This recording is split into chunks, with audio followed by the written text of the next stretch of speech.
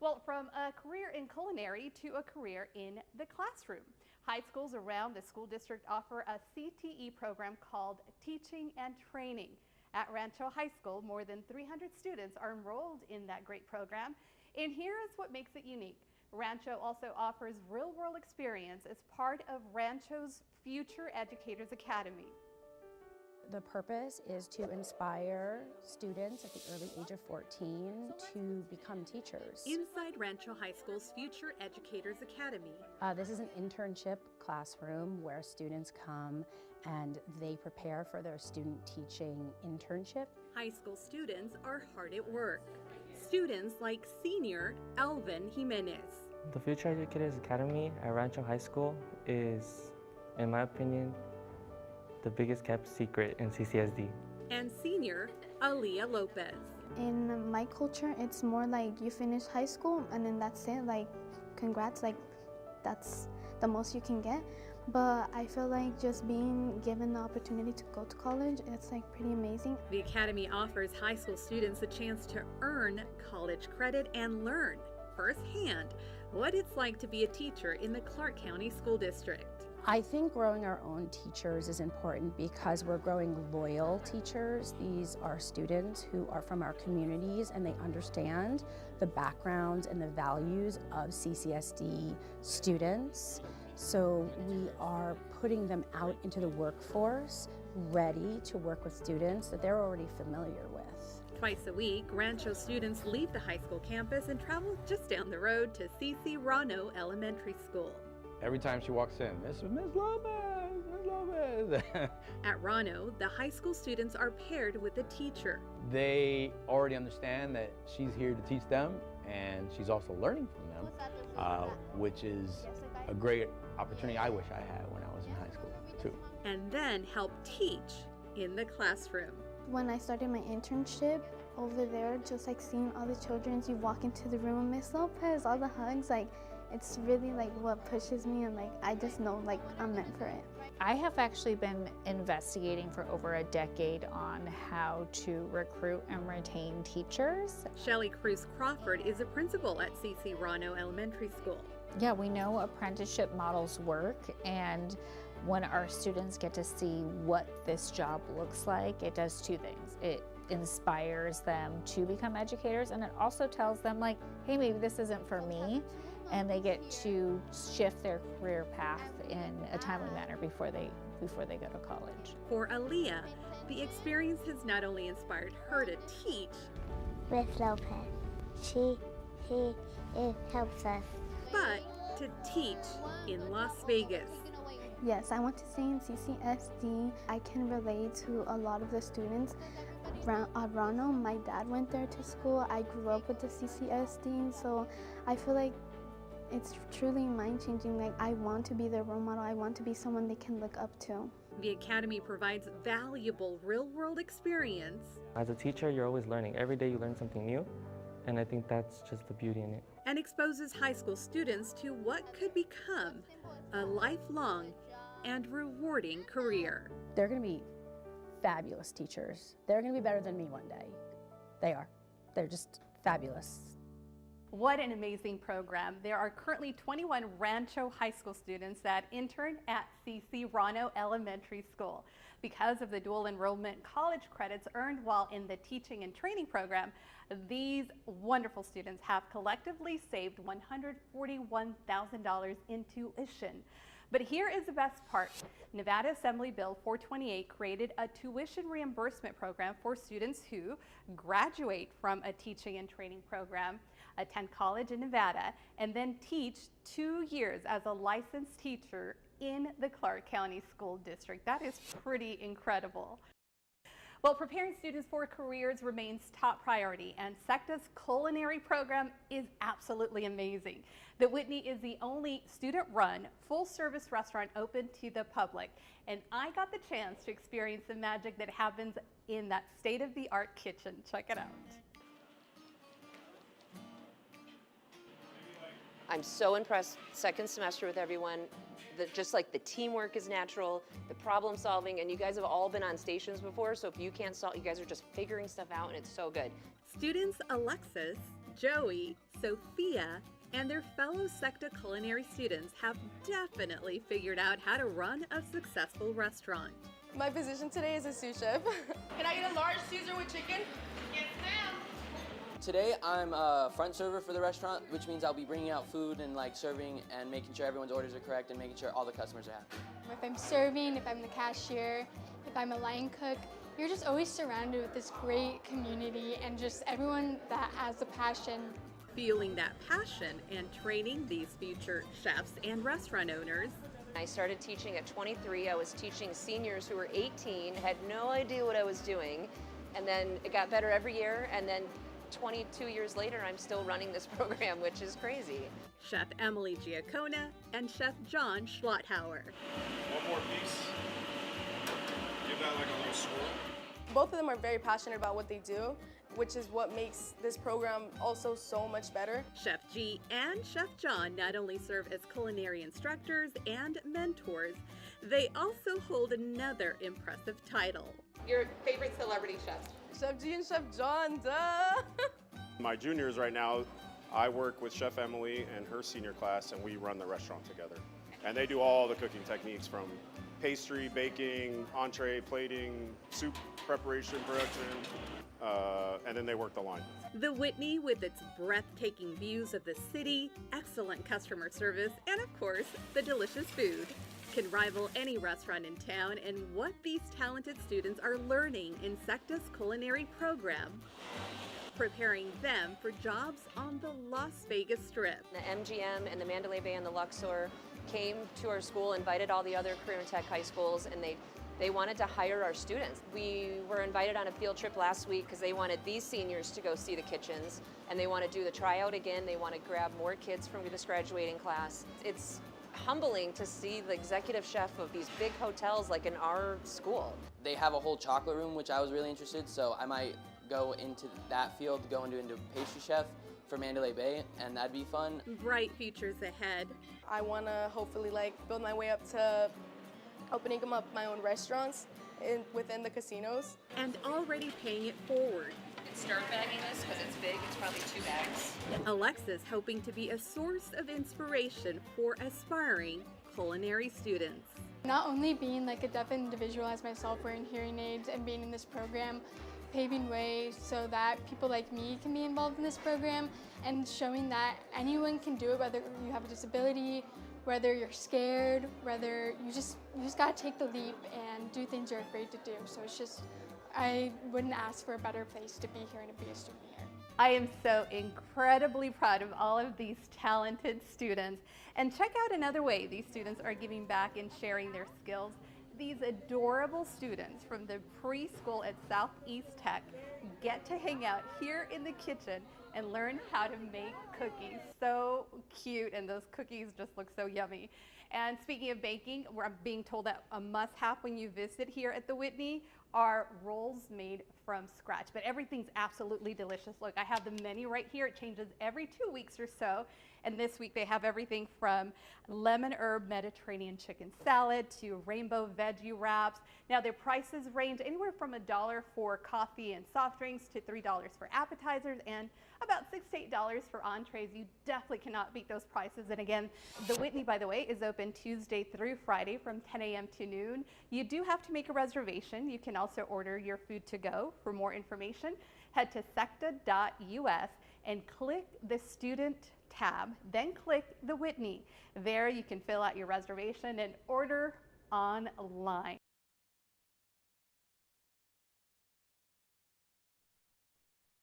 Well, from a career in culinary to a career in the classroom. High schools around the school district offer a CTE program called Teaching and Training.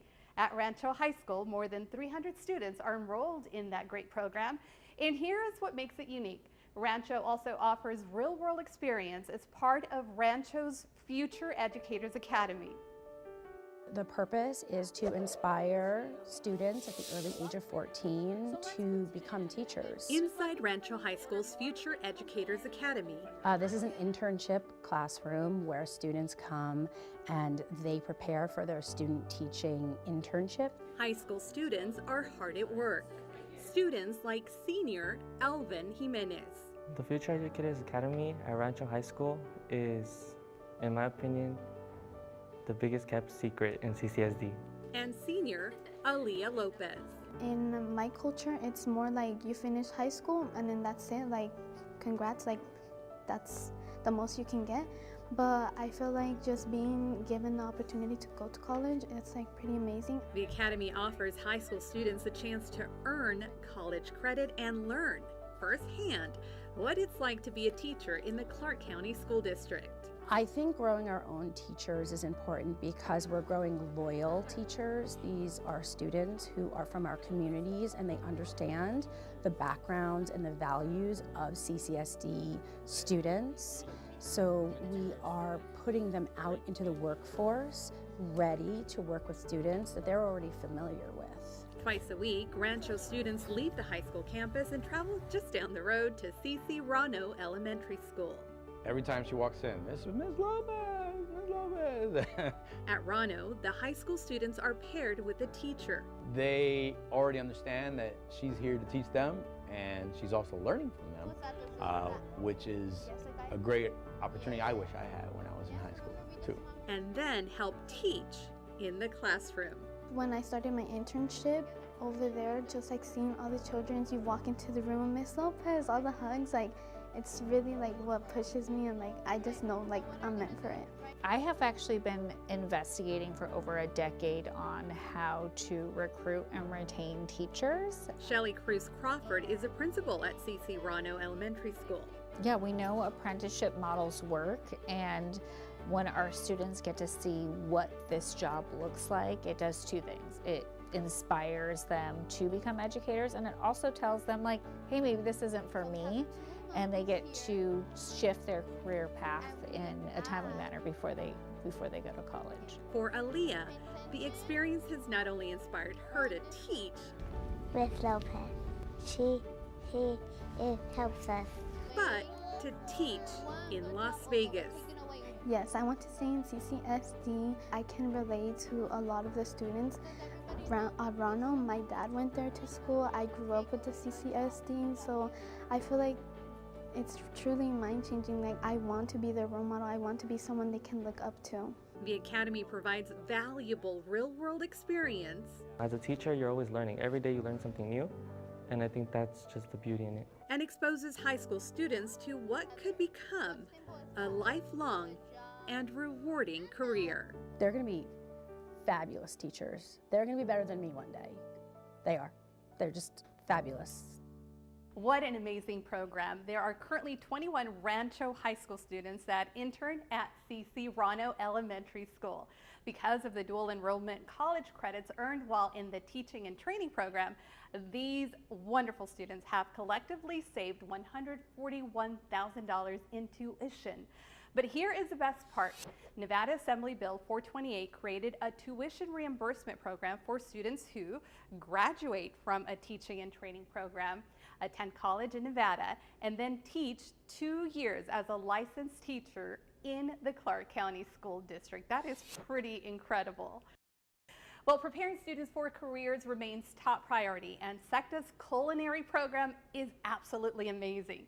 The Whitney is the only student-run, full-service restaurant open to the public, and I got the chance to experience the magic that happens in that state-of-the-art kitchen. Check it out.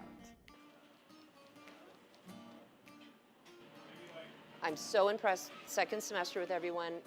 Just like the teamwork is natural, the problem solving, and you guys have all been on stations before, so if you can't solve, you guys are just figuring stuff out, and it's so good. Students Alexis, Joey, Sophia, and their fellow SECTA Culinary students have definitely figured out how to run a successful restaurant. My position today is a sous chef. Can I get a large Caesar with chicken? Yes, ma'am. Today I'm a front server for the restaurant, which means I'll be bringing out food and like serving and making sure everyone's orders are correct and making sure all the customers are happy. If I'm serving, if I'm the cashier, if I'm a line cook, you're just always surrounded with this great community and just everyone that has a passion. Feeling that passion and training these future chefs and restaurant owners. I started teaching at 23. I was teaching seniors who were 18, had no idea what I was doing, and then it got better every year, and then 22 years later, I'm still running this program, which is crazy. Chef Emily Giacona and Chef John Schlotthauer. One more piece. Give that like a little swirl. Both of them are very passionate about what they do, which is what makes this program also so much better. Chef G and Chef John not only serve as culinary instructors and mentors, they also hold another impressive title. Your favorite celebrity chef? Chef G and Chef John, duh!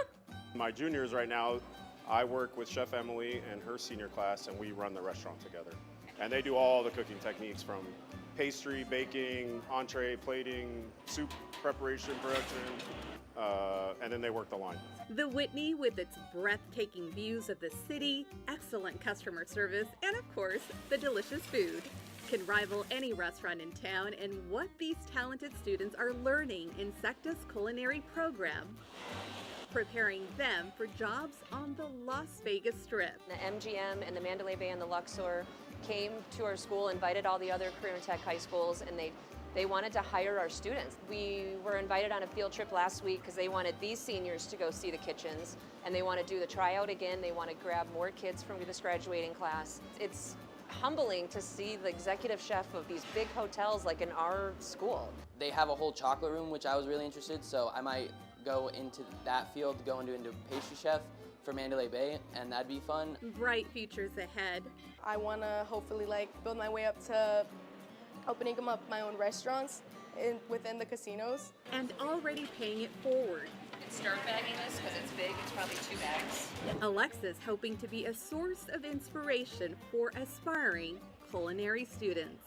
Not only being like a deaf individual as myself wearing hearing aids and being in this program, paving way so that people like me can be involved in this program, and showing that anyone can do it, whether you have a disability, whether you're scared, whether you just gotta take the leap and do things you're afraid to do. So it's just, I wouldn't ask for a better place to be here and to be a student here. I am so incredibly proud of all of these talented students. And check out another way these students are giving back and sharing their skills. These adorable students from the preschool at Southeast Tech get to hang out here in the kitchen and learn how to make cookies. So cute, and those cookies just look so yummy. And speaking of baking, we're being told that a must-have when you visit here at the Whitney are rolls made from scratch, but everything's absolutely delicious. Look, I have the menu right here. It changes every 2 weeks or so. And this week they have everything from lemon herb Mediterranean chicken salad to rainbow veggie wraps. Now their prices range anywhere from $1 for coffee and soft drinks to $3 for appetizers and about $6 to $8 for entrees. You definitely cannot beat those prices. And again, the Whitney, by the way, is open Tuesday through Friday from 10 a.m. to noon. You do have to make a reservation. You can also order your food to go. For more information, head to secta.us and click the student tab, then click the Whitney. There you can fill out your reservation and order online.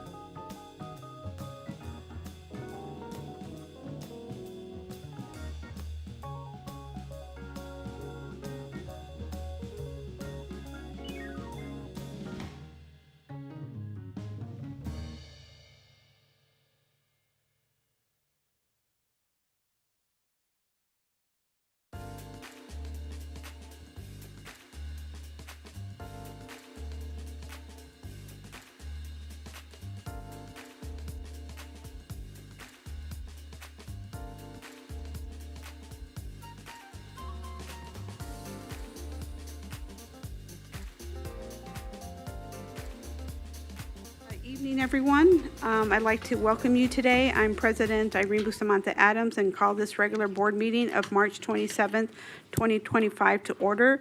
The time is 5:04. I would like to remind everyone to silence your electronic devices. We acknowledge that the land on which we gather is the territorial homeland of the Nuwu, the Moapa Band of Paiutes, and the Las Vegas Band of Paiutes. I'm going to turn it over. We're going to go to agenda item 1.01, and Pledge of Allegiance will be led by Trustee Henry. We also have the presentation of colors will be led by the Western High School ROTC. Please stand.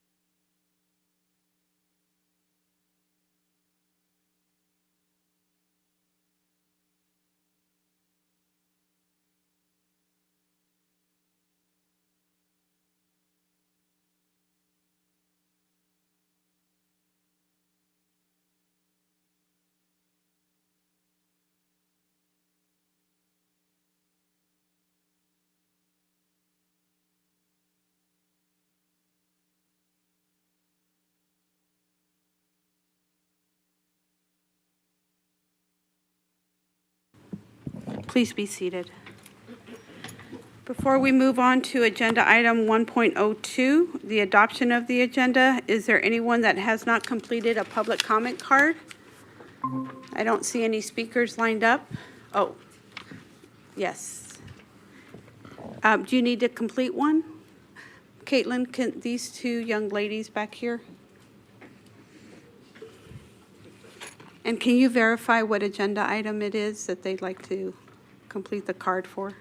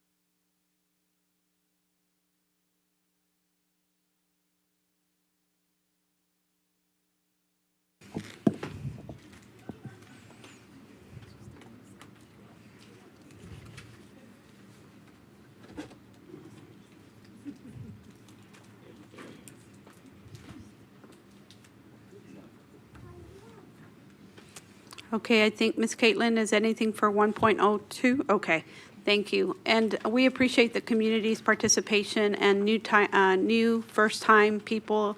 It's important for them to understand the process, so thank you for your patience. We're going to go to the adoption of the agenda.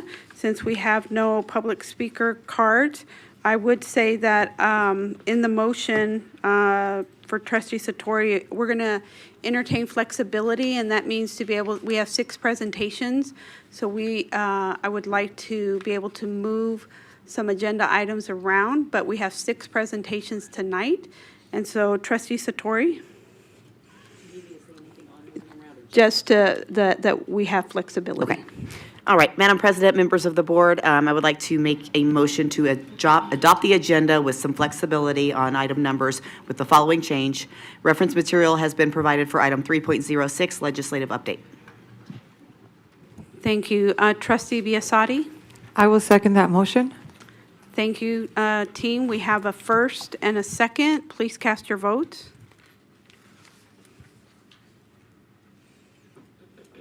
And that passes 6-0. Please mark Trustee Stevens as an excused absence. We're going to go ahead and move to the consent agenda, item 2.0. Is there anyone that has not completed a public comment card for consent agendas? If not, I'll close it and move forward. Do I have a motion to adopt the consent agenda? Trustee Biasotti? I would like to make a motion to adopt the consent agenda. Thank you. Do I have a second? Trustee Esparza-Stroffigan? I will second that motion. Okay, I have a first and a second. Please cast your votes.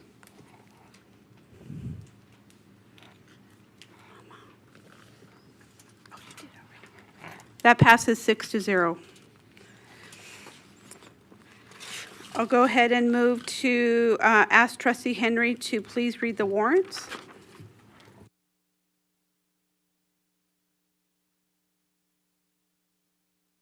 Wrong one. Thank you, Madam President. The ratified warrants as listed in the bills payable, transmittal, and board memorandum number 15-24-25 in the total amount of $167,985,655.16. Thank you. We're going to go ahead and move to item 3.0, our trustee and superintendent business items. We're going to have the leaders of Regulation 5111 to come forward. But before we do that, is there anyone that has a public comment card they need to submit for this item? Okay, seeing none, I'll close that. Just want to express my gratitude to the team. I know that our heavy lift has been since January, February, and a few weeks in March, and they continue to be present and show up and to tackle. So especially the newly elected trustees, they hit the ground running without extensive training that we normally do. We are on a path of governance training for the entire team over a 2-year period, but continue to express my gratitude for all the trustees who put in the work, and so just thank you publicly. So now with 3.01, I'll turn it over to Mr. Casey for Clark County School District Regulation 5111. Thank you. Madam President, members of the board, Interim Superintendent Larson Mitchell, Mike Casey for the record. I'm joined with David Miller, the Director of Student Information Systems, to bring before you tonight a notice of intent to revise Regulation 5111. The proposed update, if you scroll through, you can see it consists of a number of capitalization revisions, as well as the inclusion of a new section, that being Section F. Section F has been added to Regulation 5111 to clarify the age-appropriate grade placement for students, with the exception of the provisions outlined in Section D and the retention or demotion guidelines as outlined in Regulation 5123. That regulation will be presented to you shortly. Children essentially will be placed in grades based on their age as of August 1st. The age-appropriate grade is determined by the ages as outlined in NRS 392 as amended. So essentially just bring in additional clarity in alignment with NRS. With that, I'll pause for any questions on this item. Thank you. Do we have any questions from the trustees?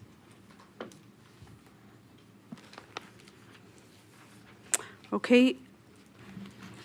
Trustee Esparza-Stroffigan. Madam President, thank you. Since there are no questions and no further discussion, I'd like to make a motion to adopt item 3.01, Notice of Intent, Clark County School District Regulation 5111 as presented. Thank you. Do I have a second? Trustee Satori? I second the motion. I have a first and a second. Please cast your votes.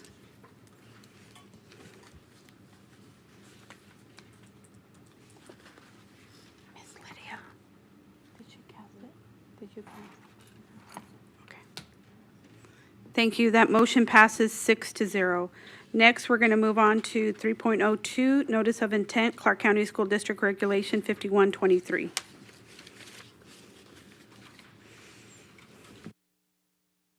And as they're sitting, what I'm going to do is take out of order after this presentation. We are going to put the Teachers Health Trust update, so please be ready. Dr. Mansell, please proceed. Great, thank you. Madam President, members of the board, Interim Superintendent Larson Mitchell. For the record, Dustin Mansell, Chief Academic Officer. I am joined by Elena Kreiner-Wilson, our Assistant Superintendent of the Curriculum and Instruction Division, and Monica Martin, our Director of Guidance and Counseling. Today, we are here to provide a notice of intent to amend Clark County School District Regulation 5123, titled Promotion, Retention, and Demotion of Students. Regulation 5123 was last revised by the Board of School Trustees in 2009. The proposed amendments to this regulation will align with the updates proposed to Regulation 5111, age of entrance and enrollment requirements. Additionally, language refinements were made to enhance consistency and clarity. Madam President, with your permission, at this time, I'll hand over the presentation to Mrs. Kreiner-Wilson and Mrs. Martin, who will provide the proposed amendments to Regulation 5123, promotion, retention, and demotion of students. Madam President, members of the board, Interim Superintendent Larson Mitchell. For the record, Elena Kreiner-Wilson, Assistant Superintendent of Curriculum and Instruction Division. I would like to take a quick moment to thank our principal representatives, region leadership, and members of the district's extended leadership team for providing input and feedback and refining these recommendations. We appreciate everyone's collaborative efforts. The reference material for item 3.02, Notice of Intent, Clark County School District Regulation 5123, outlines the proposed deletions and additions to the regulation. Sections 1 and 2 focus on promotion, retention, and demotion of students enrolled in the elementary grades, specifically kindergarten and grades 1 through 5. The proposed amendments include: first, removing items aligned to enrollment, as this information is included in Clark County School District Regulation 5111, age of entrance and enrollment requirements. Next, including the CCF 731 kindergarten through grade 5 student retention checklist in Section 1 on page 1 and Section 2 on page 2. Also, reorganizing Section 2, Parts A, B, C, and D to be in the same order as the title of the regulation, starting with promotion, double promotion, retention, and then demotion. And finally, removing Section 2, Part E, as this information is addressed in Clark County School District Regulation 5121, Student Progress Grading, and in Clark County School District Regulation 5122, Reporting to Parents. Madam President, members of the board, Interim Superintendent Larson Mitchell. For the record, Monica Martin, Director of the Guidance and Counseling Department. Section 3 focuses on promotion and retention of students enrolled in grades 6 through 8. The proposed amendments include the addition of the statement regarding general practice in Section 3, Part A, Number 1. On page 3, Section 3, Part A, Number 6 was added to this section. This information was previously found on page 6 of this regulation. On page 4, in order to support the reorganization of the regulation, we move the academic probation information to page 5, section 3, part B number 1. Also on page 5, section 3, part B number 2, we've added the principal of the sending middle school, in agreement with the principal of the receiving high school, may determine if a student in grade 8 is placed on academic probation. We provided clarity in section 3, part B, 2A. Academic probation will consist of the appropriate remediation in the subject areas in which the student failed to pass in middle school. In summary, the proposed changes in Section 3 highlight the criteria for a grade 8 student to be promoted to high school in alignment with NRS 392.033 number 4. Moving to page 6, you will again see the organizational updates where sections were either moved to earlier sections or removed because the information is addressed in Clark County School District Regulation 5121, Student Progress Grading, and in Clark County School District Regulation 5122, Reporting to Parents. Section 4 focuses on students enrolled in grades 9 through 12. The changes in this section are consistent with recommendations from Section 3. We ensured items that address enrollment were removed, as this information is in Clark County School District Regulation 5111, Age of Entrance and Enrollment Requirements. We also removed the information regarding assessment and monitoring progress, as this information is addressed in Clark County School District Regulation 5121, Student Progress Grading, and in Clark County School District Regulation 5122, Reporting to Parents. These updates are consistent with Nevada Administrative Code 389.445 and Nevada Revised Statutes 392.033. Thank you for this opportunity to share the proposed amendments regarding Clark County School District Regulation 5123, promotion, retention, and demotion of students. At this time, we will pause and take any questions from the board. Thank you. Do I have any questions from the trustees? And remember, you can go direct. Trustee Dominguez? Myself up. Thank you, Madam President. I know a lot of this verbiage was to clean up and make it consistent, so I appreciated that. One of my questions that I had here, and it was, I know a lot of my questions were answered during the briefing, but I wanted to make sure some of these questions were public, is just our at-risk kids, and just kind of, if you could take me through the decision-making for Section 4, I believe it was, for 9 through 12th grade. Thank you. Yes, thank you. Trustee Dominguez, Monica Martin for the record. At-risk students in grades 9 through 12 hopefully previously have been identified coming out of middle school.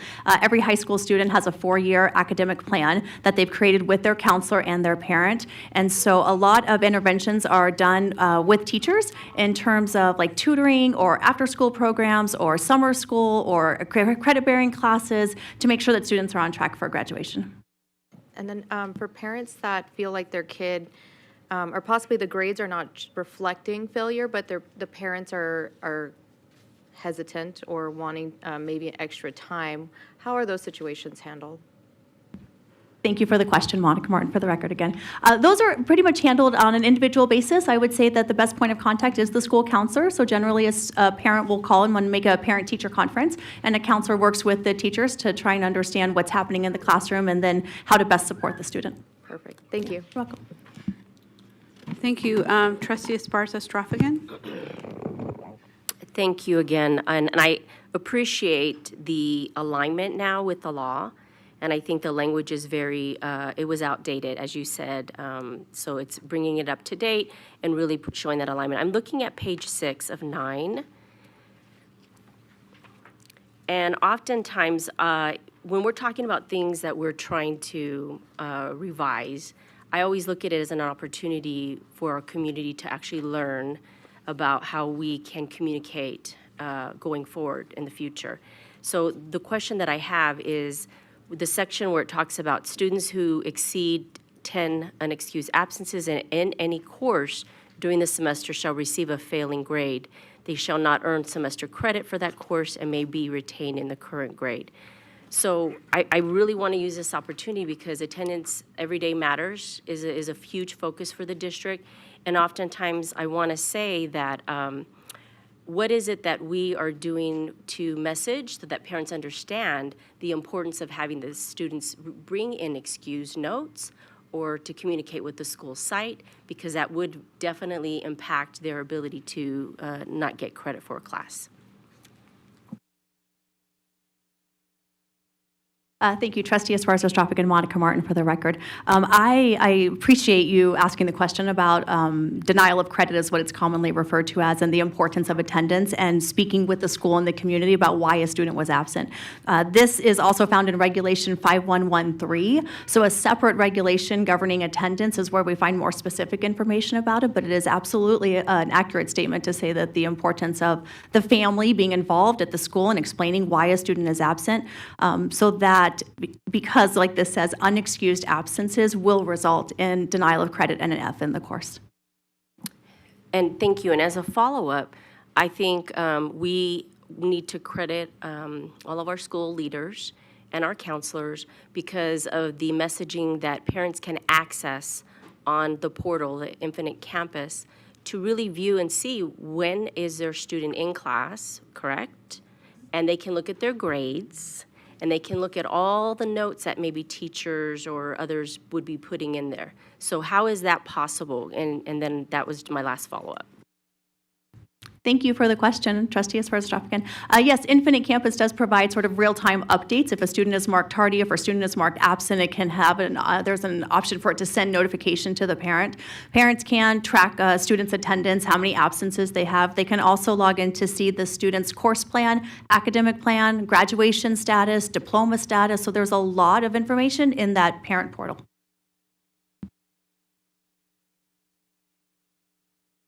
Thank you. Trustee Barron. Thank you, Madam President. Thank you very much for the presentation. I realize you put a lot of hard work into this. My first question actually was, I think, was asked pretty well by Trustee Stoffergen. But I have just a couple of quick questions. Parents who don't agree with the terms in this regulation, do they have a recourse? Do they have a redress? Do they have an appeal if they feel that that their child's needs are not being met by this regulation?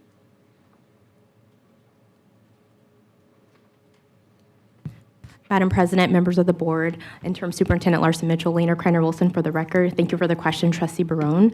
If a parent, at the elementary level, what's important to remember is that the parent should be, or guardian should be involved the entire time. If there is a need to be able to remediate and provide a student additional instruction, that parent should be informed the entire time of what's going on, the progress that's being made. But at the end of the day, at the elementary level, with the parent input, let's say, if the parent doesn't agree with the decision, the parent can always voice that, starting with the principal, and share that with them. If they still don't agree with that, then I would say that they would continue to follow that chain of command. But we should be very collaborative with our parents, letting them know from start to finish what's going on and checking in with them, because we want to make sure that the student has every opportunity to be successful. That's good. One slightly different question. It seems like, like at Rancho High School, we were always like the landing spot with the transitional nature of many of the families, of course, in our community. There always seems like there's students who like fall through the cracks. We get kids who come in from another state, and there was no IEP done for years for whatever reason. Have kids come in, and I mean, they're just a multitude. Do we have a mechanism also to be utilized in case there are children who kind of like fall through the cracks, or we don't want them to fall through the cracks?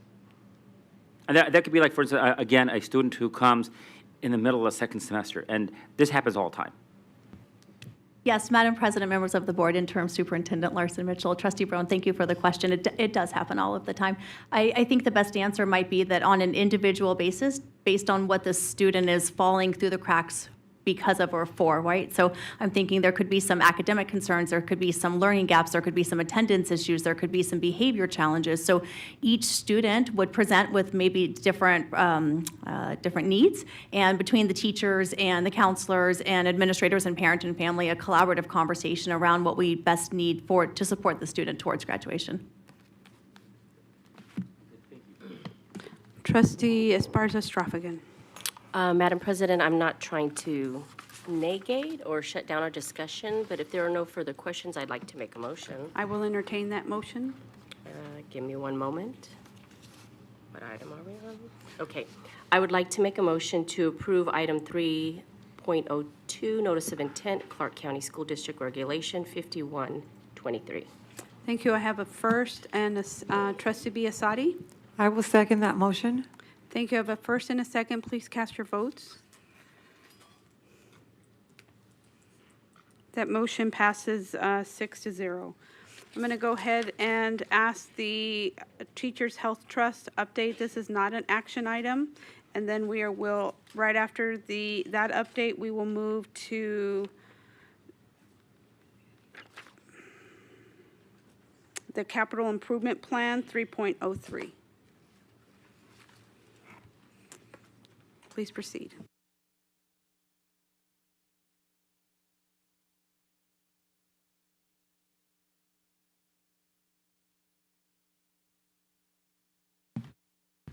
Good afternoon, trustees. My name is Andrew Holmes. I'm the Chief Financial Officer for Teachers Health Trust. Today I'll be presenting the audit results for fiscal year ending June 30th, 2024. First, I'll walk you through a brief journey of our financial history and how we got here. Then I'll review the fiscal year 2024 audit summary, followed by plan cost analysis and benchmarking comparison. Finally, I'll conclude with some notable benefit enhancements to the member experience.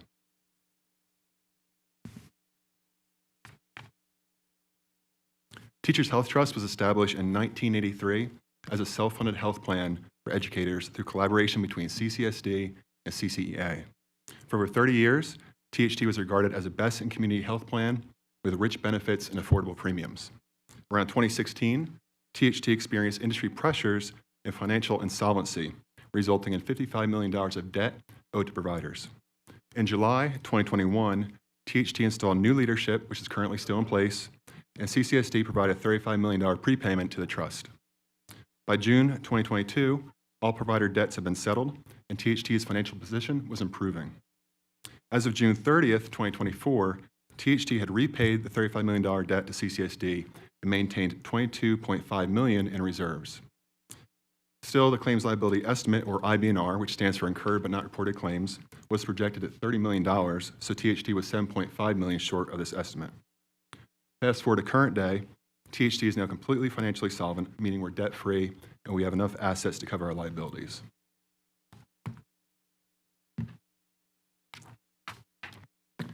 The June 30th, 2024 fiscal year audit was conducted by Holdsworth Russo & Company, and they issued an unqualified audit opinion.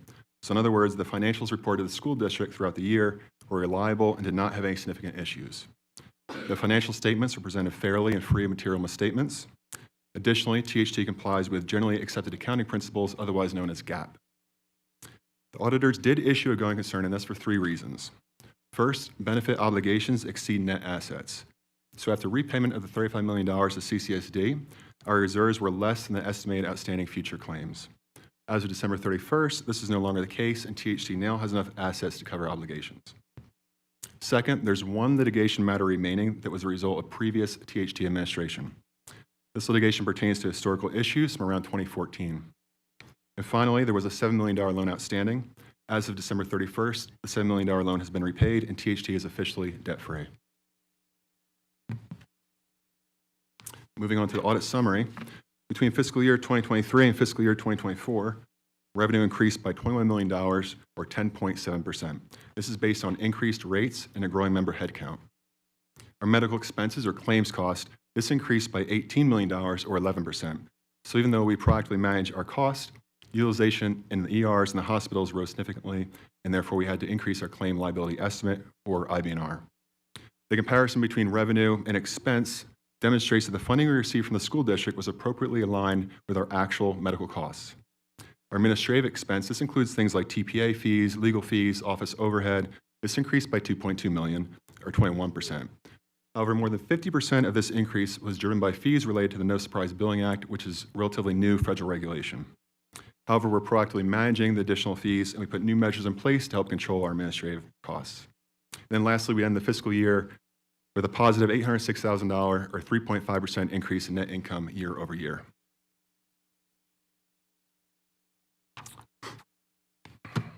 As fiduciaries, we have a personal responsibility to ensure that we're investing in high-quality programs that are guaranteed to improve the health benefits and enrich our members' lives. And this is no easy task.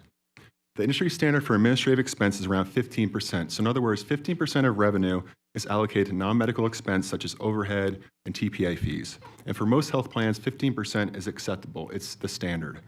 However, at Teachers Health Trust, we obsess over quality and accountability. Due to the hard work and diligent efforts of our team, we were able to achieve a 5.9% administrative cost ratio in fiscal year 2024. So that means that only 5.9% of revenue was used for overhead. This resulted in approximately $20 million in savings that we were able to reinvest back into additional benefits for the teachers and substantially improve the educators' health plan.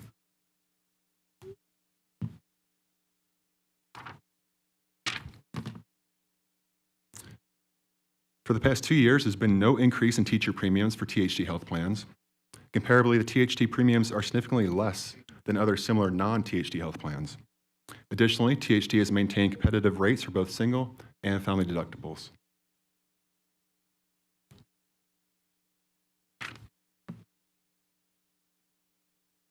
Teachers Health Trust members have access to the Sierra Healthcare Options, or SHOW network. This is the largest provider network in the Las Vegas area, where the same providers utilized by Nevada's largest employers, including MGM, Caesars Entertainment, Station Casinos, and the state of Nevada. And then we track our provider count on a monthly basis. For example, in the month of January, we had around 8,800 medical providers and around 1,100 behavioral health providers in the SHOW network. An additional benefit, and one that we're very proud of, members who enroll in THT's most popular plan have priority access to our newly designed health investment program at no additional cost. The health investment program was recently developed by Teachers Health Trust, and it's been catching a ton of traction with our members.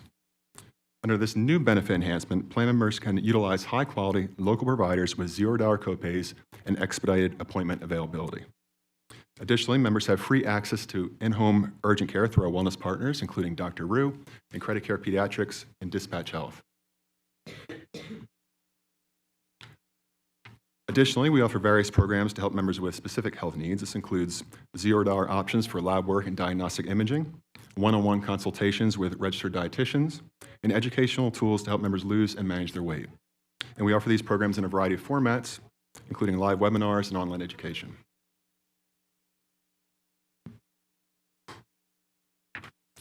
At Teachers Health Trust, we're continuously improving.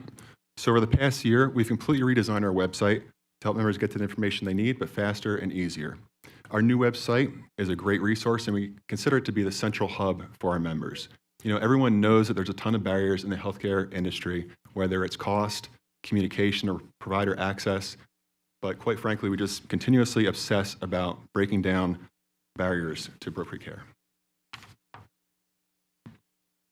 As a reflection of our member engagement, we've increased our average monthly website views by 143% since the new website was launched in early 2024. And then in addition to our website, we have a dedicated THT member services team available through phone Monday through Friday, and UMR member services available 24/7. And then we hold ourselves and our member service partners accountable by using various key performance indicators to measure our support levels. So for example, our team does an outstanding job during peak season, such as open enrollment. And getting members the support they need is simply our highest priority. I can't say it enough. We're all about taking care of the members and improving their health plan. And that concludes my presentation of the fiscal year 2024 audit results. At this time, I can respond to any questions or comments. Thank you. Thank you. And if, Tom, would you introduce yourself? Tom Zumtebel, I'm the CEO of Teachers Health Trust. Thank you so much. Trustee Dominguez? Thank you, Madam President. Thank you for coming in today and giving us this brief. I have a lot of questions in regards to the financial oversight of this. One of the first things I want to go into is what controls or what oversight do we now have in place to prevent us from going back into instability like in 2021? Sure. Andrew Helms for the record. So we have monthly reporting requirement. We report monthly to CCSD, and that's part of the collective bargaining agreement between CCSD and CCEA. We report to our own board. We have a board meeting. We have THT trustees as well, and we report to them every month. We have an annual audit performed independently. We also submit that audit to CCSD. We have a group of diversified board members. Our trustees come from all sorts of different backgrounds with experience in different aspects of the healthcare industry. And I think that's the main functions that we use for controlling our. Thank you. Who is the, I guess, the firm, or who are you using for the audit? Sure, absolutely. We're using Holdsworth Russo and Company. They're a very popular and prestigious nonprofit audit firm in Las Vegas. Thank you. I do have more questions, if that's okay. And so I know there's a growth happening in the cash reserves. Do we have a current plan for maintaining or growing those reserves? To put it simply, I mean, the plan is to stay the course. We've been doing really well monitoring our administrative expenses. You know, that's the bucket of expenses we have the most control over. And that's pretty much the plan. The thing that we talk about at every one of the board meetings, and I'm sorry, Trustee Dominguez, Tom Zumtebel for the record, we have to build enough reserves so that we don't get in trouble like we did in the past, to your earlier question. But there's a point where that becomes enough money, and Andrew referenced in his presentation that about $30 million is our incurred but not reported. So that's that when we have that amount of money on hand, we can meet all of our obligations. So we don't need to build much past that. We want to have a little bit of a rainy day. We look at $40 million. And so then at that point, what he did mention a minute ago is the last 2 years, there's been no increase for premiums for the educators, right? And so what we'll do in the future, if we continue to do as well as we're doing, that money will go back into either lowering their premiums or to improve their benefits. We, as you all know, every time I get here, I talk about how proud I am of what we do and what we've accomplished for educators. One area where we still have a lot of work to do is our premiums for young families with more than 2 dependents are high. They're not higher than the market. And they're not, but they're high for teachers, and they're high for the amount of money that educators make. And so that's where we will be the first place that we start to spend some money and start to improve that for the educators. Got it. Thank you. And I did have one more question. I'm so sorry. So I know in this brief it has a large number of providers. And I hear a lot from teachers is that sometimes those providers aren't available, or they're not. The actual availability or appointment time or wait times are not there. Can you update us on that portion of it, and if there is something we can remedy or how we can best improve that? Yeah, that's a great question also, Trustee Dominguez. The part of the reason that in that slide, we show that we have the same providers as the MGM, Clark County Metropolitan Police Department, a lot of large employers. That gives some credibility, right? But then it also means that everybody's using the same providers. And this is truly a community-wide problem. You can't go to any health statistics that was reported on Nevada that says we're doing very well anywhere. I hate to say that, right? Access to primary care, access to maternity care. We would have less physicians per capita than any. We're 48th, 49th in all of those categories continuously. So we can't just sit around and not do anything about it, and that's why we introduced this health investment program. And we call it health investment because we pay the providers a little bit more money than they get in their normal business, because then it gets them to engage, and it also gets them to create slots for our people, because if they make a little bit more money when our people are there, that's good. And engagement is essential. And we go and train these offices because when a teacher walks into these offices, we want the front desk to smile at the teacher. And that happens because they know if they're trained, they know how it works, right? They know what their expectation are. So we invest in that. Then we also eliminate the member's copay. So that's the other reason it's a health investment. So the member doesn't pay. We just did a focus group and we were talking to the members. They go, when they understood that we're not saying it's zero, it doesn't cost you zero. What we're saying, it doesn't cost you the money, but the health plan is still paying, because they still wanted to know that they were getting value. They didn't want to think, oh, this is a cheaper doctor that's given a bigger discount. No, these are doctors we're paying more money to, and we're providing it to you for free. So those are 2 operational components. The beauty of the program is we get these doctors together every month. They come and they 4 times a year they meet with us face to face. 8 times a year, they're on virtual calls with us, and we talk to them about what's going on in the market, and then give them this help. Because if a health plan comes and we go and solve their problems, it's no good if we don't really understand what they're facing, right? So what we do is we talk about what is out in the market as far as they'll call them point solutions. And we say, would this help you to be a better doctor? Would this improve? Would this make your workflow better? And they help us to figure out. And the last thing we're doing, that's two things that are significant. We're linking their medical records. So all of these health investment doctors, they're linked. So if you go to Dr. A in the morning and Dr. B in the afternoon, only the health investment, not all the thousands of doctors that are out there, but this 150 health investment doctors, you can get the medical record. We would send it to the doctor in the afternoon, so you wouldn't have to ask for your medical record. It would be there when you got there. And then last but not least, we're measuring the satisfaction of these doctors with our member, right? But everybody measures satisfaction. We're also measuring the well-being. It's called a SF-12.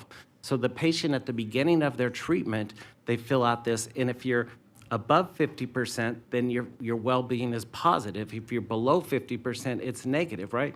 So this whole population, we're starting to figure out how we're impacting their well-being. And this is all really looking to the future, because we live we understand better than not better than anybody, but we understand and are empathetic to the amount of work teachers do, right? They can't even read emails from us at night, because they're too busy. So we have to figure out how to get information to them when they're sick and when they need it. And that's the journey that we're just constantly on. Thank you. And I would just appreciate say, that, Trustee Dominguez, I encourage you, they've shared their calendar of meetings, but they've also invited us to take a tour. It was my first time a couple months ago, very impressive. So if you don't mind, I have 3 other colleagues in the queue, and I could come back if you still have. Okay, Trustee Barron. Thank you, Madam President. Gentlemen, thank you very much. Your organization's come a long way. And this is from someone who was a teacher who was sitting there looking at things that looked pretty bleak here a few years ago, and you've managed to turn this sucker around. You turned the ship around. So fantastic. You should be lauded for that. I do have a couple of questions. Could you be so kind as to back up the slide presentation to number 9? I'm very happy that, of course, you talked about the partnership that you've made with, with the local providers. And believe me when I say that, again, I was very happy, to be a part of THT, but I just can't help but notice on my side of town, central, northeast, right, there's like a big hole right there. And could you explain what that hole represents, and maybe something that maybe if you have a target as to how maybe you could help bring the services closer? Because I know I still live in, well, I don't want to say I live in a hole, but I still live in that area, right? And there are a lot of teachers who live and work in that same area, and it would be really beneficial to have these services kind of close by. Sorry, just for a second. That's question number 1. Yeah, hold on for just a second. I believe, is Trustee Johnson on the phone? Thank you. Please, Tom, if you'd like to respond. Question 1 and 1A, I guess. Trustee Barron, this program is fairly new. We rolled it out October 1st. We did a soft launch, and so we need to actively recruit providers. I'm a little bit fearful about committing, because a lot of North Las Vegas ends up being a little bit of a healthcare desert also. There's not too many providers. 5% of the, actually 5.3, we made a shift. We opened up a clinic, we got a shift there. 5.3 of the available medical providers for the whole valley. Yeah, that's a challenge. What we can do is work with some of our, Culinary went out and built a big clinic out there, right? And I think that's the way that you have to solve it. I really appreciate the way the school district has worked with us over this past period of time. It's just been more open, and you can kind of feel it in the meetings that, it's really just remarkable. And the work that we've had with Diane, this is the CFO, the cooperation's been remarkable. So you guys the school district started this opportunity with Vera Health, where you actually did 2 clinics for the support staff and the administrators. We're trying to figure out how we could tap into that. And what Vera has told us is they would be willing to build another clinic if we bring our lives. So we're trying to figure out if there's some way to create an opportunity to bring care. And we will go out and look in that area. And if there are providers available, we will find them family practice and some And if you had recommendations of providers you know out there, we'll contact them and work with them. Otherwise, I think it might be a requirement to build, and recruit doctors out there to make it happen, frankly. Okay, fantastic. My second question, it seems like every dollar that is spent in wellness programs to, of course, educate us on the actual cost of partaking in certain substances, Diet Coke, right? And, the importance, of course, of wellness. Can you maybe speak a little bit? Because, again, these are early interventions that in the long run, they are force multipliers when it comes to our health. And, of course, there in the city of Las Vegas, we actually have a gym right there at City Hall. We have programs, where we have Get Fit for February. And, of course, I don't participate in them, but I know that other employees who have, they report, lots of great. Anyhow, could you please speak to wellness programs that are provided and maybe being promoted by THT to affect, I guess, down the road costs? Trustee Barone, it's a great big question, right? And Andrew put up on the slide a lot of the programs that are available at $0. We don't have like a gym membership that we offer to programs, that we offer to educators. And in our experience, people who are going to, for the most part, go to the gym and they take advantage of it. And sometimes you pay a lot of money for people to go to the gym and some of those people are not ready to go to the gym. And so the reason that we don't spend our money there is we spend a lot of money creating access to care and with doctors. And if people don't want to be unhealthy, we truly don't believe it. We've had phenomenal results with our bariatric program. We really embrace health, but we embrace health where you get it in a relationship with your doctor and you and your doctor work on accountability. The one component that I think is remarkable that we're doing that nobody else is currently doing. So in addition to free access, no charge access to primary care, we include physical therapy in there. When I showed up here, our benefit was $30. Every time you go to a physical therapist, you had to pay $30. So you had 10 visits, it's $300. I go, that's great. That's crazy, right? So we got it down to 10 in the second year. Now it's 0, but it's not only 0, it costs you $0 to go to the health investment physical therapist. More importantly, you can go directly there. And we're trying to educate members on that. And it speaks specifically to the wellness question, because if you have a sore back or you have pain, you can go directly to a physical therapist. And that's what we want them to do. Because if you go to an orthopedic surgeon, there's a good chance they're going to find a reason to do a surgery, right? And if you go to another doc, there's a good chance they're going to write a prescription and have you on a medication. Physical therapists are remarkable. And so we really do. And that, I think we do better in North Las Vegas on physical therapy. I'll have to look at the map and see. But we really embrace access to care. And it's the thing that we think is the only way we win at this game is good doctors and access to care. On that one, with your indulgence, how about access to yoga? That's a fantastic. I'm dead serious. Well, you have to marry my wife. I do yoga every night, but that's when I get home, So she holds me accountable. Sorry. Well, almost too Too much much information. No, I'm just kidding. Trustee Esparza-Stroff.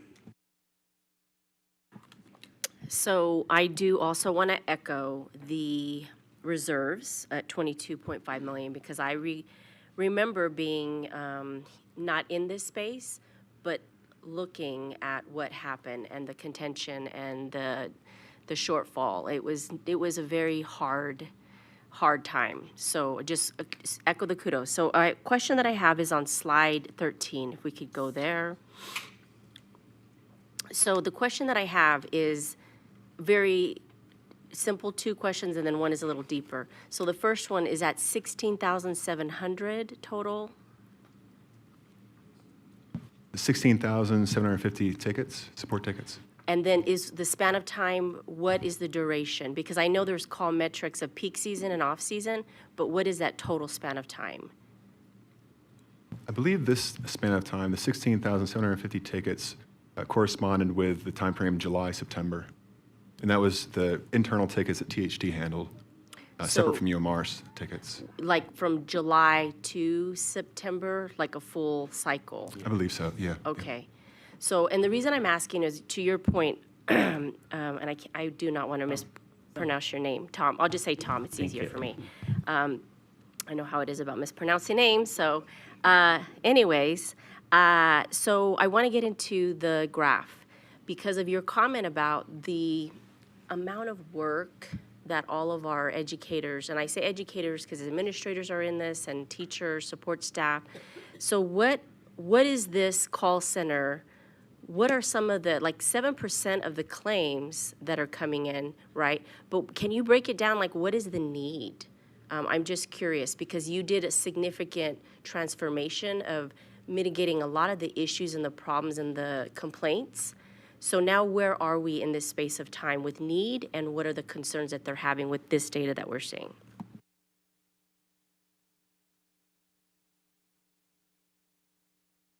Thank you, sir. Thank you. Trustee Esparza-Stoffax, back at you. Yeah.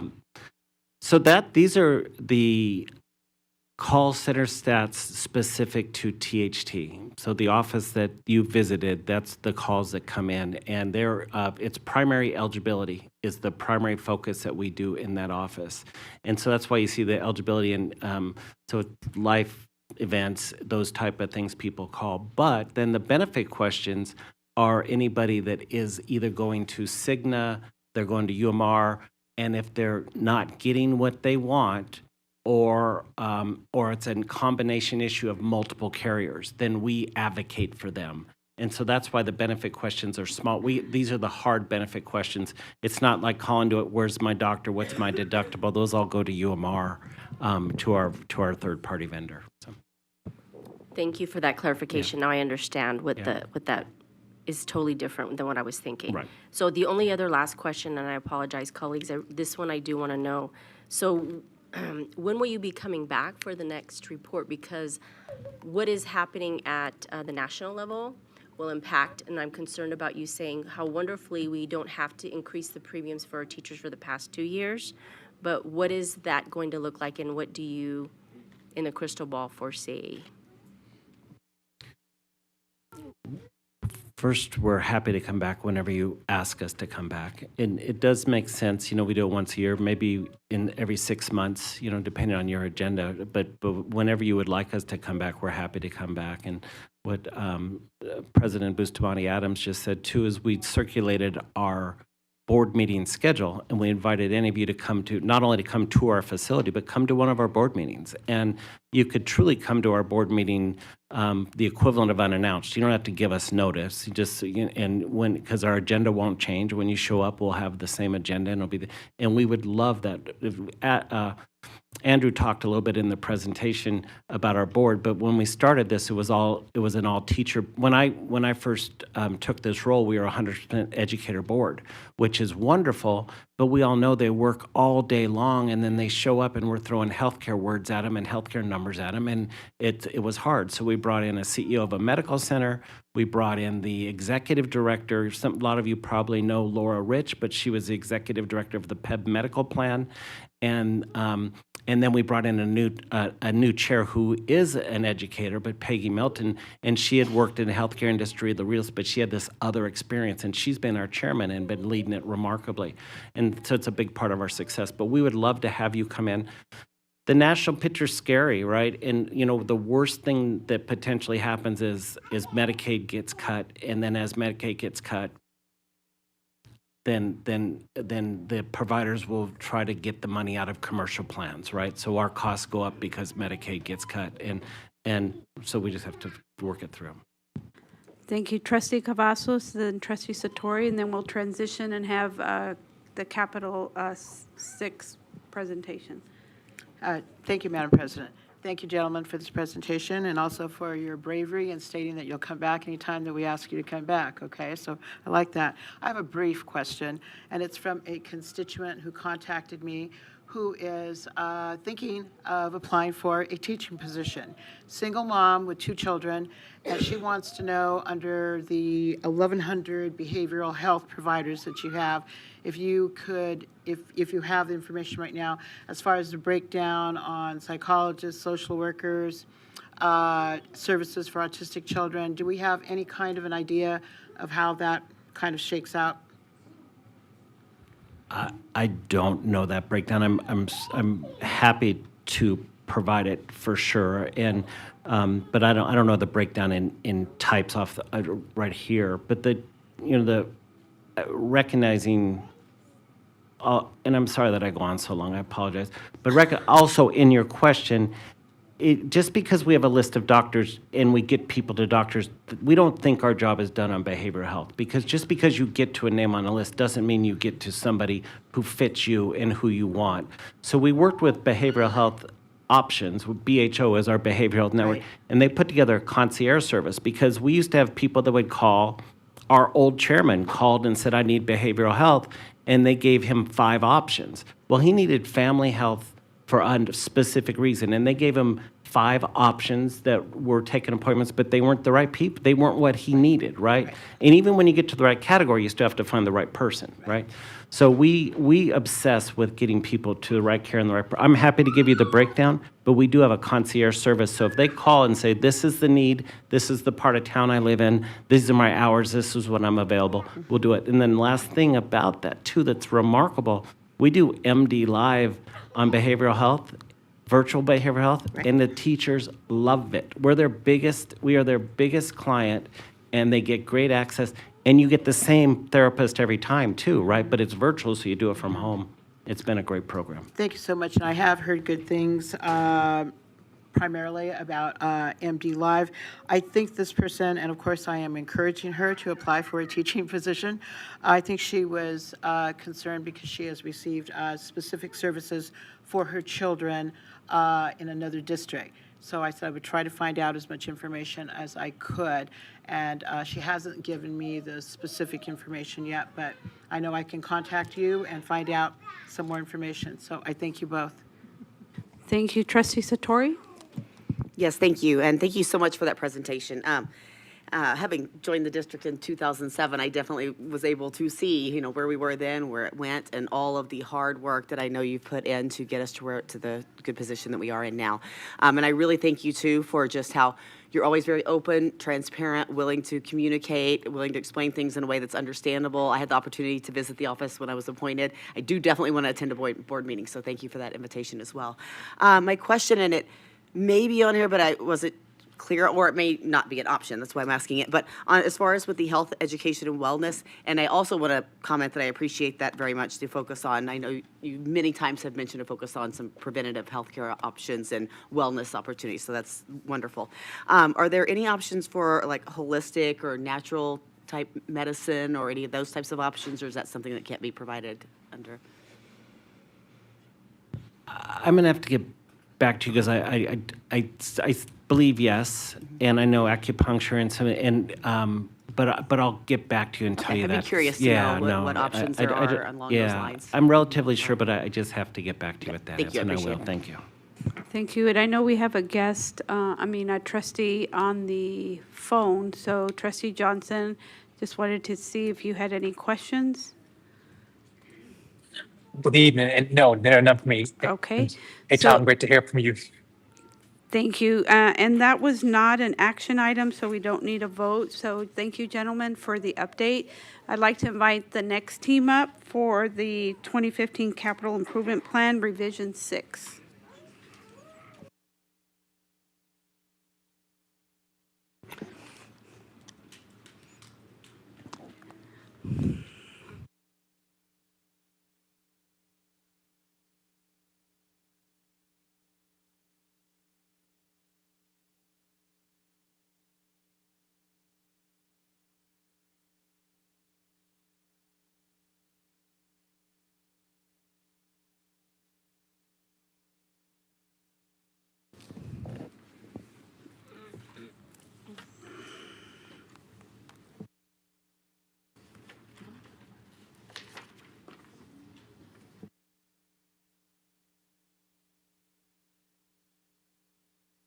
Before we start the presentation, are there any other public comment cards? I know we have 3. We have Miss Corey, you'll be up, Mr. Gonzalez, and Mr. Camejo. If that, I'll close, not at the moment, we're going to have the presentation first, but I appreciate you hanging in there with us. So I'm glad that, oh, it's all good. Brandon, please proceed. Well, good evening, Madam President, members of the board, Interim Superintendent Larson Mitchell. For the record, Brandon McLaughlin, Assistant Superintendent for our Construction Development Division. I just want to start off a moment of thank you for Dr. Larson Mitchell. This is something we inherited, and I'm grateful that we're able to present it here with you today. So we're excited to present our Revision 6 to the 2015 Capital Improvement Plan. It's been about 4 years since the board last reviewed this plan. I'll briefly explain some of the funding sources and key definitions to set some context. Capital programs establish the processes and teams needed to plan and execute investments in our district's capital physical infrastructure. Quality learning spaces are crucial for the success of our staff and students. Capital Improvement Plan outlines the prioritization, scheduling, and funding of these projects, the logistics of it. And we also want to acknowledge, we thank taxpayers and the 2021 Nevada legislative session for Senate Bill 450, which allowed the district to continue issuing general obligation bonds by countywide property taxes currently through 2035. Also, the board's Bond Oversight Committee reviewed a similar set of recommendations on June 20th, 2024. There are differences between that presentation and the one we'll discuss today, and I'll point out where those are and explain why as we go.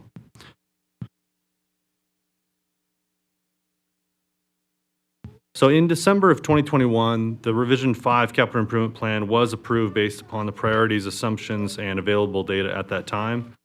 Since 2021, circumstances have changed quite a bit. We will highlight why 3 observations prompted staff to begin exploring further revision to the plan, along with recommendations that we'll present that best respond to those altered circumstances. In 2021, the district had 6 years of historical cost data and reliable cost projections. However, in early 2022, we saw a surge in construction costs that made us pause. As presented during the Bond Oversight Committee meeting on October 15, 2024, construction costs have risen by approximately 63% from mid-2021, when projects were first being projected, to late 2022, when contracts began being awarded by the board. It is estimated by the U.S. Bureau of Labor Statistics that approximately 42.1% of that increase is attributable to material pricing increases from pre-pandemic levels to April of 2024.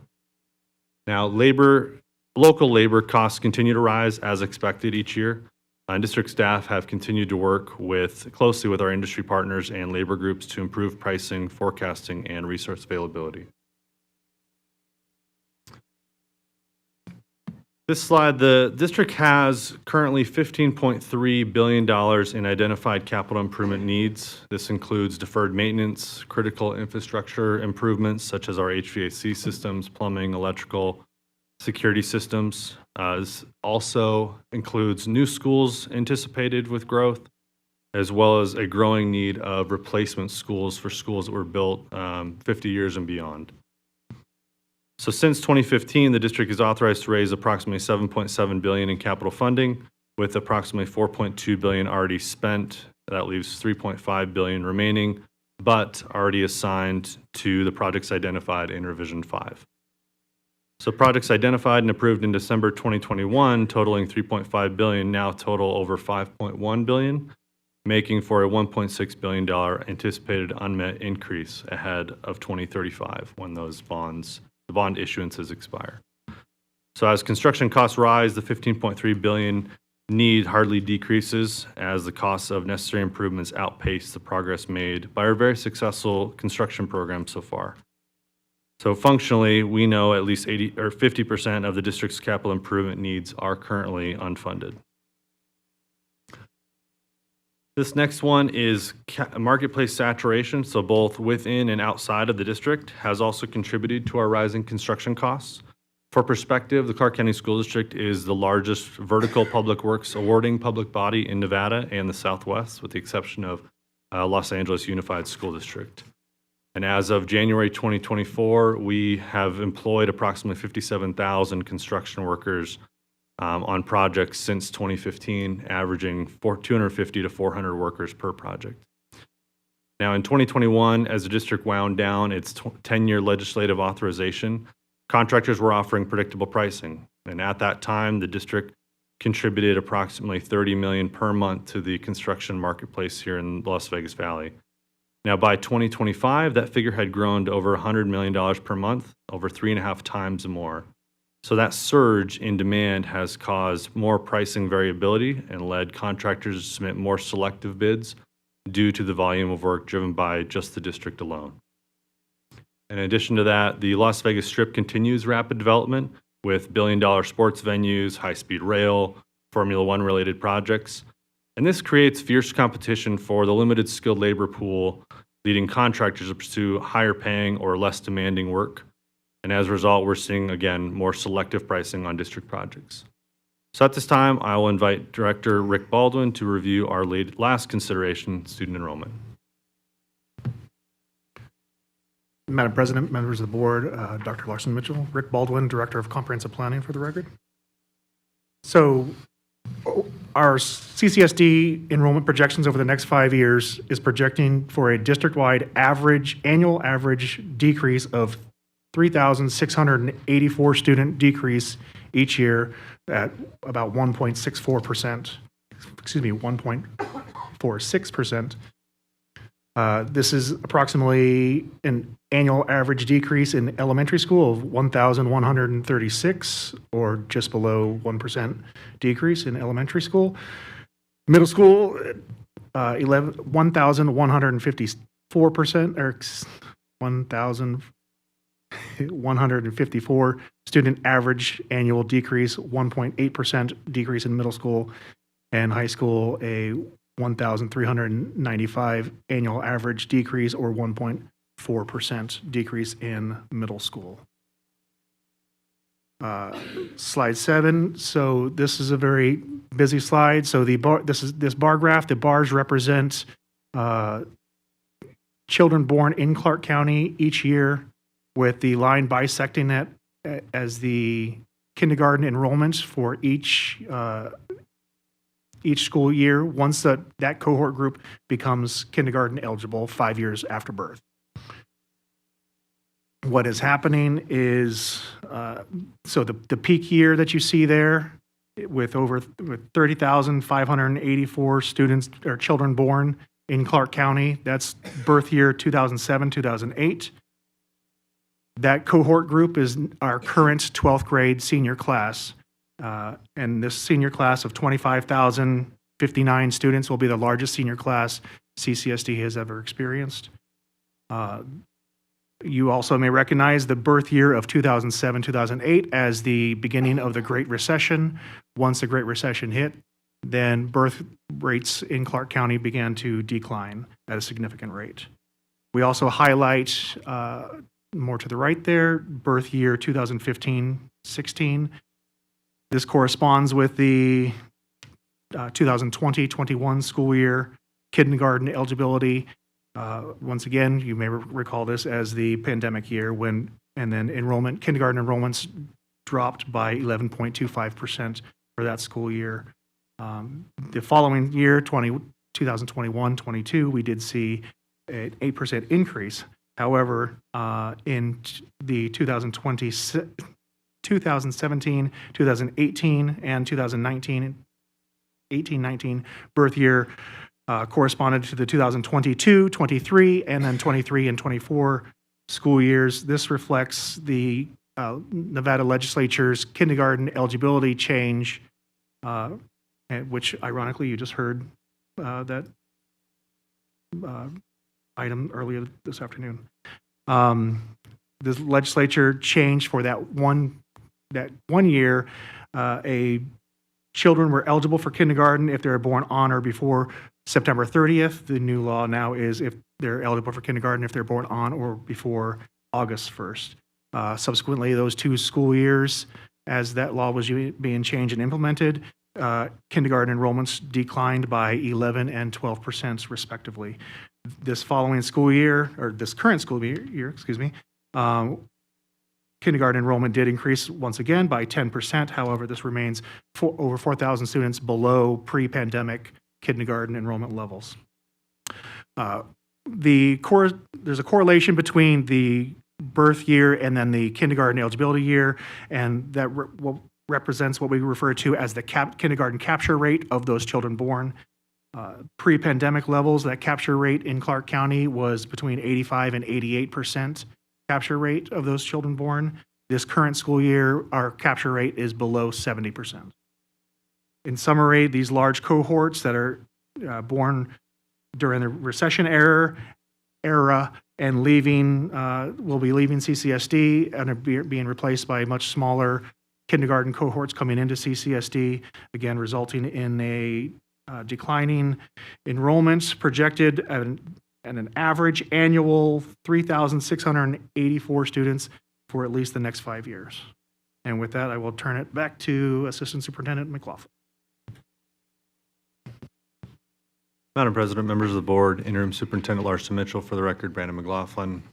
To recap, so we have economic realities, marketplace saturation, and a declining student enrollment that led us to form 2 recommendations that we will walk through with you today. The first being to cite 1 of 10 elementary school locations, and the second to pause all school construction project deliveries at least 1 year to evaluate their strategic alignment for our limited capital improvement dollars.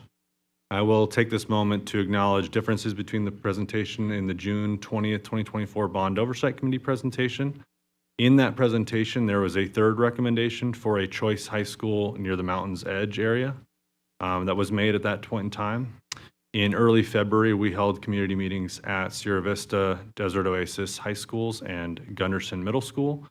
Feedback overwhelmingly opposed the smaller non-comprehensive school, so as a result, we are no longer recommending its construction, but will continue to engage that community to develop a data-driven, community-informed recommendation for the board at a later date. So the first recommendation, so while an overall enrollment is declining, there are pockets of strong growth, so like the Sky Canyon area in the Northwest are still experiencing abundant growth. This master plan community continues to attract both local and out-of-county families, resulting in Kenneth Divich Elementary School exceeding its capacity by over 143% and requiring relief. Revision 5 to the capital improvement plan, or the 2015 capital improvement plan, allocated 10 new elementary schools, which we are recommending the first of those be constructed at the site the district has obtained through the master development agreement from the developer of the master plan community.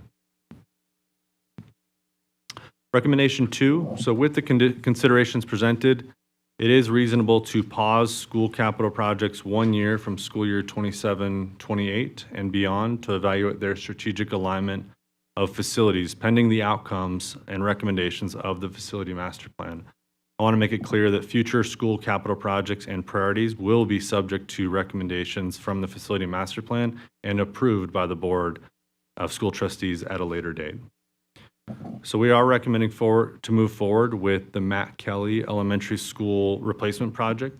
And this has involved an extensive and collaborative process that really has provided valuable insights for improving our future school design process.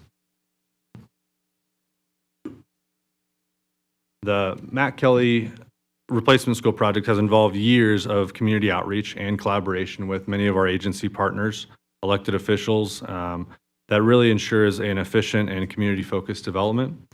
So the historic west side of Las Vegas is seeing key projects, including the Las Vegas Clark County Library replacement, the Doolittle Community Center master plan, and the Southern Nevada Housing Authority developments in that area. And we believe the Matt Kelly Elementary School replacement should lead and align with that revitalized and coordinated community effort.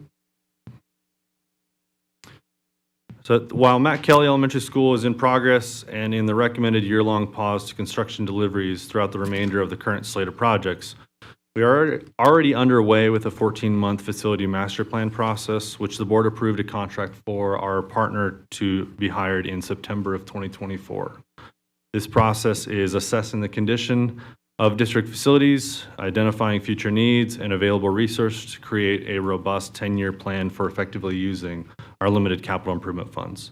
Now, to provide a more detailed look at this process, I will now pass the presentation to Principal of Canon Design, Mr. Mills. Good evening, Madam President, members of the board, Dr. Larson Mitchell. It's a privilege to be with you this evening.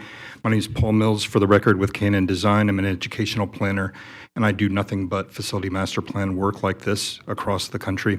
My calling card is working in large, complex school districts with a lot of urban challenges, and I take pride in being able to identify and close equity gaps in my work.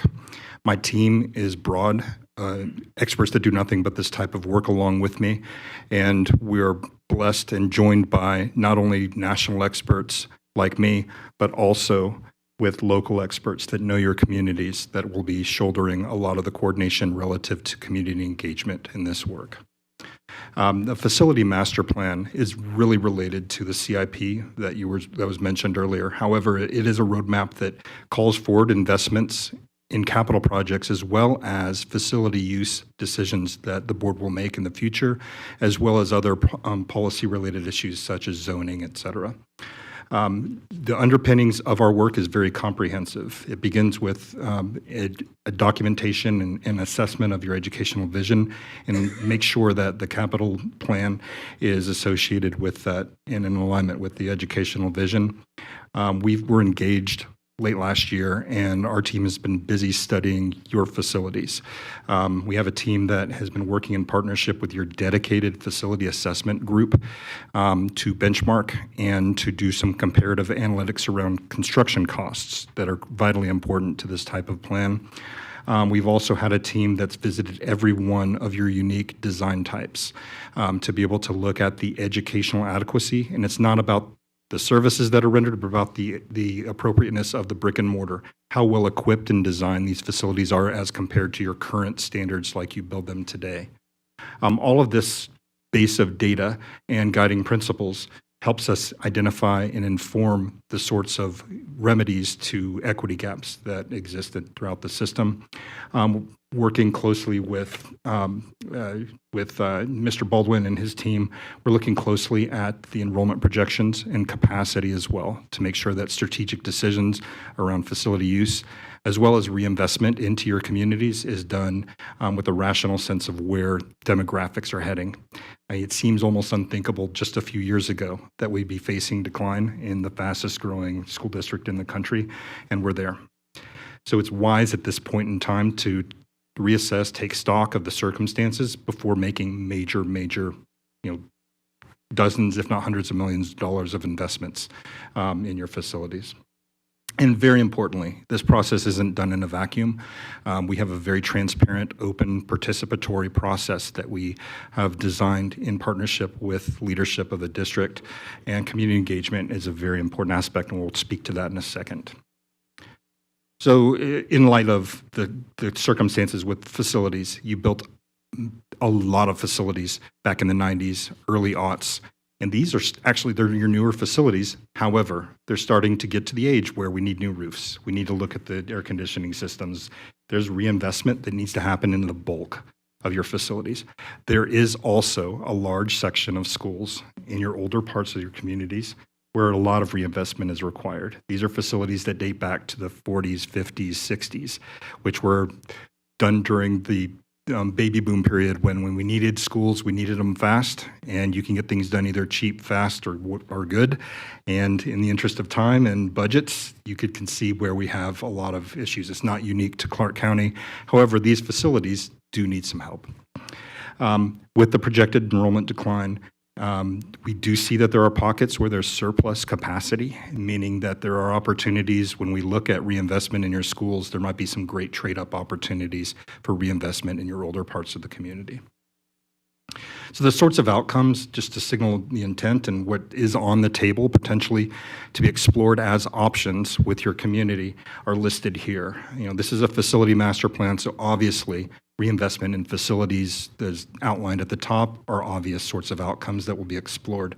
But it goes much far beyond that. As an educational planner, I take pride in looking at the programs, the services that are offered, especially those for those students that face the most barriers to opportunity in their futures. We'll also look at the portfolio and opportunities to perhaps thinking of different alignment of the feeders and as well as zoning, grade configurations, as well as even maybe looking at the number, sizes, and locations of schools.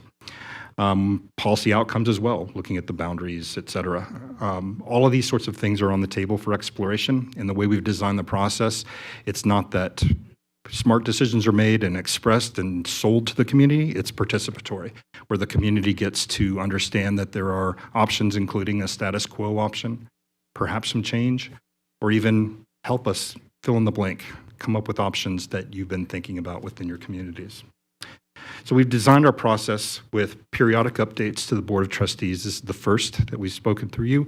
We will also be updating the Bond Oversight Committee, and we've also looked at your zoning committees as well and given them updates throughout this process. It's be about a year's time frame before we complete this work.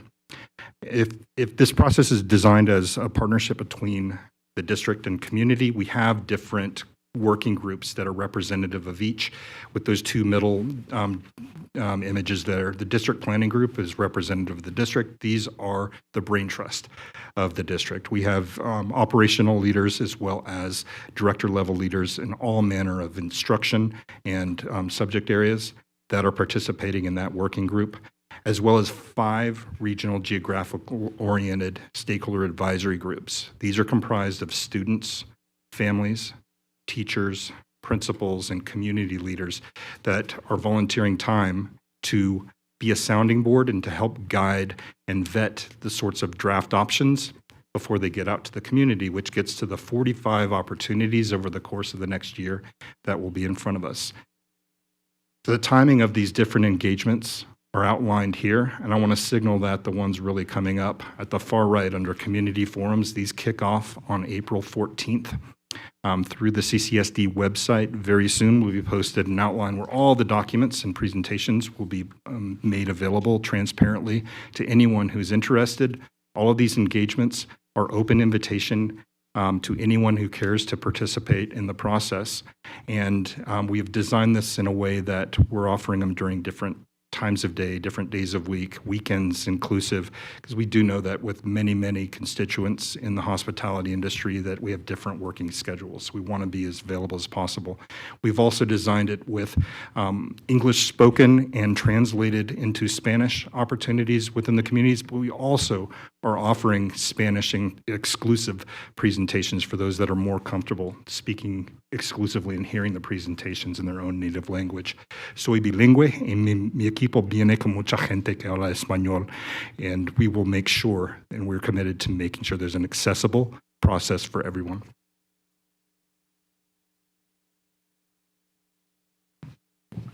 Madam President, members of the board, Interim Superintendent Larson Mitchell, for the record, Brandon McLaughlin. Before I conclude the presentation, we are joined by Ms. Gina Blackman-Taylor tonight. She's the first vice chair of the board's Bond Oversight Committee.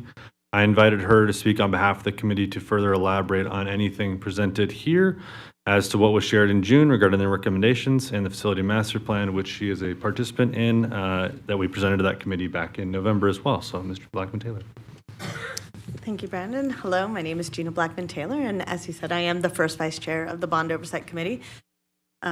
President Bustamante Adams and the rest of the board, as well as Dr. Brenda Larson Mitchell, thank you for having me here. Also, I want to take a quick moment to thank you for making the appointments that have actually made Bond Oversight Committee compliant once again with our bylaws. And we are very much looking forward to having our meeting in April, which will be the first time we've met since November. So we're very excited to get back to work. And I'd also like to thank a member, I believe he is still here, Cameo, there you are. Abraham Cameo member is also here as well. So it's nice to have that presence. All that being said, June of 2024 was a while ago, but the context in which we made these recommendations has not changed too much. except to the point that Brendan already made, which was regarding Innovation High School. All three of the decisions that we faced at the time in June of 2024 were approved unanimously for recommendation for the Board of School Trustees to approve.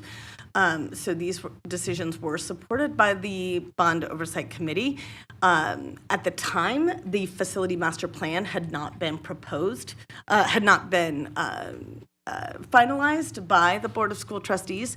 So if anything, that would add even more fuel to the fire as to why we were willing to push back the date of some of these schools in order to accommodate further planning and further spending of these dollars in a way that actually made sense for where the district was headed. We didn't want to continue a plan that would commit dollars, millions and billions of dollars, when there was going to be a mechanism for really evaluating and making sure that this is where the community as a whole wanted to go.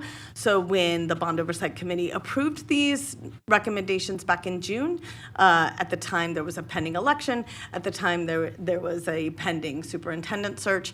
So, and now on top of that, there's a facility master plan that's in process. So we saw this approval as a necessary stopgap measure to make sure that we gave our facilities the best opportunity to pause where we were, move forward with the largest priorities, and get ourselves reset in order to move forward. And with that, I will turn it back over to Brendan McLaughlin. Thank you so much.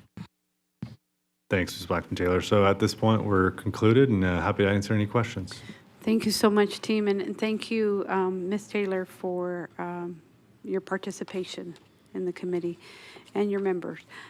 So I have Trustee Dominguez and then Trustee Satori. Thank you, Madam President. I do have a lot of I guess viewpoints from AZAC, and so I bring a lot of that from in here. First, the first recommendation is obviously my area, the Northwest, and if I could scroll fast enough. Okay, so this is I recognize this is a really need because I know they're even building an overpass by my house. So and my son did go to Schirkenbach, so that's how I knew how to pronounce that word, is Schirkenbach. But if a school was not built in that area, what would be the transportation costs that we would incur to have to bus kids to a school that was closest to them? Or maybe what are the current transportation costs in that area? Would be a better question. It's a good question. We did not prepare that. We'd have to follow up with our transportation team. Okay, I know I see them back there, but I'll wait for that one. I know that's a big one. And so the second recommendation I noticed, I wanted to know where, I noticed Lundy was not listed, and I wanted to know where that fell into that. And then I noticed that the Northwest Comprehensive High School was listed here. And just, again, from my knowledge from AZAC, is that they have an enormous amount of portables. They are over capacity. I believe the numbers were like 118% of over capacity. I know they have over 20 portables. I don't know the exact number. But again, that's just from previous years of being on AZAC that I know those numbers. There is a high need for that Northwest Comprehensive School. What are the thoughts on it being put on this list? Brandon McLaughlin for the record. I'll respond to the Lundy question first, and then perhaps Mr. Baldwin can respond to the high school question.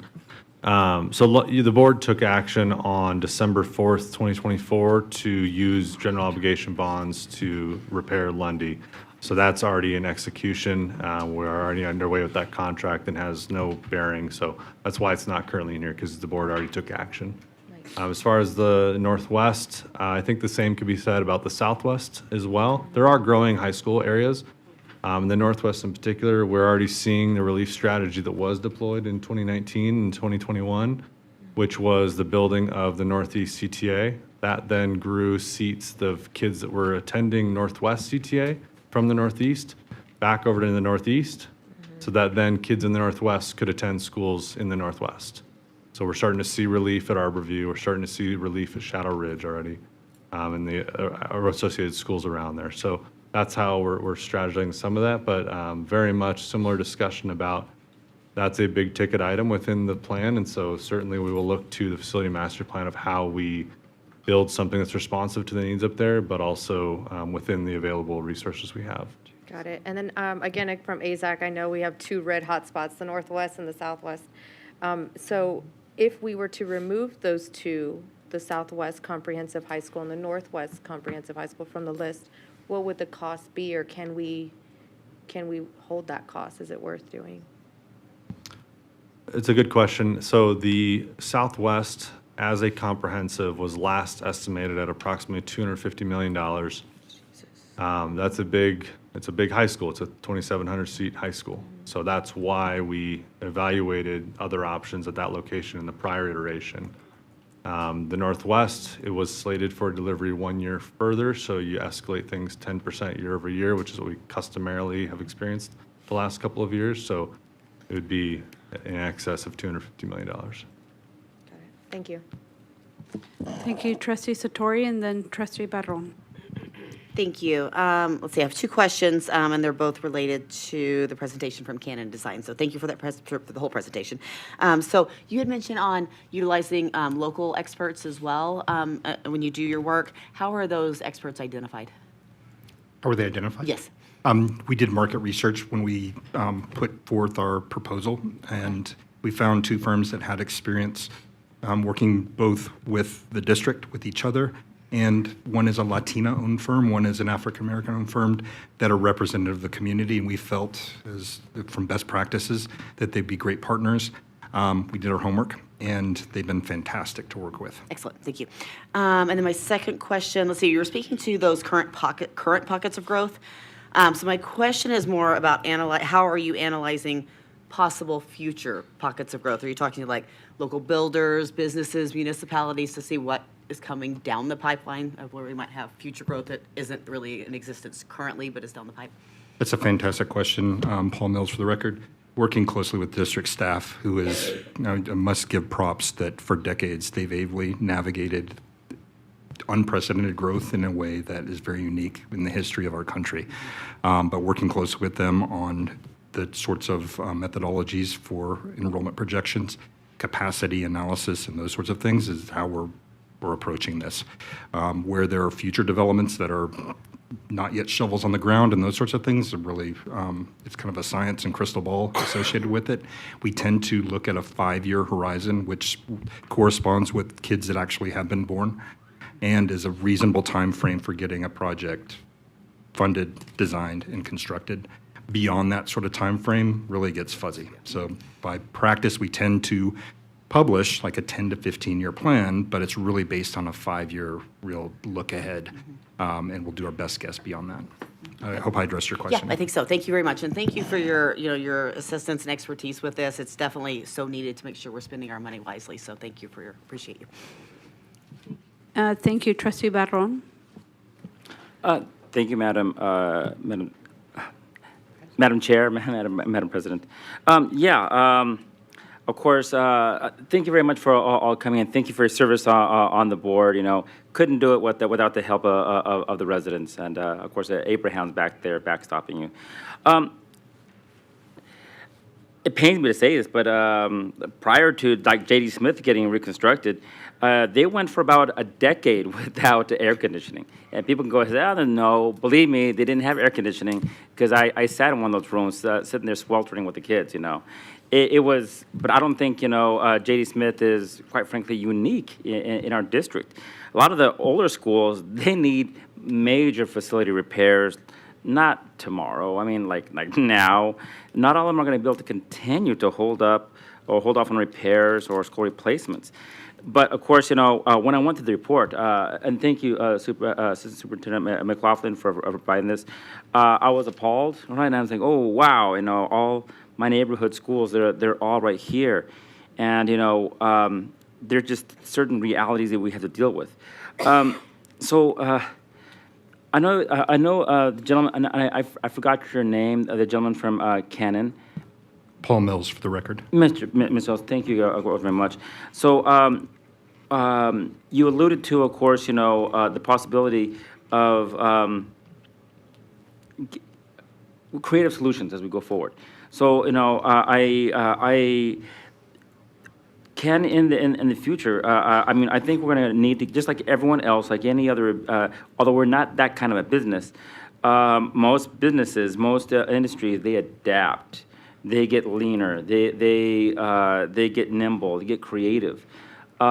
Systems that might incorporate for a place where you can combine K through 8 schools, or 7 through 12, or even 6 through 12 schools.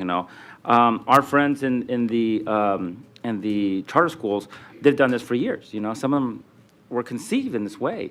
Have we put a whole lot of thought and maybe considered pilot programs to test these theories out? Again, I was mesmerized just a few weeks ago when one of our former assistant superintendents, he was the guy that he was guinea pigging on us and switched us over to Google. I never thought that was going to happen, but he did a pilot program and made it happen, right? So what is the feasibility of incorporating and getting nimble, trying these ideas out? We have to get leaner. We have to do things. We'll probably have to do things like with our school year, extending, making more school. Hey, we can cram a whole lot more. Well, I'm sorry, cram is a bad word. We can utilize the facilities that we do have with, changes, to our school year, and utilize these facilities that we do have to a much greater extent. Extending their lives and of course, extending the educational opportunities to the kids in the process. That's a big one to. I'll just let you guys,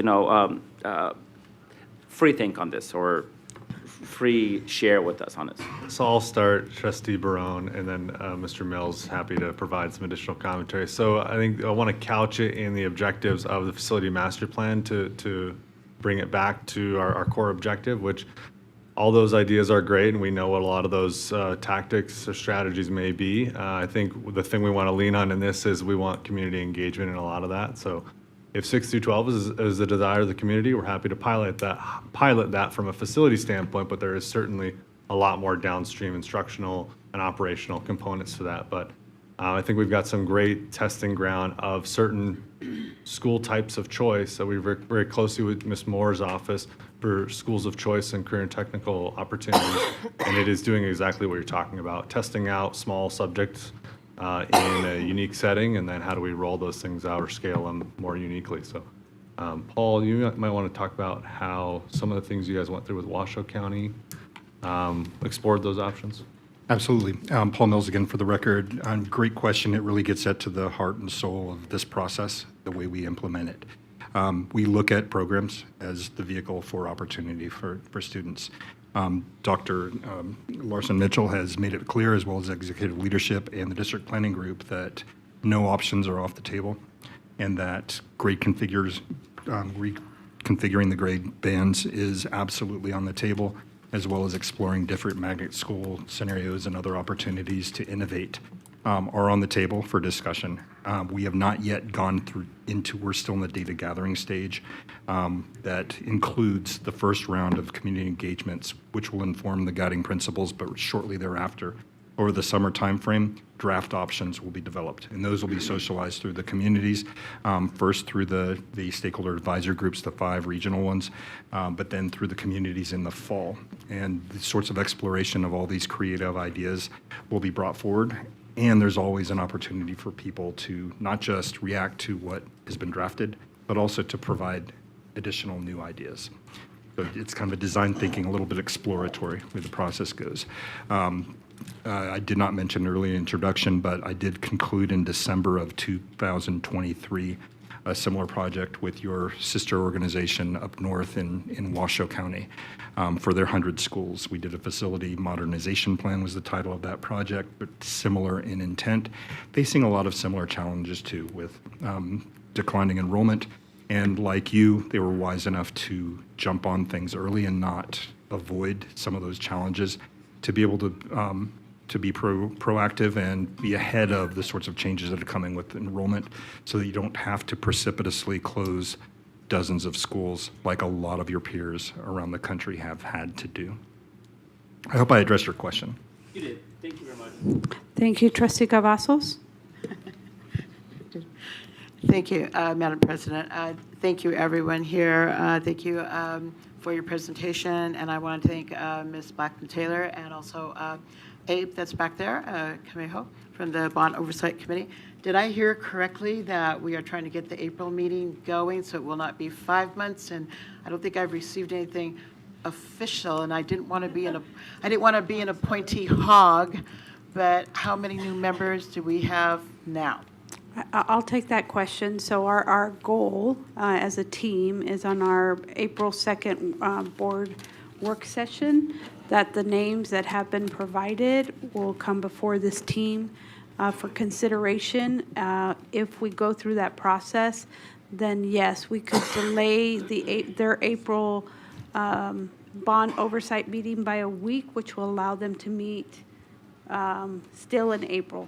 Thank you. And that would be just the at-large members that have to be voted on. And the district trustees, the district ones that are appointed directly by us, those do not have to be voted on. That is correct. Just the at-large will come before the body.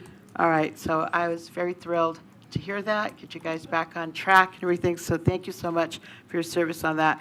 I do have a question, constituent question. And I realize that, and thank you for including that in your presentation, that, you know, plans can change. Your recommendations, depending on what's going on, those have to still be brought back to the board, correct? If there are some changes and everything.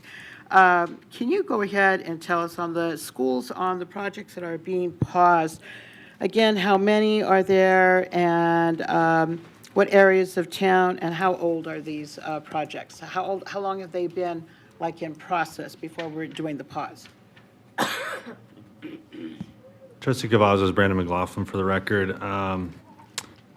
Everything on this list through Helen J. Stewart, I believe I can confidently say you guys have awarded design contracts for previously, so we are well underway with that. I believe through Bridger, we have initiated district level planning in site preparation or investigation. So about half this list, we've already encumbered time or expense on. Okay, thank you. And again, sometimes a constituent will ask me a question, and I'll refer them to the correct documents. They're having trouble finding them, or they are thinking about the impact to some of our older schools and the specific areas of town where they're very nervous about it being paused for a year. And that's why I wanted to make the determination that I wanted to get the confirmation that this could change, recommendations could change, but everything will be brought back to the board. Let's see, one other brief question here. Would you say on, when we were talking about the construction costs and materials, prevailing wage rates, are these on the prevailing wage rates? We look at those and we look at the type of workmanship and the skilled folks that are working on our schools. And again, constituent question, are we able to safely state that that is a safety issue to a large extent when we choose to go ahead and go with the unions with the prevailing wage? And I tried to word that. It's on a text, so I was trying to figure it out. And they called on me before I had it all worked out. So Yeah, I I just want to make certain, so there's a separation between prevailing wage and union wage. Yes, There's two distinct paths within it. They're nearly comparable, but there is a distinct difference between the two. I think what we're held to statutorily is prevailing wage, and prevailing wage workers and any of our pre-qualified workers do a very good job for us. Almost all of our contractors meet expectations on nearly every project. Thank you. That's all I have right now. Thank you so much. Thank you, Trustee Biasotti. Thank you, Madam President. I appreciate the actions being taken to address the enrollment decline. Thank you for that thorough explanation. I'm interested in further explorations of repurposing facilities. I also commend the decision to pause construction for at least a year. But for the Matt Cali Elementary School, I have two questions. What is the total needed to complete the revitalization project, and what is the main reason for that project to continue? So Brandon McLaughlin, it's a good question, Trustee Biasotti. I believe I'll reference slide 9. Sorry, 11. Though I can speak to probably all the points on it. So the total construction cost for Matt Kelly is approximately $45 million, I believe. That's in alignment with all of our elementary schools of comparable size. So Red Rock, Mountain View, Wangert, Hancock, Bracken, and is that scale of it. I'm trying to recall the second portion of it, which was why are we recommending that, correct? So a robust process has been going on for about probably 3-ish years from what we can recall. There's a lot of coordinated effort out there, like I said, with the agencies involved, and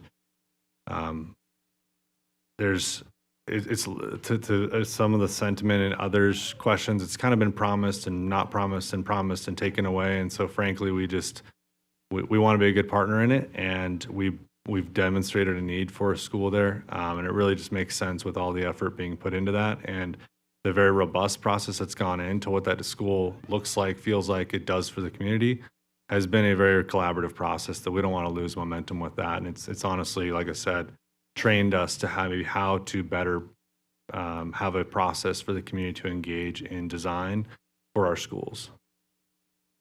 Yeah. Thank you, Trustee Johnson. Thank you. Good evening, everybody. On slide number 13, you talked about the surplus elementary and middle school capacity, and then you talked about trading up to leverage underutilized spaces. Can you just clarify what that means? I thought I heard it, and I didn't quite internalize it. So I was hoping that you might be able to just further explain what that meant. Paul Mills, Canon Design, for the record. Great question. Trustee Johnson, I appreciate it. So we come at and approach portfolio decisions and change, which can be rather difficult for a lot of people that have a lot of investment in their school, their community schools, neighborhood schools, with the opportunities for better outcomes than what they currently face now. Under-enrolled schools that have fewer teachers per grade can't offer the same curriculum and number of electives or languages or enrichment programs and supports for students as some of their larger counterparts in the community.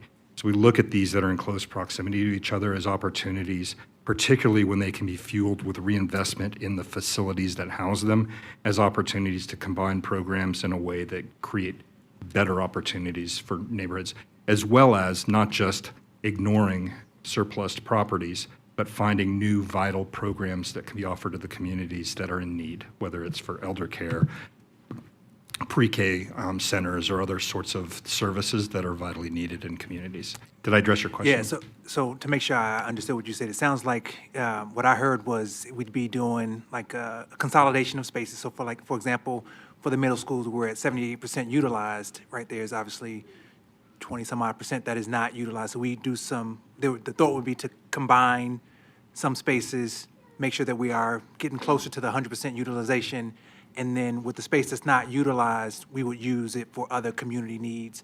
You mentioned like elder care, et cetera. So that's what I heard, but is that the right So understanding? we're early in the process, and we haven't gone through Yeah, all the yeah. design thinking But that's and what it draft would be, options, like, but in those house. sorts of options are on the table. Okay, all right. Thank you for helping me understand that. I appreciate it.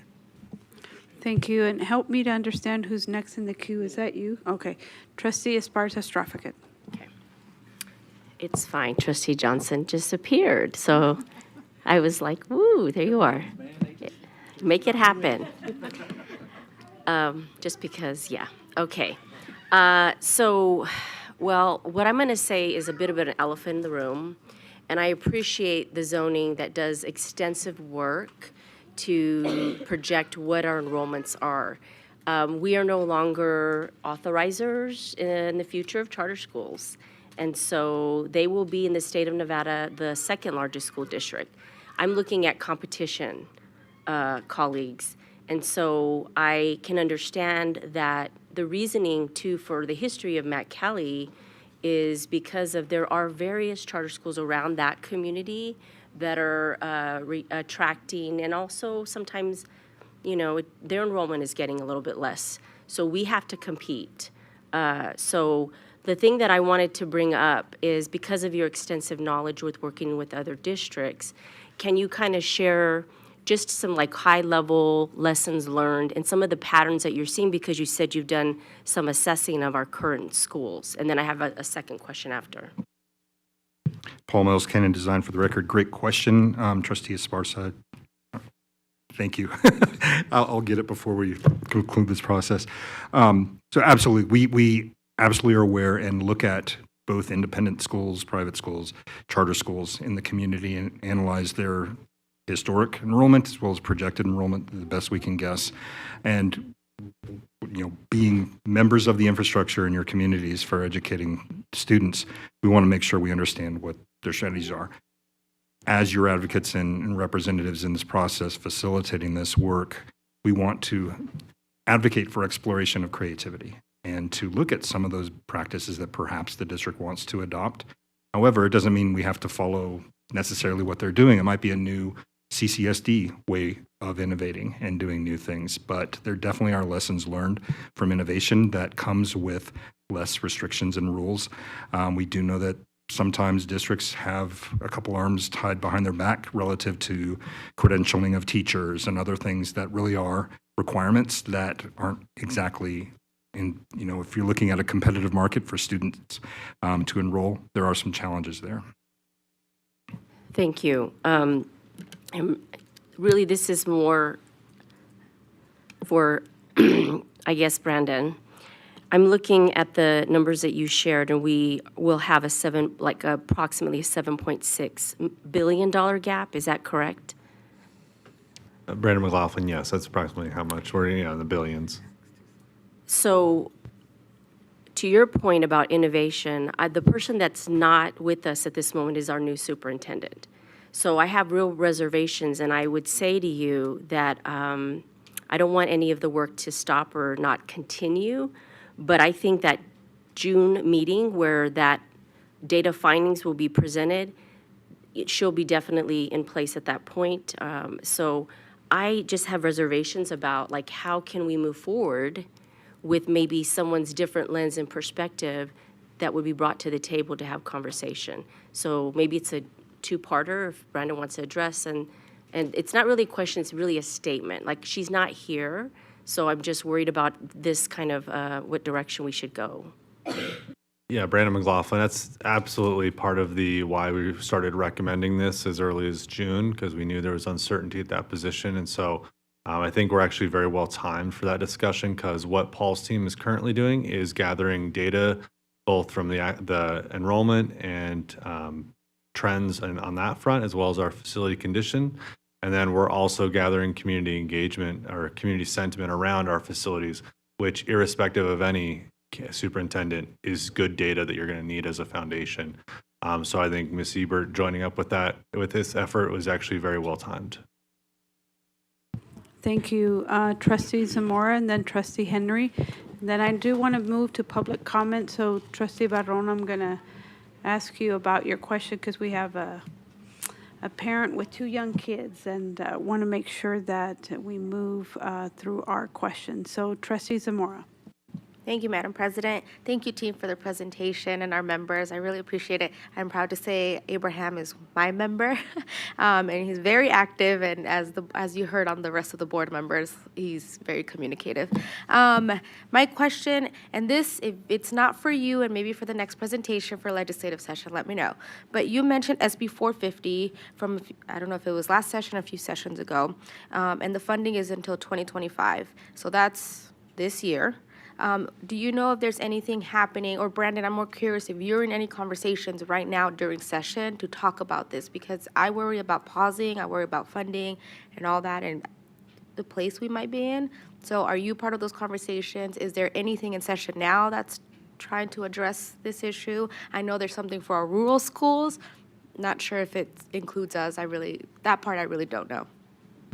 It's it could be a long response, but I'll try to answer succinctly. So just to clarify the date, so 2021 SB 450 was passed, which at that point in time, we were operating a 10-year bond from 2015, which would have sunsetted in 2025. In 2021, they had allocated 10 years additional, so we currently can continue issuing bonds through 2035. So we've reviewed that. Our director of facilities and bond fund financial management, who've been briefed on our debt management submissions as well. We don't believe we need to have an engagement yet because we do have a healthy ability to issue general obligation bonds. And I want to make it clear that we're not going to go out and tell any contractors to stop work tomorrow. We're merely just not going to start any large projects tomorrow. We're not going to encumber a $118 million middle school that maybe doesn't make sense, just as an example, not the example, and factual, just an example. I am familiar with Assemblywoman Mosca's rural schools bill. We are not currently eligible for it, but we do work with the legislative team to track any capital funding streams that may be available. Like I said, we have a healthy stream of it right now. We just want to make sure we're being prudent with what we do have available. Thank you for that. The second question I have, for the schools that you're thinking about pausing, so as we're going into summer, it feels like, there's a lot of issues with ACs. Is there some type of evaluation that you have done for the schools that you're thinking about pausing that can affect them, when it comes to facilities? I know that there's some schools, honestly, that have, their ceilings falling apart. We have a sinkhole in one of the other schools. ACs are always not working. Is there an evaluation to make sure that we're not delaying something like that, putting kids at risk, teachers at risk, in that process? Yeah, so we have over 39 million square feet, 374 schools, 430 school sites. So there's a lot of needs across it. We know they're diverse. I'd say this summer we have an initiative underway to really target what those high demand, i.e. top 10% worst conditions are, so that we have a more successful summer and first day of school for our students and staff. So I'd be hesitant to commit on the list, but with certainty, our facilities management team works their tails off to make sure we don't have those spaces not conducive for learning. Thank you for that. Sorry, Madam President. My concern is, we're going to pause these schools. It's going to stay hot in there. Do you have a plan if one of the schools, because I don't have the list of schools, to be honest, if one of them is paused and their AC is not working, are we still addressing the issues, making sure they're a priority? So I'll table it in the facts of our bonds. So I mean, our bond dollars don't go toward a service technician showing up to any site. So really, they're two separate tracks. But like I said, there is an initiative underway to really make us allocate some different dollars through our excess statutory reserve and general government services tax to best utilize those for the things beyond regular maintenance, but not quite to a bondable level where you take out, say, a line of credit or a loan for something as simple as replacing a compressor. So we're trying to allocate some different dollars to those high needs, high impact projects that need to happen in the hot season. Thank you. Trustee Henry? Thank you all so much for your presentation, and thank you, Trustee Zamora, for your questions. I've been a parent in the district for a few years, and I've been at some of those schools when, summertime hits and the AC goes out. So I thank her, so I don't have to ask about that. And I just want to commend you all for the work that's been done with Matt Kelly and the families and the communities and garnering that input. I've had the opportunity to attend a few of those meetings and just seeing the attention and the coming together of community around that facility is bringing a lot of hope.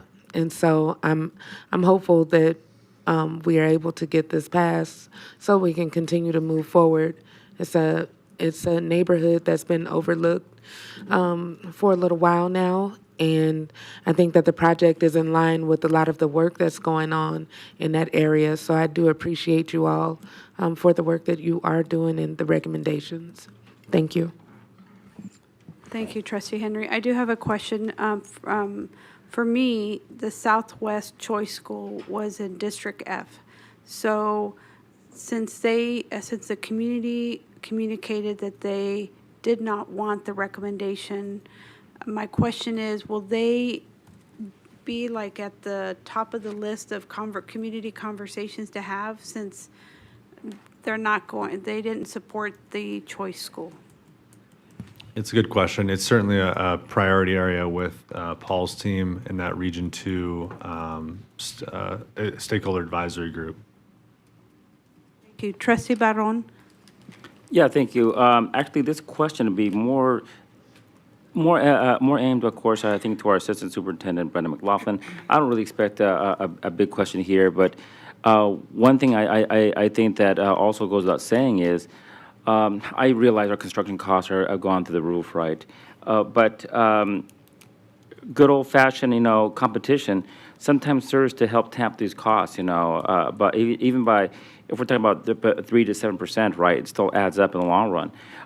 What can the district do? And you don't have to answer right now, but maybe for a different, what can the district do to encourage other construction companies, whether they're here or maybe even out of state, to come in? Because it seems like it's always the same two construction companies that get all the jobs, right, all the big jobs, right? And it sure, I mean, I do believe, I'm a committed capitalist, and I believe in definitely engendering competition to see if we can get people to come in and be innovative and make our dollars stretch out, and just harness, that good old competitive spirit. It's a good question. It's something we've been trying to address since 2022 when we started noticing these trends.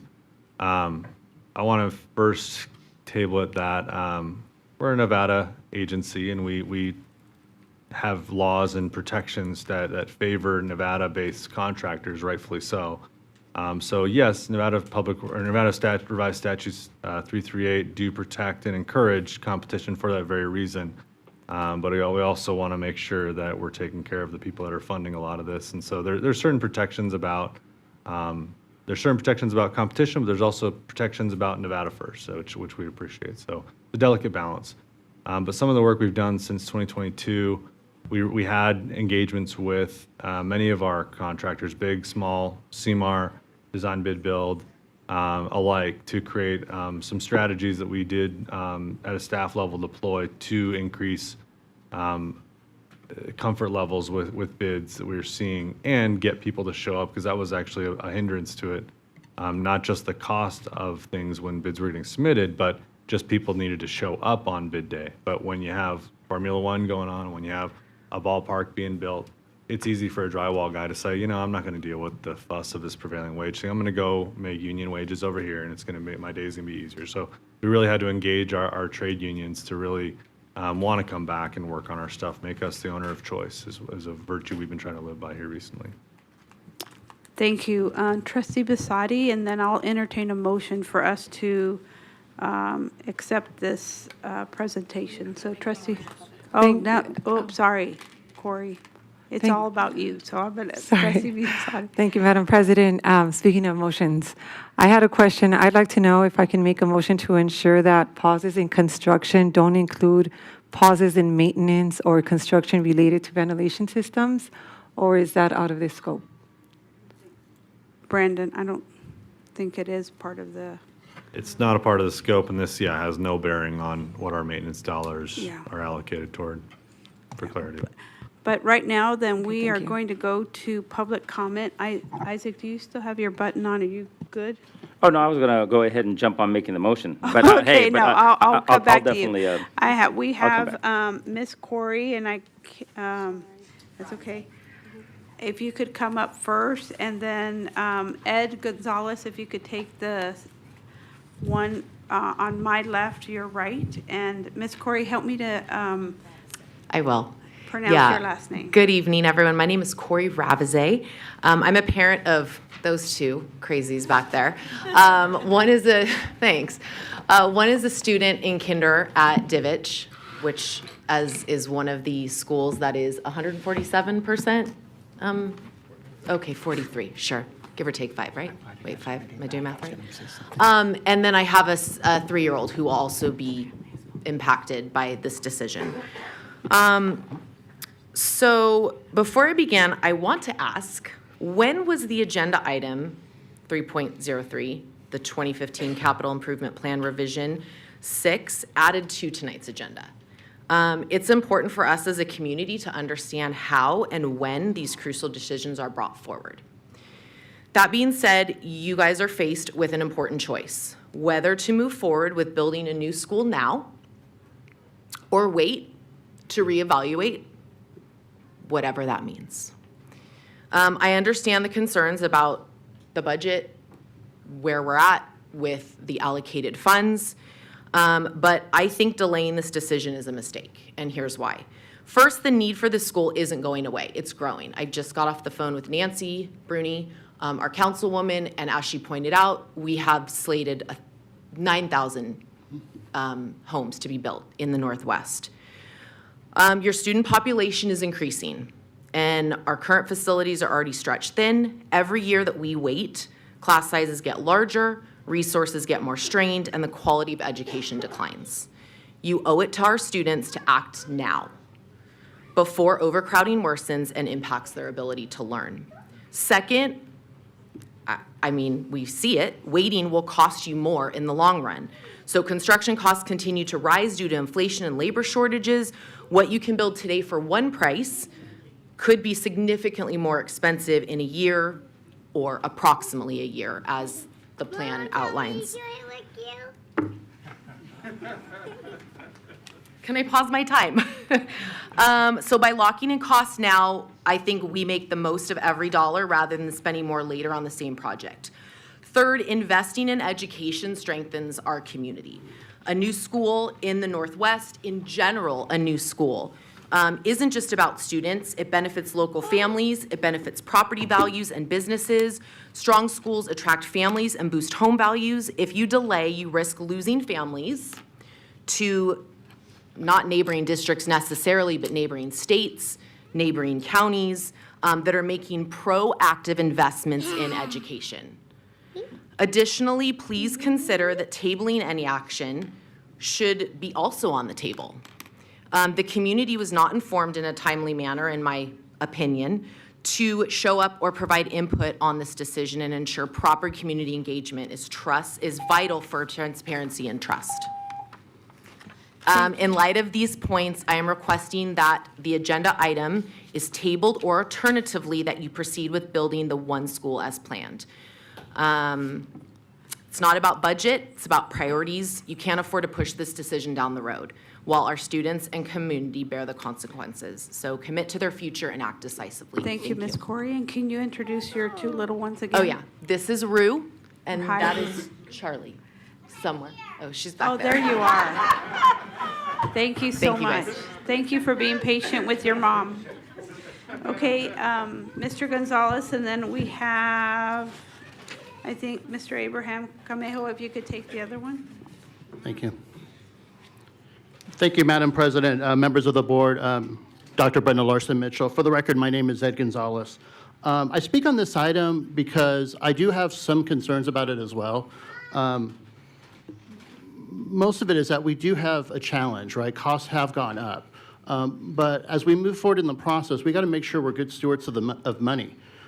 We talked about the two comprehensive schools, and Madam President, you remember when we passed the bond rollover in 2015?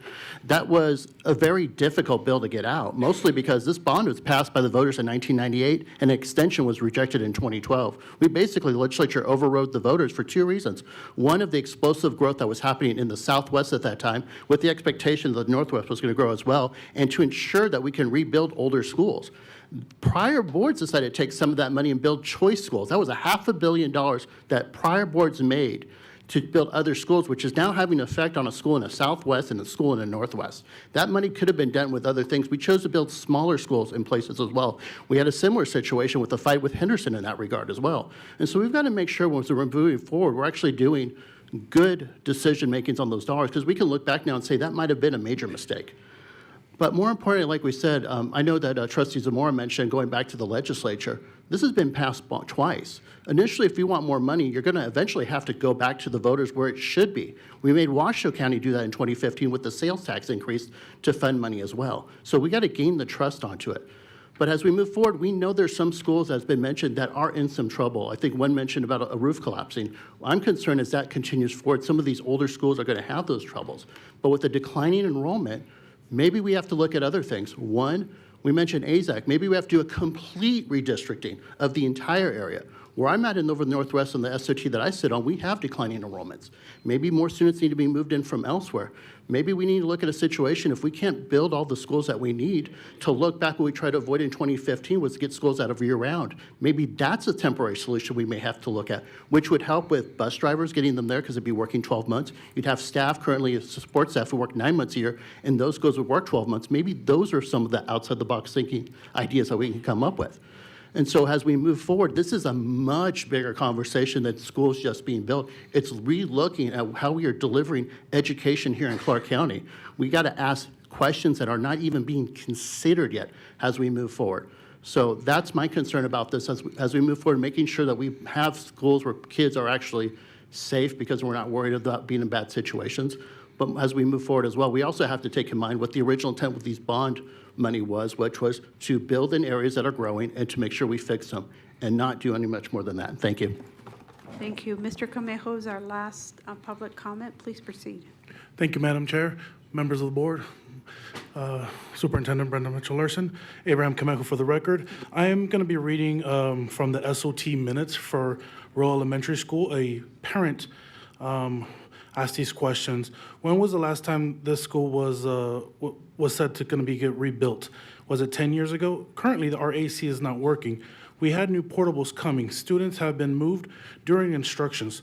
We called the district about the kindergarten class regarding the ceiling that fell, and the response was, it's too soon to call.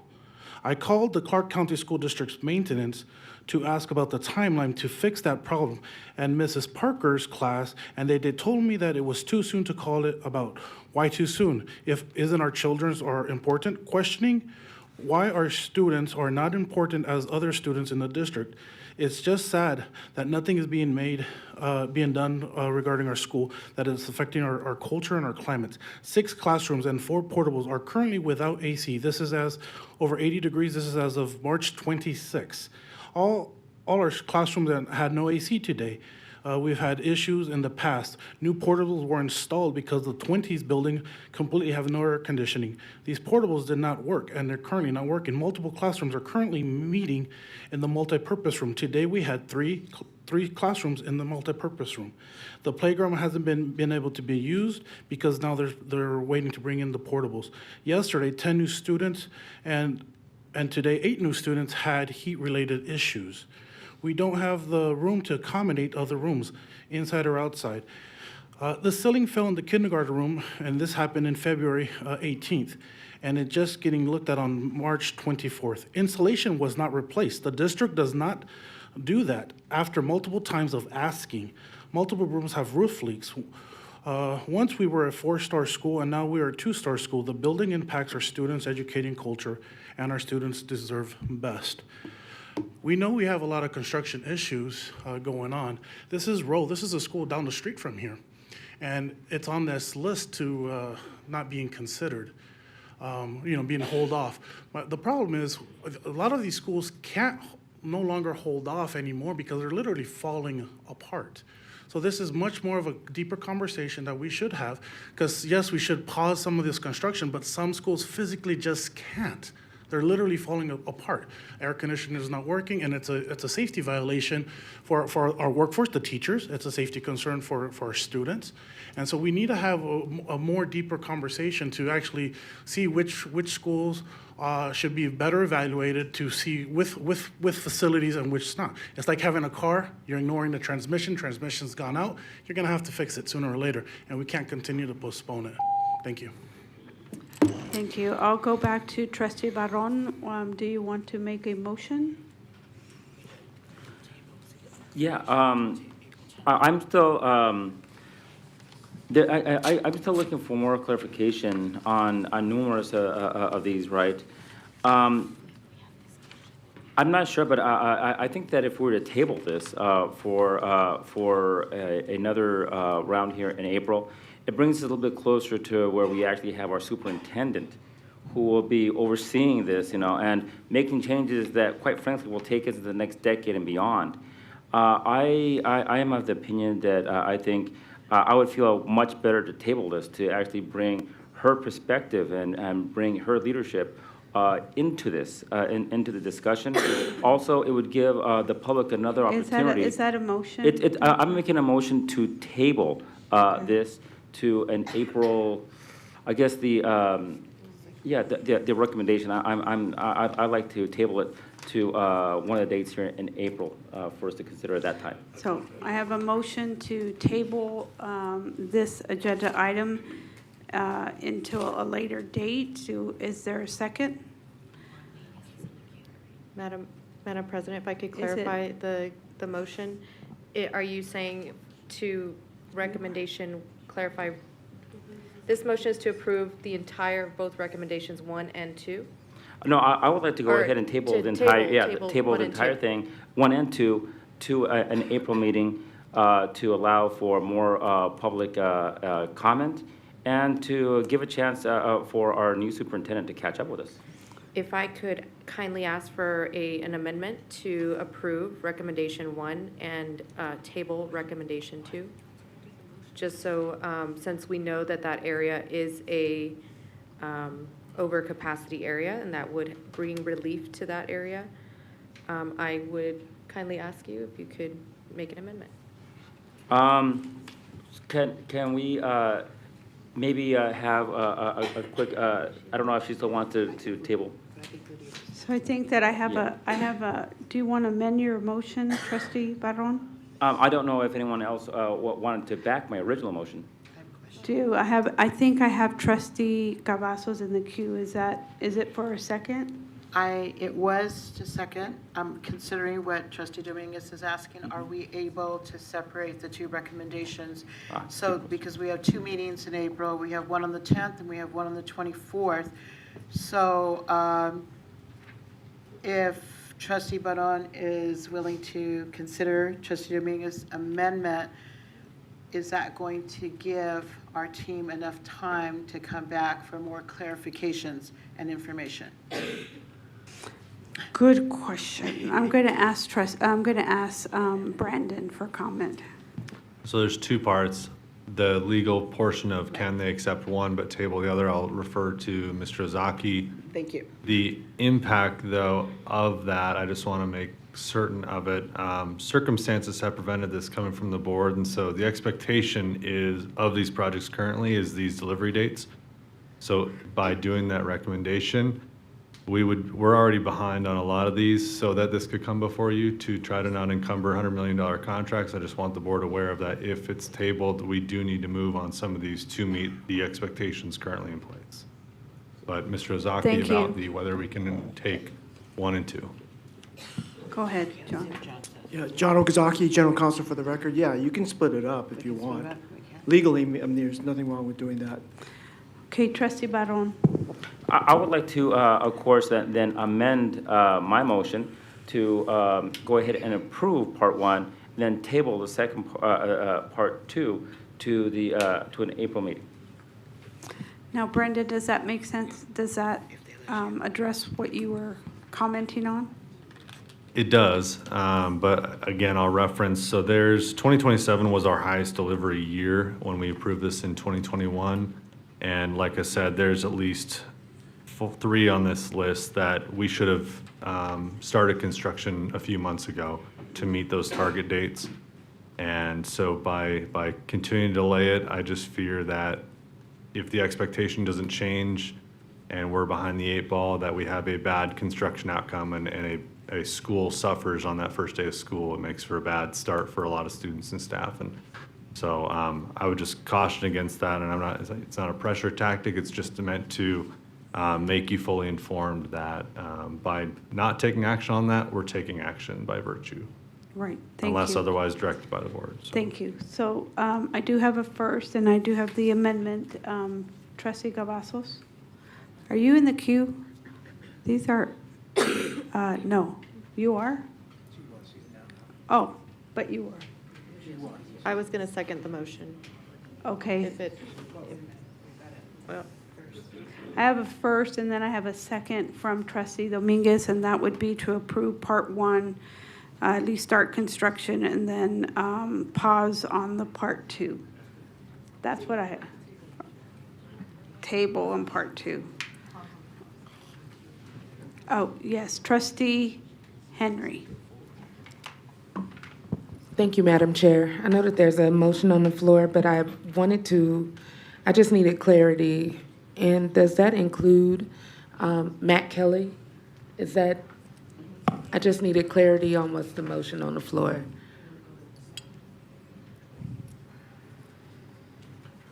I believe that in my motion, I'm pretty sure that Matt Kelly will still go forward.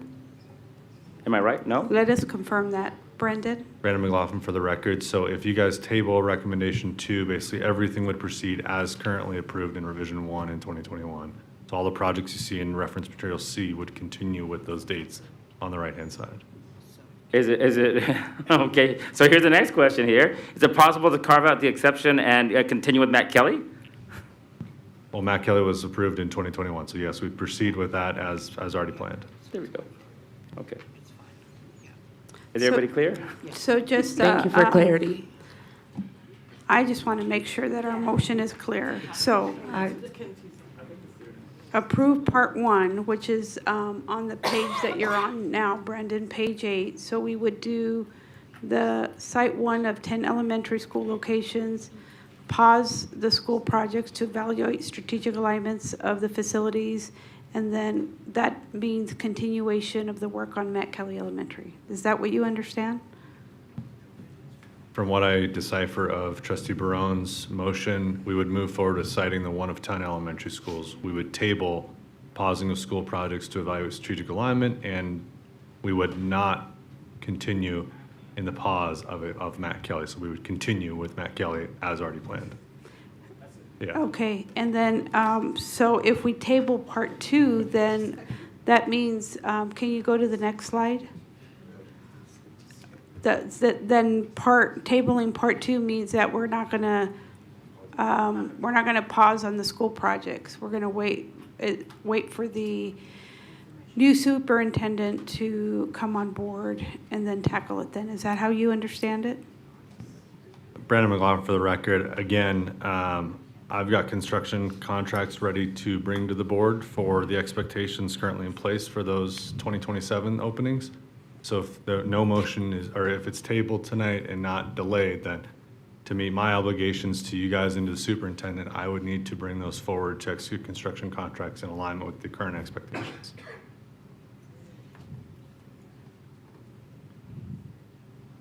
Hold on for a second.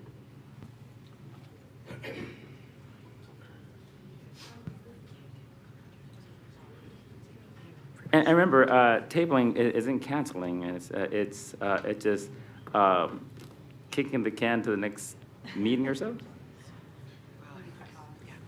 You could call it a pause, I guess. I suppose. Yeah. But I mean, we've tabled things before, and of course there might be an adverse deal. Hey, but you never know. Interest rates might be going down, yeah. So, hey, there's a trade-off here, so. Yeah. So Trustee Barron, please restate your motion, because I guess I want to make sure that we've got it. I'm not going to vote until I make sure I understand myself. Okay, so I would like to make the motion to approve the recommendation for Part 1 of this Capital Improvement Plan, Part 6, Revision 6, and pause and table Part 2 that nevertheless still continues the work of Matt Kelly. Okay, so I have a first, and then Trustee Dominguez, you said you seconded? Yes, I second the motion. Okay, then I'm going to call for the vote on that.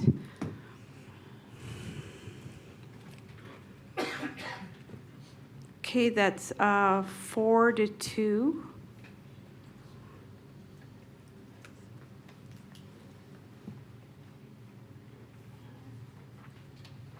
Okay, so then that passes 4-2. So thank you, gentlemen, for your presentation. We are now going to move to item number 3.05, compliance monitoring update, and invite our presenter, Ms. King, to come forward.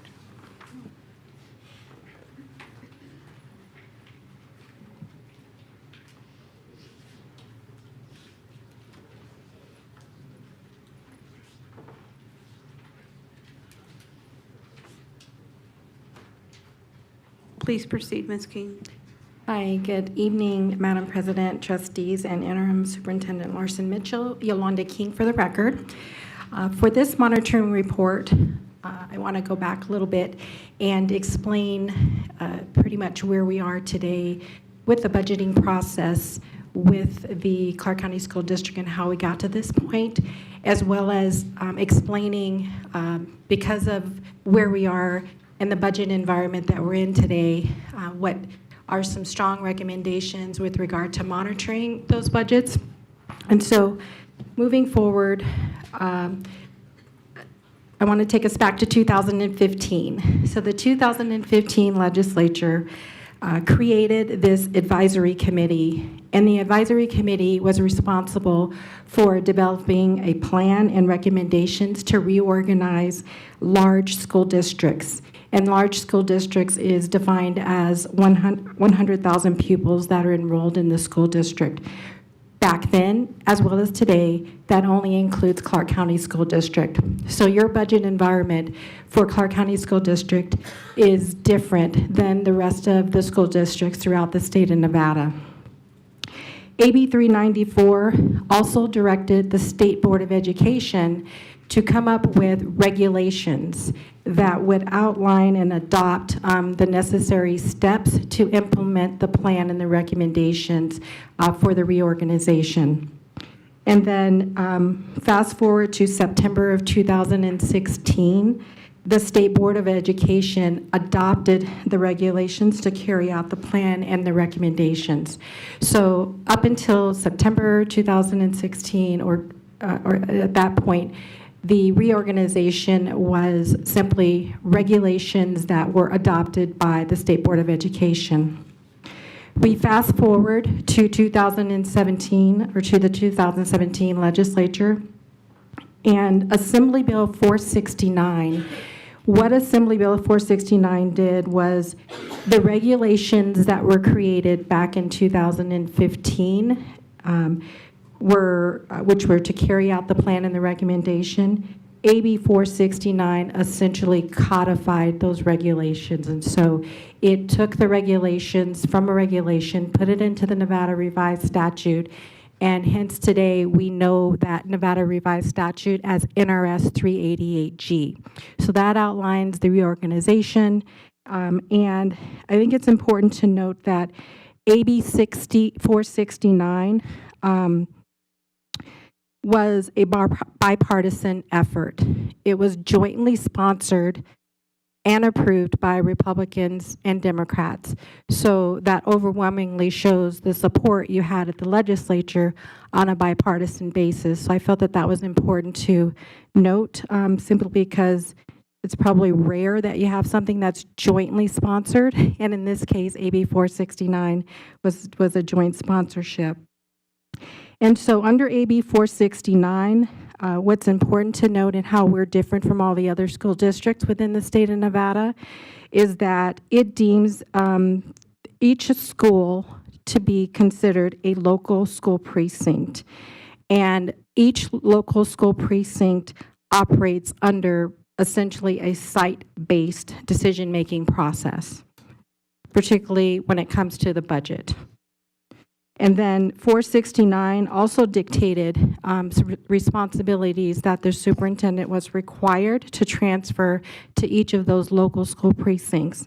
And so the superintendent under NRS 388G was responsible for transferring the selection of the teachers, the staff, the administration. Also, they're responsible for transferring the supervision of the staff, responsible for procuring equipment as well as services and supplies. And also what's important to note is the delegation to develop a balanced budget and determine how those monies were going to be used for each of those local school precincts. And then there was also delegation of any additional authority that was authorized or agreed upon by the superintendent as well as the principals. So if we fast forward through and look at what we had pre-AB 469, so pre-2017, the school district had what was considered a centralized budget process. And what that means is that the district was the main decision-making authority over funding allocations, spending priorities, as well as financial priorities. If we fast forward to post-AB 469, the district moved to what we are calling a decentralized budget process or budget environment. And this allows for individual schools to have more autonomy over the finances as well as the people resources within those local school precincts. It also allows the principals to make financial spending decisions based on the students' specific needs. I'll say the students as well as the community-specific needs. And also, this also allowed for the principals to manage their own budget allocations. So we moved from a centralized budget process to a decentralized budget process. And again, Clark County School District is the only school district in the state of Nevada that is under that budget environment. I also wanted to provide for you some comparisons in terms of a centralized versus a decentralized budget. The decision-making obviously moves from a central office control under a centralized environment. And then when you move to decentralized, you have school-level autonomy. And this school's based, their spending based on the specific needs of the kids and the community needs. In terms of the budget allocation, under centralized, it's more of a uniform, standardized type of allocation, whereas within a decentralized process, you have customized budgets that, again, are based on the student and the community needs. The responsiveness when it comes to decision-making over finances, under centralized, it tends to be a little bit more slower just because of the, the overarching administrative oversight of the school district, whereas with the schools in a decentralized environment, decision-making and the responsiveness tends to be a little bit quicker because there's direct action to address those urgent needs at the school level as opposed to, funneling up to the district level. Financial oversight. In a centralized environment, that financial oversight tends to be a little bit stronger. The accountability tends to be stronger, as well as consistency in terms of the financial management of the overall school budget. Whereas in a decentralized budget, it really does vary simply because it depends on, the expertise in managing those school budgets at the school level. And then equity, potentially, it could be more equitable at a centralized level as opposed to the risk of some sort of resource disparity at a decentralized level. And then lastly, you have obviously much more innovation when it comes to your school budgets at the decentralized level, simply because it allows for flexibility. You're allowed to implement, unique or strong or programs or curriculum changes more quickly. So the budget controls for a decentralized budget environment. So it's very important, and I'm not here to give an opinion in terms of if centralized is better or decentralized is better. What I want to get across this evening is the fact that when you move to a decentralized environment, the budgetary controls must and have to become much stronger, because essentially what Clark County School District is experiencing is you have 374 individual budgets. And when you don't have that central control over the development, the allocation, it just becomes even more important to have stricter financial management controls in place. And you also need to ensure that just certain budgetary robust or stronger controls are in place to be able to monitor that budget, because ultimately it does end up being a responsibility and an accountability from the trustee and the superintendent level when you roll up all those budgets. But development, managing is all at the school level. So also what I wanted to point out is what are some of those budgetary controls and what should they look like? Policies and guidelines, again, are important, and they have to be clearly documented in outlining how those budgets are developed and how they're managed and how they're monitored. This is a big ship. It's a large ship. And so that tends to be more difficult when you're trying to clearly articulate what those policies and procedures are so that all 374 principals understand and that they're abiding by, what the policies and procedures that have been set for budget management. The monitoring and reporting is also critical. And the monitoring and the reporting piece of this is not just to evaluate what it looks like towards the end of the year, but there has to be consistent periodic reporting throughout the school year, and setting up controls for that is going to be even more important. And then being able to, like I said, adjust, identify if there are situations where we are having budget issues, getting close to budget. There's just certain triggers that we need to make sure that we have in place, again, that monitor throughout the year as opposed to trying to fix something, catch something towards the end of the year. And then our financial systems, obviously, we want to make sure that these budgetary controls that we set up so that it's automated in a sense, so that, we're not necessarily manually putting these controls in place, which obviously can be an issue with the manual process. And then the last two, which I think are the utmost important, is training and communication. So regular training sessions, budget prep with management, professional development is going to be ongoing, especially as you get through a particular part of the process and the principals have a lot of questions and are trying to understand why this or why not this way or this way. So there's, especially when you have different or varying levels of expertise with your principals with regard to budget development and budget monitoring. So you may have a principal that has done this for a number of years, and a new principal who's just starting out. So obviously the expertise is going to be a little bit different until those inexperienced principals start to gain experience with their budgets. And the way that you get there is just consistent and constant training to help them understand, and be transparent about where their budgets are and so on and so forth. Communication, because there's 374 local school precincts, this is a hard thing to do, to have clear, consistent communications, and that's from the top down to the bottom, as well as bottom up.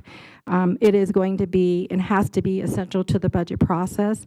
I do believe that over a period of time that, obviously things have definitely improved for the school district, but I wanted to just lay out for you kind of where we are today in the budget environment, especially for, not just for you, but for public knowledge in terms of the type of budget environment that we're in and the types of controls that we need to have in place to ensure that going forward, and again, this is a big ship to turn, and making sure the communication, the training, understanding what those controls are, consistently monitoring throughout the year, and having some automated controls in place are going to be very important, particularly in this decentralized budget environment. So that concludes my presentation, and I am open to any questions that you may have. Thank you. Trustee Johnson? Thank you, Ms. King. I appreciate it. And I don't know if this question is going to be for you or Ms. Bartholomew or for Interim Superintendent Larson Mitchell, but I'll ask it, and then you all can determine who might need to figure it out. I know that one of the systems that was put in place, you talked about the varying levels of expertise that exist today. So if I'm a year one principal, I may be lesser more strong than a year 10 principal.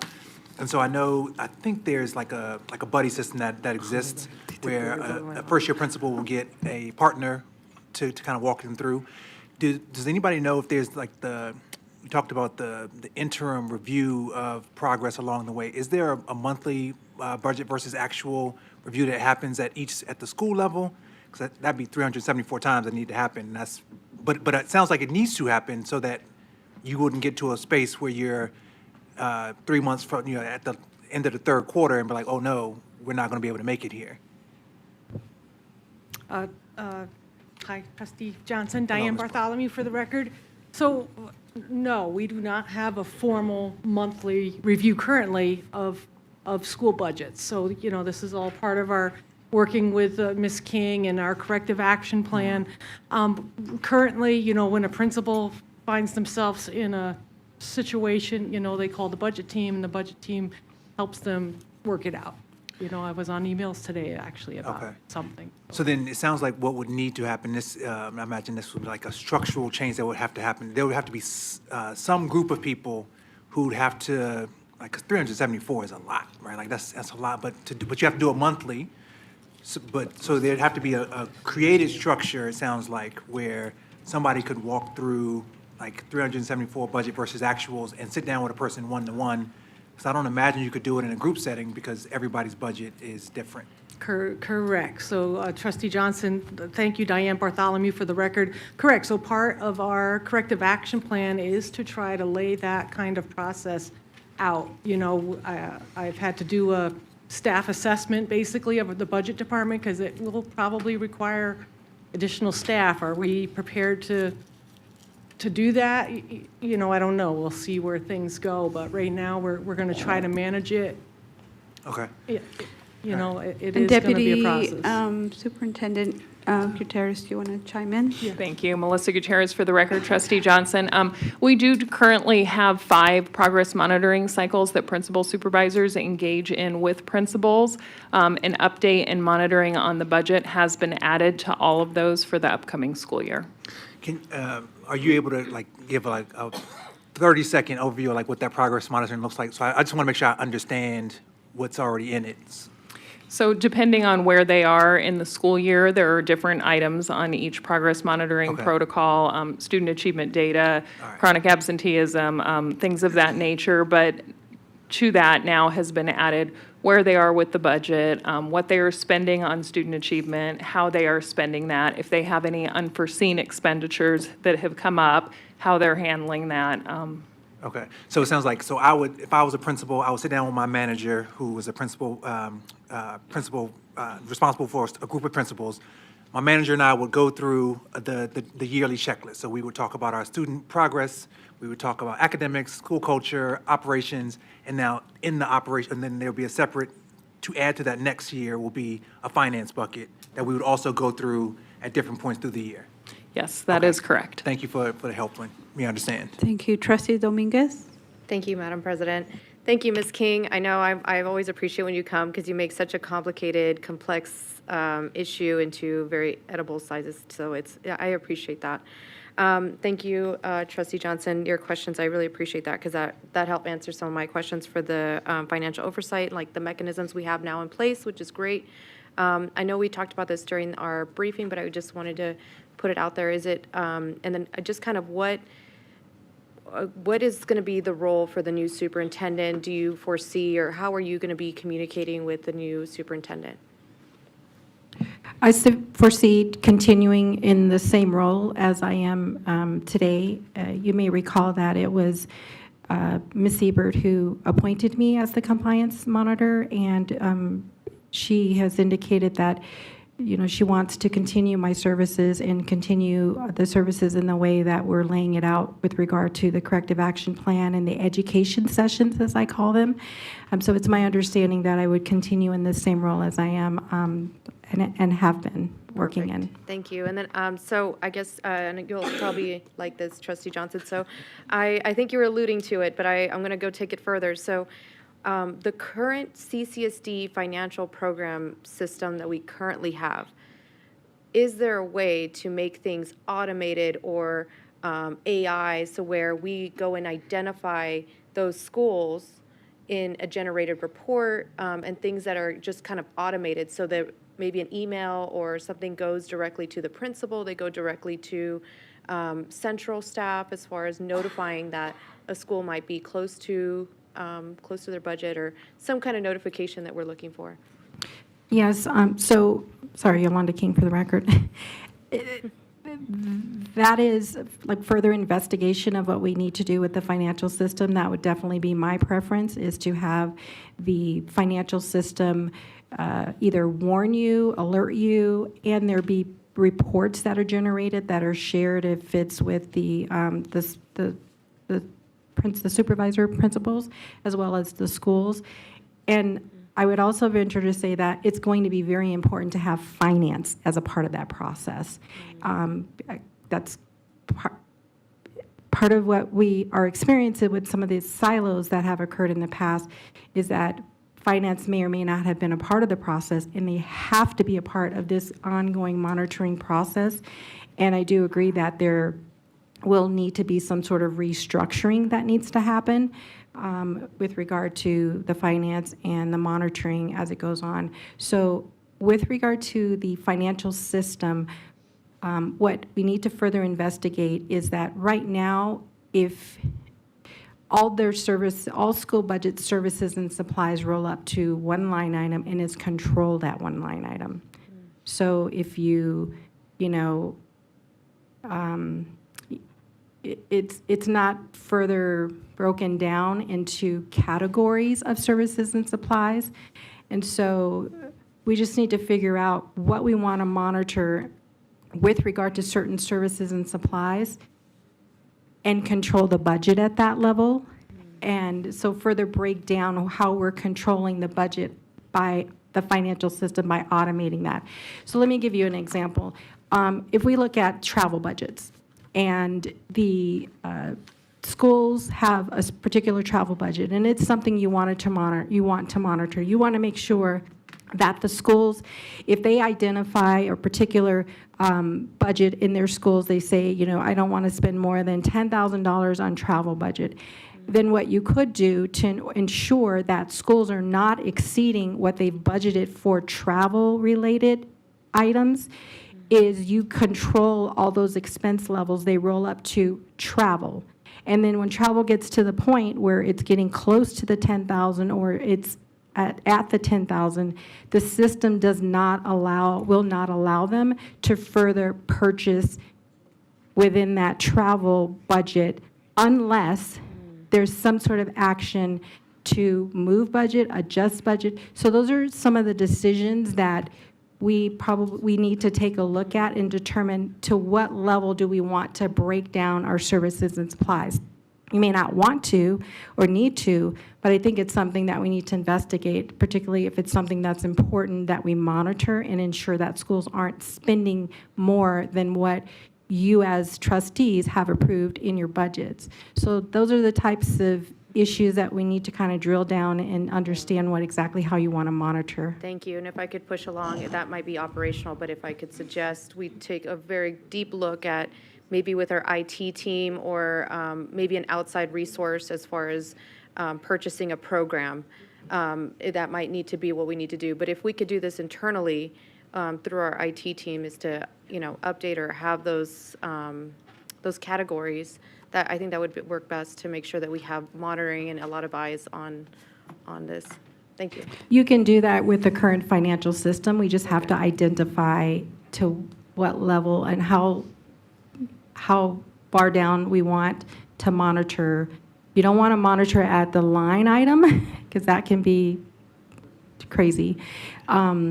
And so you don't want to monitor the line item, but there might be groupings of certain expenses that you want to monitor at. In the current financial system, SAP allows you to do that. It just has to be consistent across all budgets. You can't decide for one school or another school to do it differently. It has to be consistent amongst all the school budgets. I see. There might be some testing or needed to figure it out, or education piece on operations side on how to best utilize that program. Thank you. Thank you, Trustee Esparza-Strofigan. Thank you, Ms. King. And I really want to thank you because of the briefings that you do attend with us is very helpful so that you can kind of understand even our level of questioning and lack of, I would say, experience with the system as a whole. I don't want people to have a perception about our building leaders that they know their budgets, there are some new principals, and they do need guidance, they do need training, we do need to do those things, but just having lived the life of a principal in the past, they are very much in their budgets every day, and they are very much held accountable for if spending is definitely of concern or red flag. So my question to you is that, so have you met with the group that we formed to give feedback when they started to talk about the silos and the systems that were lacking? Have you been talking to that group yourself and sitting in, getting feedback from those individuals? Curious. I have not. I don't think it's through the extended, right? Madam President, members of the board, Trustee Esparza-Straff again. It could be extended. We also have a budget committee. So there are a variety of principles that we can accommodate that. I say that, Ms. King, because your insight has been invaluable in meeting with us. But I think the next, because I asked you in briefing, I said, how long do we have you? And you said, as long as you need me with the hours that I have, and you are definitely not there yet. So my ask, I think, and I think my colleagues would probably agree, I think the next level is meeting with principals. And I'm hearing also gaps with some of the lack of communication, sometimes with hiring. So when principals want to hire through HR, I don't know, like, I think there's a conduit there that I've been hearing about, like a gap between that piece and the budgeting and projections and such. So I don't want to get into the weeds of it, but I think that is another piece, talking to those committees, to the budget committee and the subcommittee, which is two different entities. And then I would love for you to come back in a briefing of ours. Doesn't have to be a presentation formally. And I know you've offered and extended your services to us individually as well, which I personally will be taking up and meeting with you. Thank you. Thank you. Seeing no other questions, and I would entertain a motion on, oh yeah, public comment. I always forget that. Ed Gonzalez, please. And that's, is there anybody else that didn't complete a public comment card for 3.05?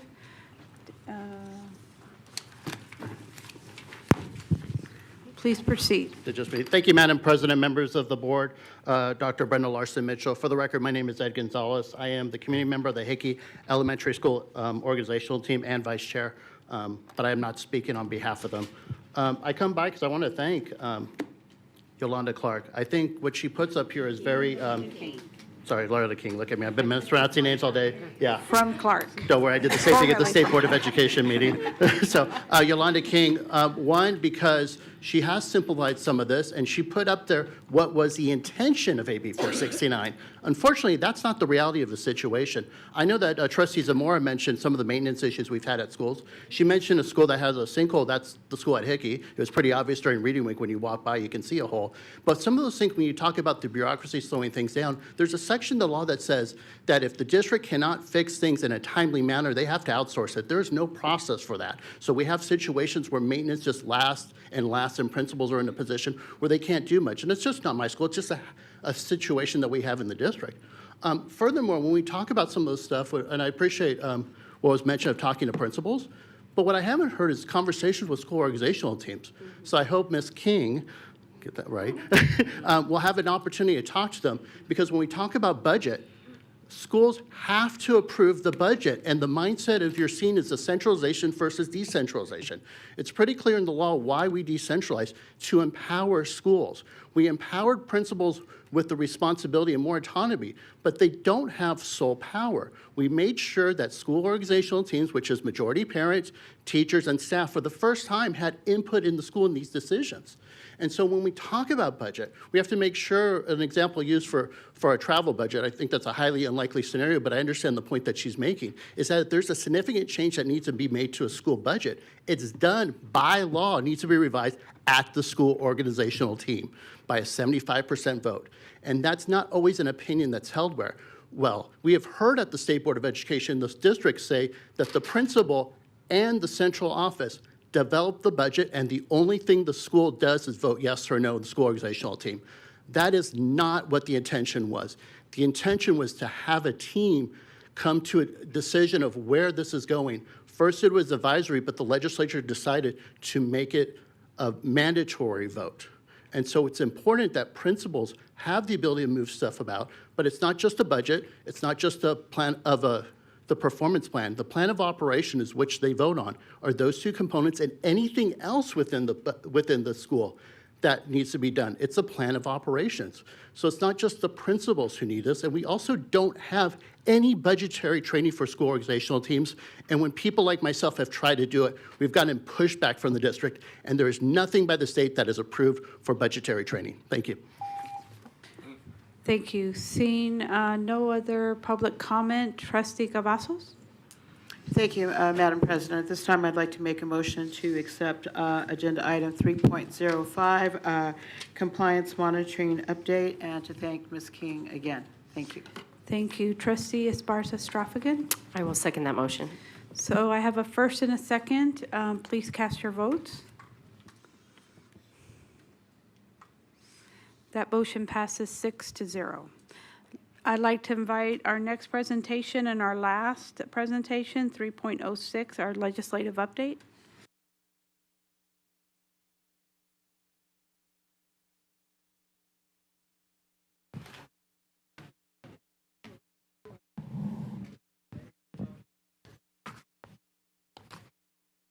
Madam President, members of the board, Interim Superintendent Brenda Larson-Mitchell, Todd Story, Chief Communication Officer for the Clark County School District.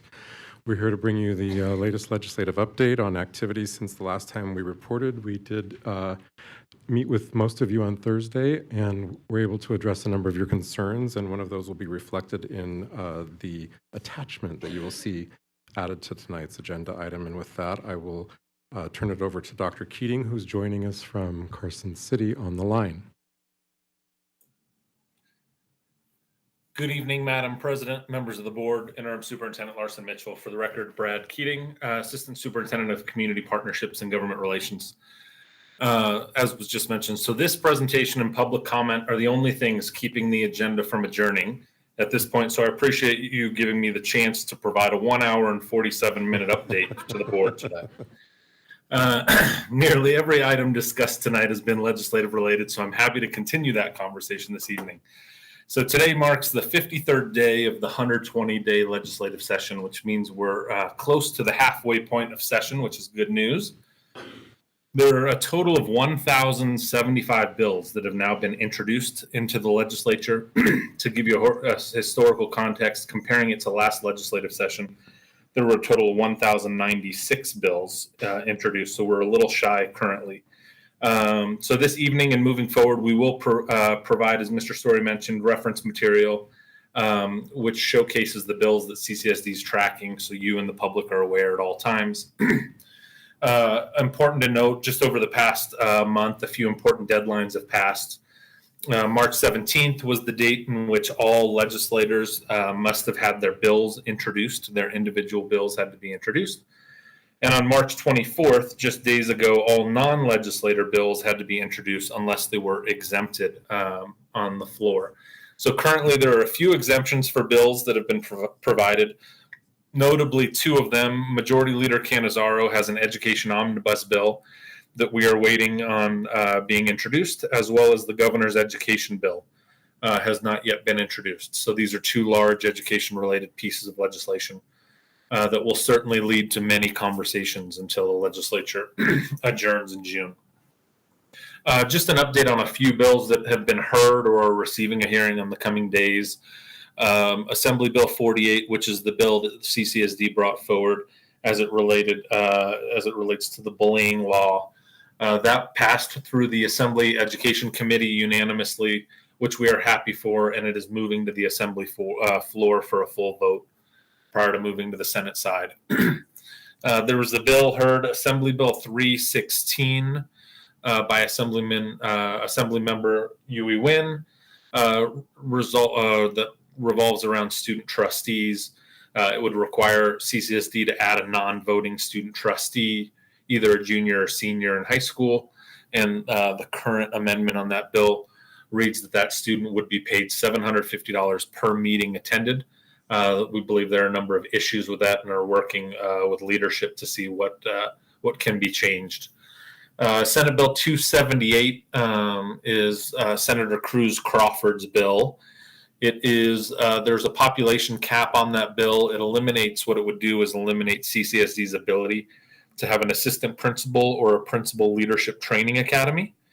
So we are working with Senator Cruz Crawford and stakeholders on that bill, as we believe that that shouldn't be in statute, and it should be the district's determination whether or not to host our own leadership prep academy. To give you some background, 8 of the 10 largest school districts in the United States of America all host principal or AP leadership training academies, and have worked closely, as we have, with the Wallace Foundation on years of research on what was needed, and those have been incorporated into those training academies. So either way, we believe that it shouldn't be written into law, that something that would prohibit us, giving us the ability. Senate Bill 305, Senator Donate's bill, that mandates, as currently written, it would mandate lacrosse through the Nevada revised statutes, as opposed to using the current process in place by NIAA. There's work on an amendment for that right now. In working closely with the NIAA, there are not regulations in place or published publicly that show any type of sport, how they become a sanctioned sport in NIAA. So the amendment would move to force NIAA to create those regulations and provide them publicly, and also look at providing an opportunity for those club sports who have been already trying for years to be somewhat fast-tracked in the process and not have to start from scratch. So that's the amendment on there. We just heard Senate Bill 174 on Monday. Senator Orenshaw brought that, which would require school districts to allow medically necessary treatment by an outside provider. So for ABA services, a number of providers can come in during the school day, pull a student out, and provide services. The district opposed that bill and is working with stakeholders to find a solution. We already provide medically necessary treatments in the district, such as diabetes care, without an outside provider coming in. We certainly don't want there to be an additional disruption to our students' day. So we're working to figure that out. Tomorrow, Assembly Bill 398 is being heard. That is brought by Speaker Steve Yeager. It provides incentives to retain and recruit educators for hard-to-fill positions with high vacancies in Title I schools and special education. That's similar to the legislation that was brought forward last session, Senate Bill 231. So that will be heard tomorrow, and it just sets up an opportunity that if funds are identified, they would flow through, similar to how it was done last session. On next Monday, we're hearing Senate Bill 400. Senator Don Darrow Loop has a bill that it would essentially enable school-based teams for multidisciplinary teams that evaluate. So they would do an evaluation and consider adopting an out-of-state. So if students come in from out of state with an IEP, it would allow the MDT team at the school site to review that out-of-state IEP to determine if they can use that as applicable at the beginning, or if they would need to conduct additional formal evaluations of that student. So we believe that's a good piece of legislation where the team can look and we can take action immediately when a student arrives on our campus and provide them the services they need. There's also a provision in that bill that mandates music educators in schools, and worked with Senator Don Darrow Loop earlier today that there may be an amendment on there or regarding that section.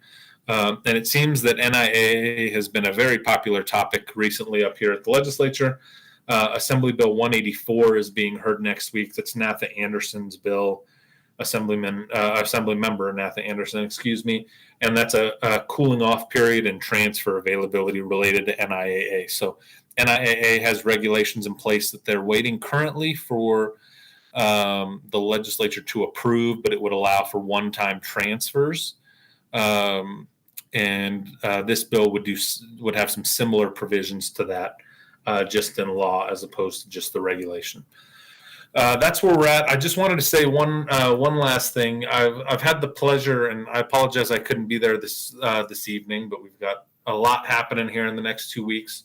But I have had the pleasure of being able to see many of you up in Carson City. So I just wanted to personally thank each of you for the support that the board members have given us, and especially me throughout the first half of session. You've been there no matter what, there to support us as we've needed it.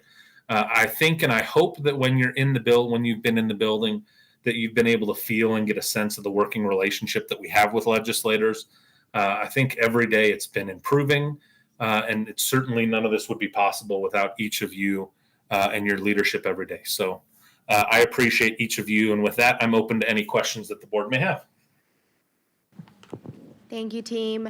I will remind folks this is not an action item, so there is no public comment, but we are open to questions.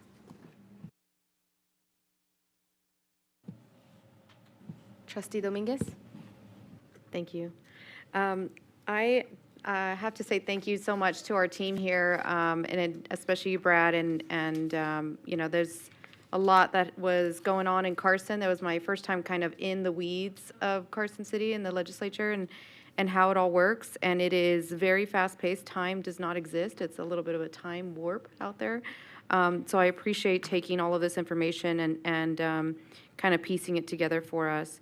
There was some updates as far as the bills that we were passing as far as CCSD. Did we get a movement on the bullying bill? Oh, it passed. I'm yes. sorry. Yep. Brad Keating for the record. We moved the bullying. So the bullying bill moved out of the Assembly Committee on Education. It had a full unanimous vote to move forward to the floor of the Assembly. There have not been many floor sessions due to the deadline of committees have had to hear so many bills and had to introduce bills. So they've been spending a lot of time in committee. So we anticipate probably in the next 2 weeks at the latest, Assembly Bill 48 will move to the floor of the Assembly, be heard. We hope for a positive vote there, and then we will move from there. And then Assembly Bill 47 was our other bill related to the Educational Stabilization Account, which really dealt with recruitment and retention of educators. That bill was heard in Ways and Means, Assembly Ways and Means Committee.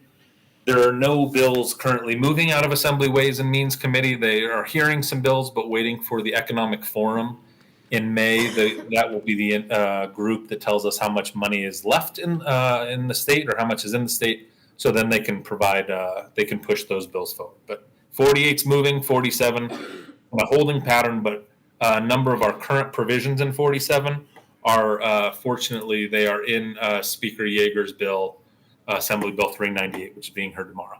I see. Thank you. And could you give us a little bit of update on the bills that we're going through for the NIA? More in depth. I'm sorry. So the NIAA has, we've got a few on NIAA. Nothing wants to work for me currently on this end. I apologize. But we've got the NIAA, they've got the lacrosse bill, Senate Bill 305, which is the mandating of lacrosse.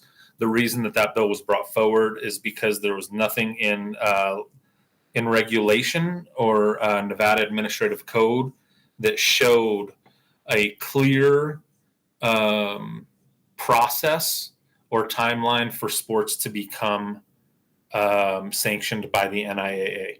So in working with the NIAA, they too could not find any regulations or documents in place. So they are working to put those together now, so that in the future, lacrosse is a sport.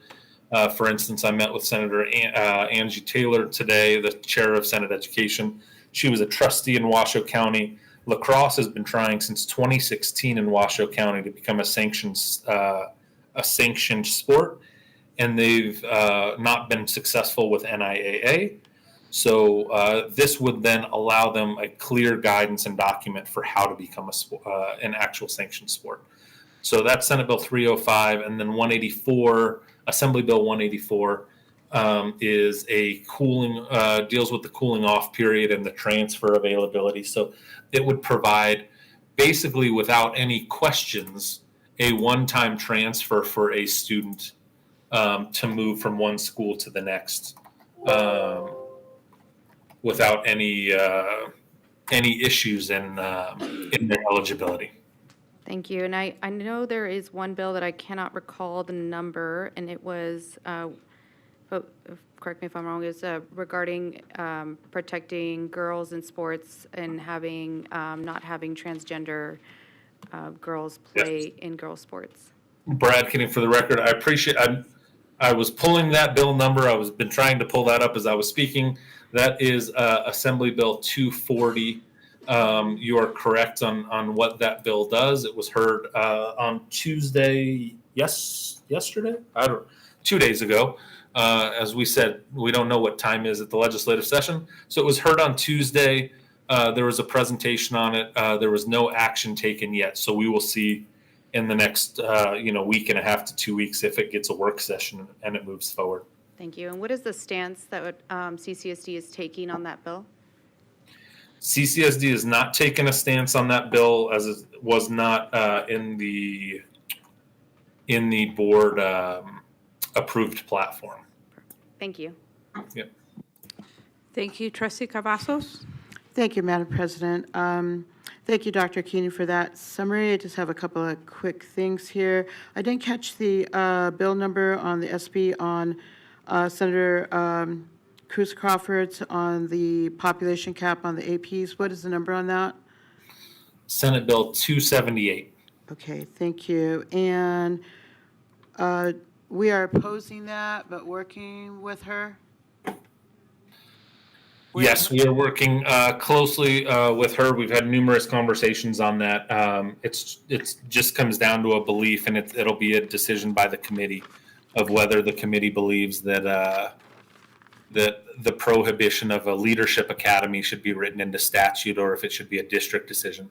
Okay, thank you. And can you tell me a little bit, just briefly, a little bit more about, I'm really interested in SB 400, Senator Marilyn Dondero Loop's bill, as far as, being able, I think you said allowing a transfer, a new student for the new school that they're coming into to be able to review the previous IEP. Is that correct? Yeah, just making sure I'm on unmute. Brad Kidding, for the record, yes. So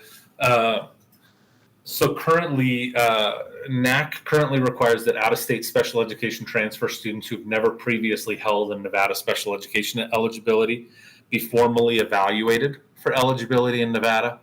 So this bill would change the standard to the IDEA requirement, which just says if the child transferred from a school outside the state, an examination is conducted pursuant to this section, if determined to be necessary, and a new IEP is developed if appropriate. So what it would allow is the school-based MDT evaluation team to consider adopting the out-of-state eligibility in Nevada based on their existing records for the student, rather than conducting a formal evaluation immediately. Okay, thank you. That helps a lot. I haven't had time to track all of these that I'm interested in, so I'm really happy about you bringing that one up. Going back just real quickly, I think there's other people in the queue. Going back to the two NIAA bills on the 305, let's see, as far as mandating the lacrosse. Just to clarify, there was nothing found in NRS. NIAA does have, regular membership protocols, and we do get requests all the time as far as on different sports to make them an accredited sanctioned sport in NIAA.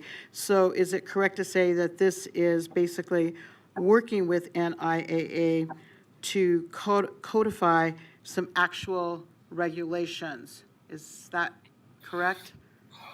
Correct. So really quickly on that past bill, I just want to thank, I don't know if she's in the crowd, but Monica Cortez and her SSD team have been incredible on all the special education bills. So special shout out to them on helping us make sure we're going on the right path on those. On Senate Bill 305, you're 100% correct. So the stance that was taken at the initial hearing for Senate Bill 305 from the NIAA was that there is already a process in place for how this is done. Mm-hmm. In working as NIAA evaluated, and we are incredibly fortunate to have Tim Jackson there, a former CCSD director who's doing great, as they investigated and looked into more and more of this process, There are minutes that they've provided and internal documents that have much of what you're discussing, but there have not been external documents provided or anything codified into regulation or made public in some capacity. So what this bill would do, if the amendment is, and the amendment's in process right now, is it would require that by October 1st, the NIAA provide regulations explaining how it is all done, X, Y, A to Z, on how you become a sport. And then it would provide one fast track provision. So any sport that is involved currently in process or trying to work with NIAA, what they're looking at doing is, and I'll use lacrosse as an example, but it might be another sport, is it would allow for that sport to move through the process, not immediately, but in a quicker time frame as opposed to maybe 4 or 5 years with NIAA's guidance. And then after that time period, there would be a closure. So it's like a catch-up provision for a few sports currently, and then that piece of the law would stop so that all individuals from that day on, whatever it is, would only be able to follow the regulatory guidance. Hopefully that makes sense. Yes, that did, and thank you so much, because the minute you started talking, my phone started blowing up, so I was trying not to look at it because I already knew what they were asking. So I appreciate that. And then the other bill from NIAA, I feel like as the rep, that I need to clarify this for folks. The bill 184, AB 184 by Assembly Member Nathan Anderson with a cooling off period. Now, her bill, if I understand correctly, is going to open up more, make it more open-ended as far as the transfers, whereas NIAA, we have a bill that is basically be a one-time transfer. I know it sounds complex, but it really isn't. Is that correct? Because I thought I heard you say that Nathan Anderson's would be the one-time transfer and hers is the open-ended transfer. Is that correct? I'm pulling AB 184. I have it here. So based on the guidance that we've received, so I'll just give you some of this guidance here. So over the past, NIAA's worked diligently to develop a new transfer regulation. The regulation has been approved by the NIAA Board of Control. It is currently under review by the Legislative Counsel Bureau. Significant effort has been made to finalize this regulation ahead of the session, but unfortunately it wasn't completed for implementation.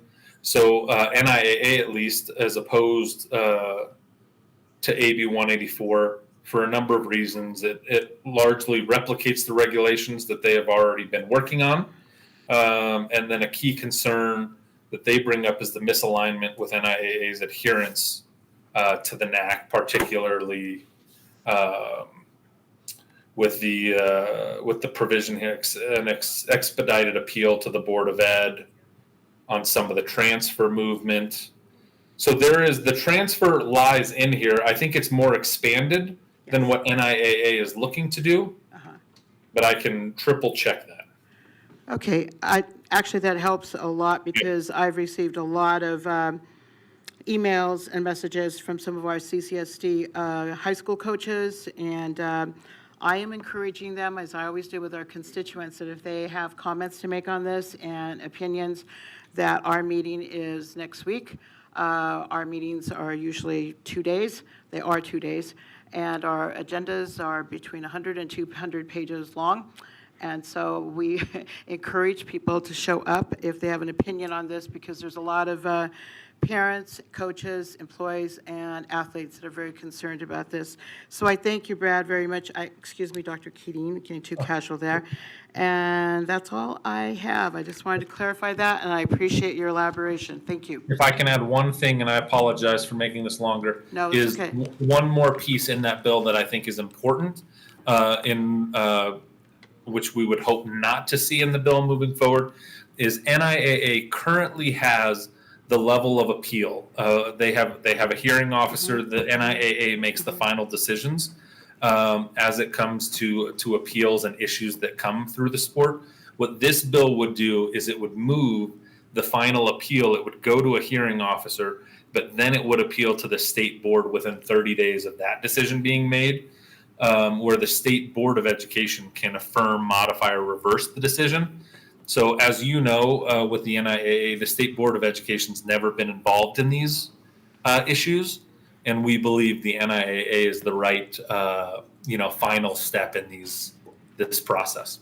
Thank you so much, and I will add on, thank you so much for bringing that up, and I will tell you that the appeals are very thorough, very intricately and uniquely done for each individual case, so thank you so much. Thank you. Trustee Esparza-Straffigan? Dr. Keating, thank you, and Todd Story and Nathaniel Wog. The reason I want to acknowledge, some of us were in Washington, D.C. I know we're going to do a report in an upcoming work session, but I want to thank the team because they were definitely multitasking and trying to get us some meetings to just advocate for all of the things that are happening in our sphere in the world with our elected officials up in D.C. So, Dr. Keating, I want to acknowledge and give a shout out because I happened to see the hearing on AB 316.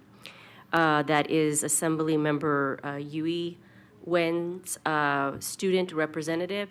We had one of our Teachers of the Year, Laura Jean Penrod, presenting, who did an amazing job. And the student representative was actually the student trustee from Washoe County School District.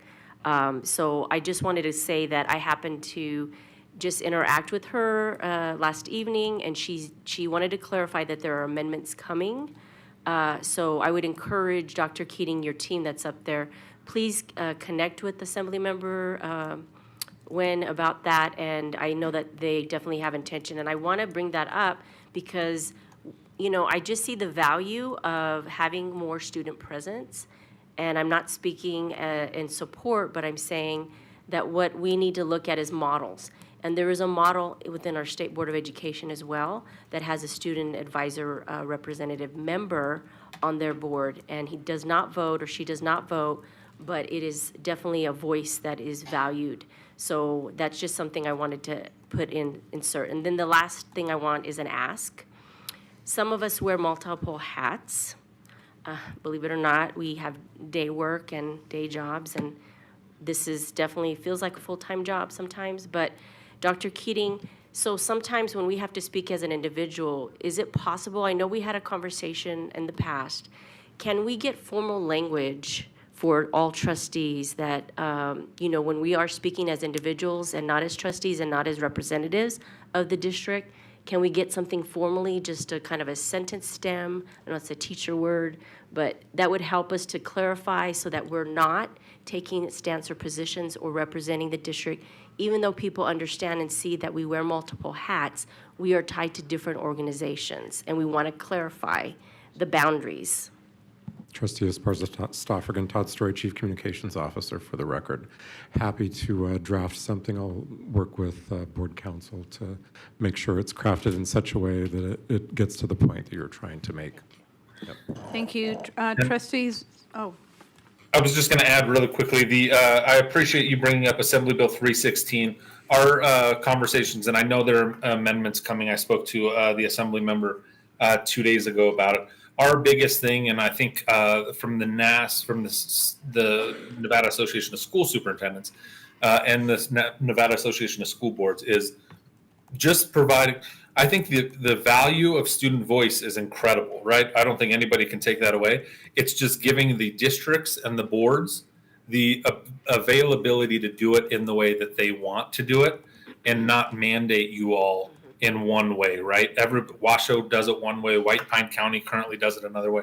So we just want to make sure that every district has the ability to do it. And on the other one, don't you worry. I know every time one of the board members is speaking, I get text messages from legislators all the time saying, this trustee is speaking right now. thank you. Trustee Zamora? Oh, I got myself off the queue. Thank you, Madam President. Brad, I'm sorry for those text messages. I take full responsibility.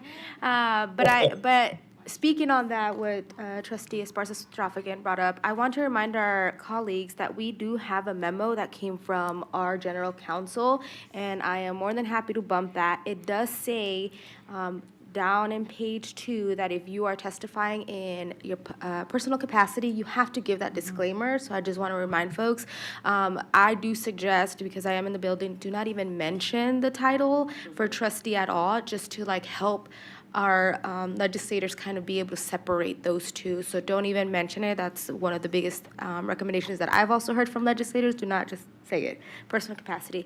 I also want to give you all some kudos for your legislative tracker, the legislative debriefs. I've heard really good things about it, especially from some of the admins from schools who do not have the time to keep up with everything. I appreciate you all adding the educational priorities and initiatives because it kind of ties to what our platform is. The thing that I'm starting to pick up as we're going in full force is that I think it will be helpful maybe for our colleagues and admin to see the stance that CCSD might have, if we're in favor, if we're not in favor, if we're neutral, if we're just kind of staying away and watching. I think that would help clarify a lot what I've been hearing from some colleagues during this session and even admin who want to just follow along. That way everyone knows, because I know there's some folks going up a lot as well, and you can kind of use that tracker to be able to see where we're at, right? Because we also don't want to be speaking on things, and if we're speaking on things that on our personal capacity we do not agree with, we also have to be conscious of what the district is standing by. I think that would be really important and helpful. And I think that was all my questions and statements. Thank you. Trustee Biasotti? Hi, thank you, Todd and Brian. You were very helpful when I was up there, and very courteous. I really appreciated the assistance. But one thing I wanted to mention, I have called in, I provided testimony, and I didn't mention my position, just my name, but then I was reprimanded towards the end of my testimony, and I was told to state that I was not speaking on behalf of the district. So I was kind of forced to mention that who I was, what my position was, and then follow up with, but I am not speaking on behalf of the district. So I don't know how I can separate the two and leave it out when I'm already told that I have to mention it. So, but I just wanted to clear that up. As far as SB 59, the anti-grooming bill introduced by the Nevada Department of Education, it had a hearing scheduled last week and it was canceled with no explanation abruptly. I wanted to ask, what is the deadline for it to get a hearing so it can be moved out of committee? Thank you for the question.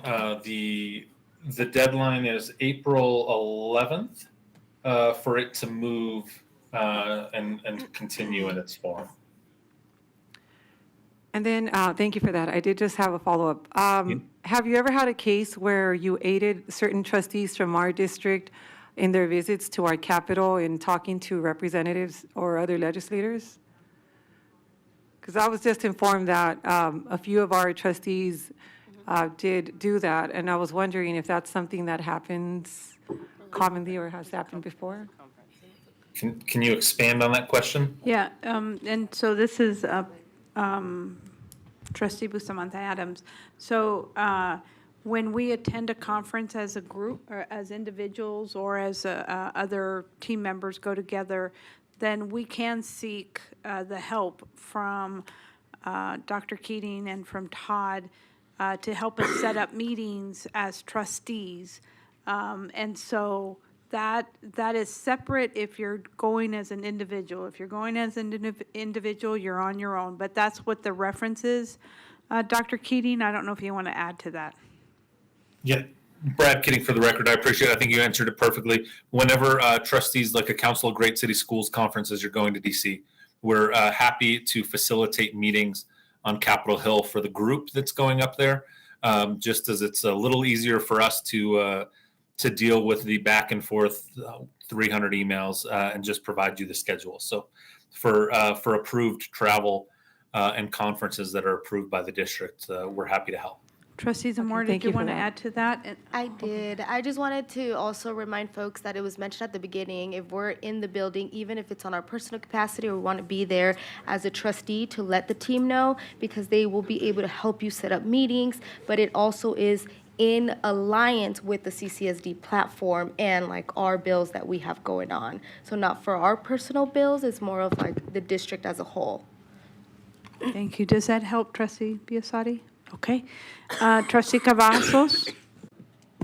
Thank you, Madam President.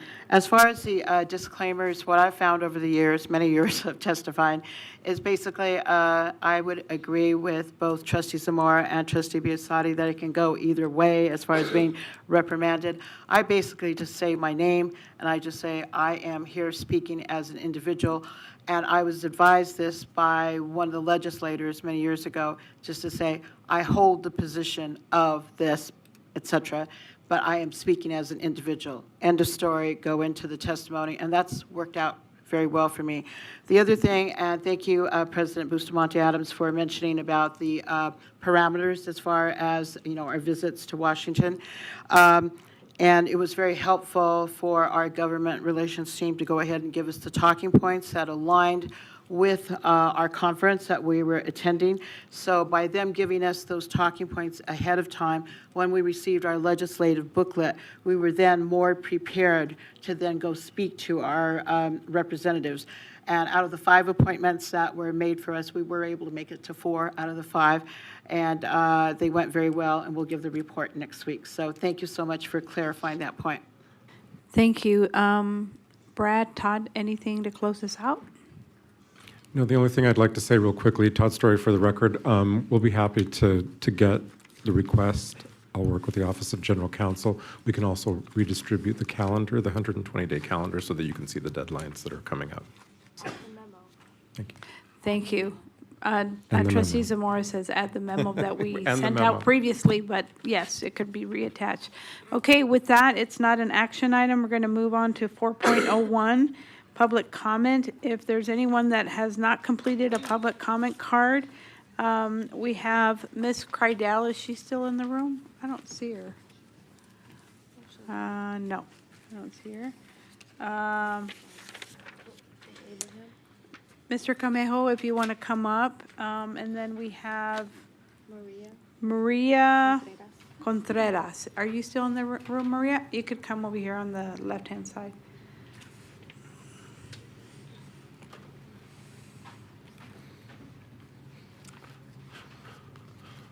Hello, Madam Chair, members of the committee, and Superintendent Abraham Camejo for the record. Just wanted to bring some comment on how we continue to approve and overspend on items. Just a fun one that I just wanted to address. It's on the cost of the Green Valley High School's press box, which is a container box, a shipping container. I could buy a shipping container in North Las Vegas for about $2,000 and install it. It's here for approval for at a cost of $784,000.775. So I think I'm in the wrong business. I should be installing containers at our football fields. Just saying, it's I know it's coming from the school funds, but holy moly, $784,000 for a football container with no air conditioning, no plumbing, a little light bulb, a little desk like this it's a heat box. So it's just these things that right here that makes the public go, how are we spending our budget and our funds on things like this, and are we getting the proper bids for the cost? And because the school district continues to be a huge money cow of releasing funds for this, so in my honest opinion, I'm a contractor. I could do this job for less than $100,000 and save you guys money and call it I can even have apprentice come help me and have tacos at the same time and have a good time. So it's I'm not trying to blame anybody. It's just wasteful spending, and that's what I think the public is just tired of seeing, on how we're mismanaging these funds and approving things like this that should not cost almost $800,000. So once again, you can buy a used container box in North Las Vegas and have it installed for a lot cheaper. But because it's installed on a Clark County School District property, Our contractors just continues to overprice us. And then this trickles down to other construction projects, our air conditionings and everything else. And it just continues to give our construction team, Brandon's team and everybody else a hard time in trying to get proper bids for the construction. So it's just little things like that. So I just wanted to point that out as a fun item. But you guys are doing amazing. I want to give a shout out to our team that's doing the sign language translation, and anybody that's listening at home, parents, just get involved in this community and these conversations. Thank you. Have a great night. Thank you, Ms. Contreras. And after her, Gabriela Moncrief. Yes, you could come up here to the right. Thank you, Ms. Please proceed. Hello. My name is Maria Contreras. I'm a food service manager at Canyon Springs High School. I've been in the district for over 20 years. I'm also founding member of the Cafeteria Action Team, or Union's Committee for Food Service Workers. I have been to the Central Kitchen so many times visiting, and when visiting the Central Kitchen, it is obvious that the employees are unhappy with work. I have noticed that it is more obvious each time we visit. I have witnessed disrespect, even something as simple as informing them that the main bathroom is being repaired so the other one needs to be used becomes a shouted direction that seems more like punishment than suggestion. In our meetings, I have heard about the favoritism that the favored employees seem to always have the best jobs, even when there is supposed to be rotation. Then the rotation are not just used to give the favorites the easiest jobs, but the more difficult jobs are actually rotated, which means by the time someone feels somewhat comfortable with their assigned duty, they are switched to another difficulty task that is not immediately comfortable. This is a safety and efficiency issue, that there are injuries almost daily and employees do not feel safe. The union circulated a survey for employees last fall, and the results were informing. A third of the employees responded that they are interrupted during rest or meals breaks to complete an assignment. A third believe they have been victims of intimidation or harassment. Half of the responders did not have training before they began their job, and less than 30% have had retraining. Over 75% think that they are understaffed, which leads to unsafe and ineffective performance of the work. A third claimed that there is workplace violence. 40% stated that there is extreme cold or heat during the shift. 25% recognize that there is broken and or defective machinery, and have been injured or become ill from work. The Central Kitchen employees did have a meeting with David Wines to express these concerns, but nothing has changed. In fact, it may be worse. The job the Central Kitchen employees do are crucial to the district. I know that without their hard work, we will not be able to feed our kids, that we will have to exclusively use food of much lower quality. We do our jobs to make certain that our students have nutritious, satisfying meals. Without these, how can they learn, function, or thrive? CCSD should take into account that as important as the well-being of the student is, the same should be a factor in how its employees are treated. They should be valued as well. The employees of Central Kitchen are only asking for that. Thank you so much. Ms. Moncrief, and then after that, Joyce Messer, are you still here? Okay. Thank you. Please proceed. All right. Hello, Trustee Committee. I'm pleased to be here. My name is Gabrielle, and I've been with the district now for almost 10 years. I work as a lunch lady. This is my lunch hero. That's what you guys tell me, or the school tells me that I'm a lunch hero. I love the children. I have a lot to say, but I don't have time, so I'm going to have to condense it. I want to say this. Some of you are probably parents. Some of you may even be grandparents. I'm both. And the children are our future, right? And they're very important to us. The lunch lady is important, and we have a relationship with these children. We see them every day. They thank us for the lunch, and we have a relationship. When one of us gets injured and we're off the job for a long time, then, somebody else takes our place, and those children are used to seeing our faces every day, and that's really important, for them to feel stable. And so I got injured last year, and I am still trying to recover from it. I went to Central Kitchen because it was supposed to be light duty. I know you know what light duty is, but can I read this? Light duty is a temporary or modified job assignment that is less physical or mentally demanding than an employee's regular duties. Now, that's not what I experienced. As a matter of fact, there's a machine that runs at 20 miles an hour, I believe. I can be corrected, but I believe they said it was 20 miles an hour. Now, that's not moderate duty. If I'm scooping potatoes, if I'm scooping vegetables, and I'm supposed to be recovering. Now, in the beginning, light duty was realistic because I was on a computer. I was doing light things like making lunches and things like that. But when it became strenuous, this is the result. I went to, of course, physical therapy and all of those things. But because of the constant dipping, and I kept asking some of the people that were in charge, just to name a few names, Shauna, I think Jessica is the one that you have to talk to. She's got the ultimate decisions.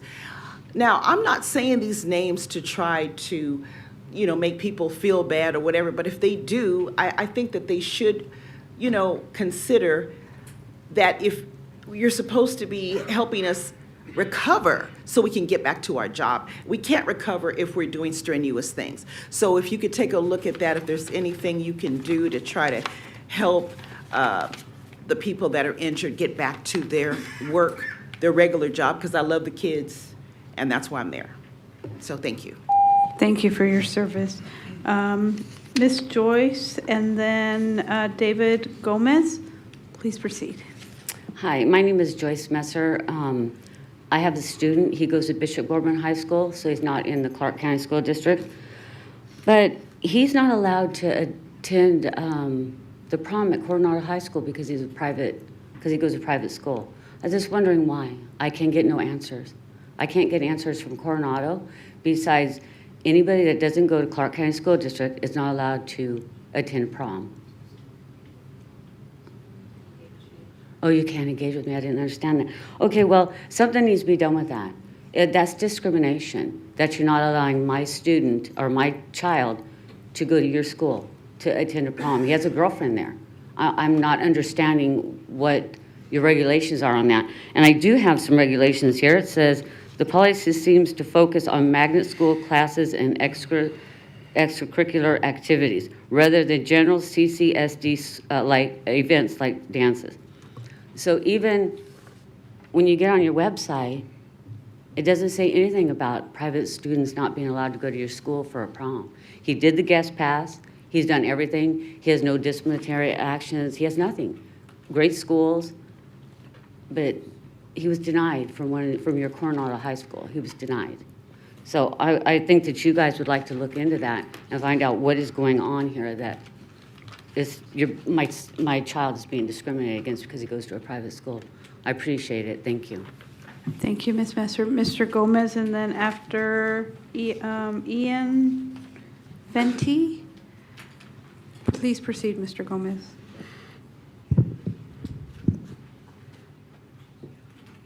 David Gomez, for the record, Nevada Peace Alliance president. I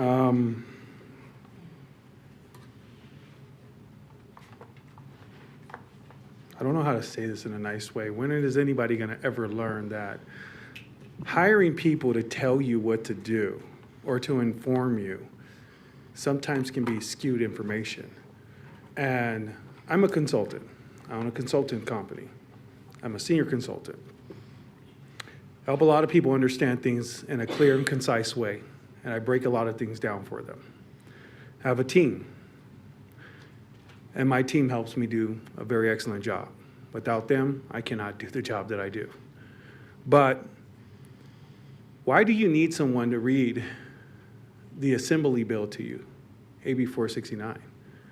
Why do you need someone to read these things to you? Why do you need someone to tell you what NRS 388G.500 says and states. It clearly states in the description what legislation was trying to do. I mean, I got to agree with Isaac, like, I don't understand why this is so hard to comprehend. This is very basic. This is information that we can read and look at and understand it. But for some weird reason, everybody wants to be told what to do, how to perform their job, and how to understand a bill. That's not how this works. Some of you are educators up there. Some are you professionals. I'm not going to do that. I'm going to sit there and I'm going to question and challenge the things that are told to me and said. I'm not just the okey-doke person. I don't just sit by and just say, oh, just because you said it, because you have a doctoral or you have a master's or this and that, it makes it more prominent or more important. Doesn't. I'm pretty sure legal can tell you that all lawyers are not created equal. He can tell you right here, up here in your face, that they're not all created equal. There's some lawyers that know how to do certain things. Well, some consultants don't know how to do certain things. Regardless of how many meetings I have, regardless if I fought against ASD when they had tried to take over our schools, regardless of whatever I've done, still, you guys, I see you guys as somewhat of knowledgeable and understand how to comprehend how to read. Stop waiting for people to tell you what to do. Read it. Read it. I'm going to repeat it to you. NRS 388G.500. I was there, AB 469. I was there in 17. So was Ed Gonzalez. This man knows what he's talking about. They have pushed against him with CCSD's cares. He was just trying to help you guys, and they fought him. What is wrong? Really ask yourself that question. What is wrong and who's doing the wrong? Thank you. Thank you. Please proceed, Ian. Oh, wait, hold on for just a second. Hold this time. The person next up is Leslie Quinn. Are you still in the audience? Yes, thank you. Please proceed. Is it? Okay, sorry. I didn't see the green. Ian Fenty for the record. I am actually a pastor at Calvary Red Rock in Summerlin. Hopefully that doesn't make you stop listening. What's on my heart for you guys? First of all, I appreciate your time and your service and what you guys are trying to do. My encouragement, though, is, I mean, our district is not in good shape, and I think that's putting it nicely from an educational standpoint. You know, if I look on Google, it tells me in the 2023-24 school year that 39% of our elementary students in our district tested at or above a proficient level for reading, and 30% tested at or above a level for math. That, I'm sorry, and I'm not blaming you guys, but I'm saying that that's inexcusable, because that is the responsibility here, is to help make sure that our children are being educated, not taking side routes on political agendas and, you know, all of this kind of stuff that makes learning harder and distracts. And I was honestly blown away to hear that in our district, we have 374 individuals trying to run a budget for a district. That's insane. And I understand that that's a legislative issue, but how about as a school board, we go back to the legislative branch and we go, guys, this is crazy. This is spread out way too far. Maybe let's use some common sense and maybe let's make it a half a dozen people that oversee different areas of our district or something. I don't know, something that's more manageable. But we've got to focus on education and doing the things that actually educate our kids. The Bible tells us that all power and authority is given by the hand of God. And so that means every single one of you that have this position of authority of the school district, it was handed to you by the Lord. And you have an accountability to him for that. Whether you believe that or not, I'm here to tell you that that is fact and it is truth and it is a huge responsibility.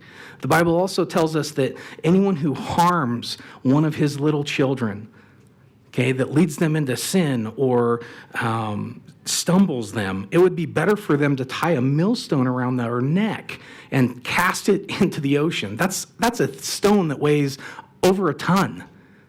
There's no swimming with that, and so I just want to encourage you. I'm not, really, that is my hope, is to encourage you to be diligent in what you're doing and pursue the education, and let's hold our teachers accountable and do the things that you guys are capable of doing to make sure that they are getting the education they need. Thank you. Thank you. After that, after Ms. Leslie, Ed Gonzalez, please proceed.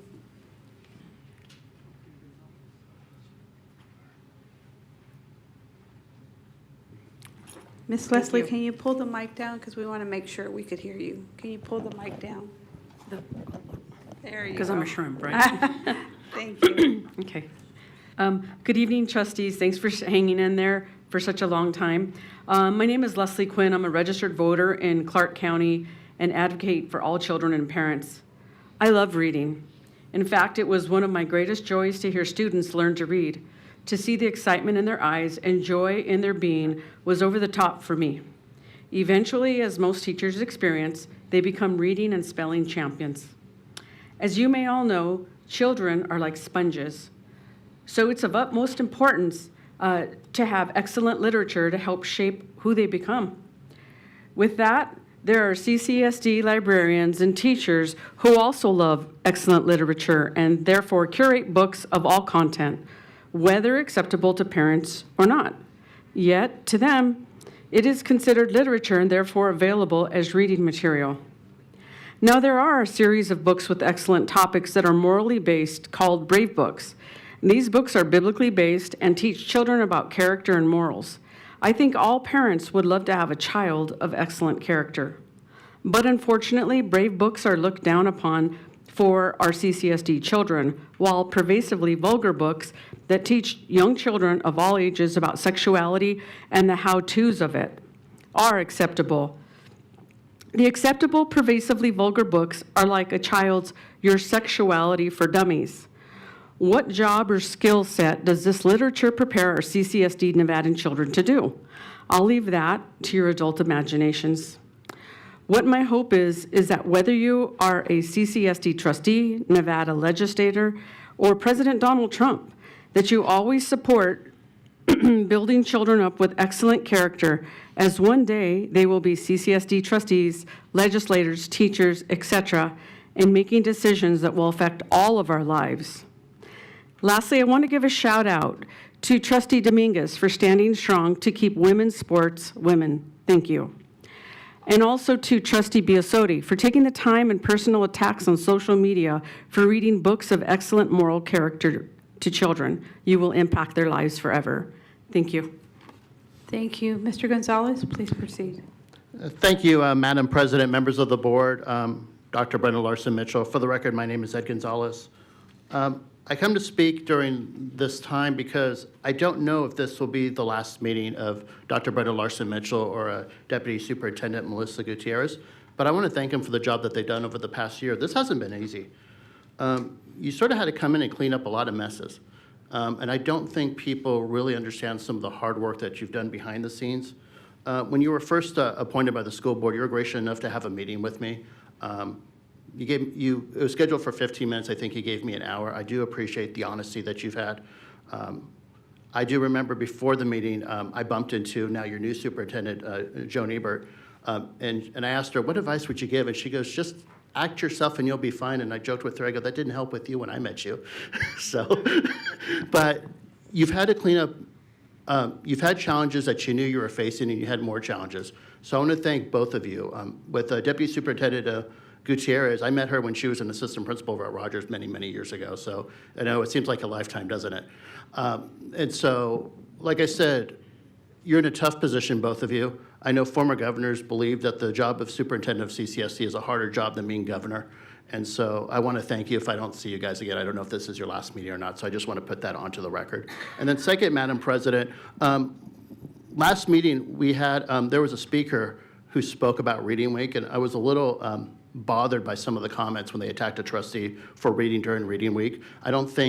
I know during the public comment guidelines, it does say we shouldn't have personal insults. They attack somebody for reading there. I know they disagree with their book, but I think it was Trustee Biascotti. We should not attack trustees for going to schools to read. We should encourage you guys to come to schools to read. It bothered me because I'm one of the few supporters of the current public comment policy, because if you remember from members on the board previously, there were members here who were just blatantly attacking people, disrespecting them. Madam President, I call you Madam President because it's an honor and a title that you have. Just like I would say Dr. Brenda Larson Mitchell or Interim Superintendent, that's a title that you've earned. Just like every single one of you have earned the title trustee. Before we had speakers come up here and describe your attorney as Lady Attorney, that's absolutely disrespectful. There are times where they would consider you by your first name. That's not what we do here. You've earned the title. You've either been elected or appointed to these positions, or you've earned your degrees that you have, and you should be respected for that. And so I say that because we should get back to the mindset of we can disagree, we can have conversations where we agree or disagree with the board, but the idea that we should be courteous in doing that. And so I just wanted to make sure that we get back to that at times. I know sometimes speakers get off track, and if that's the case, then we should be reminded of the rules. But once again, I do want to thank Dr. Brenda Larson Mitchell and Deputy Gutierrez for the hard work they've done. So thank you, Madam President.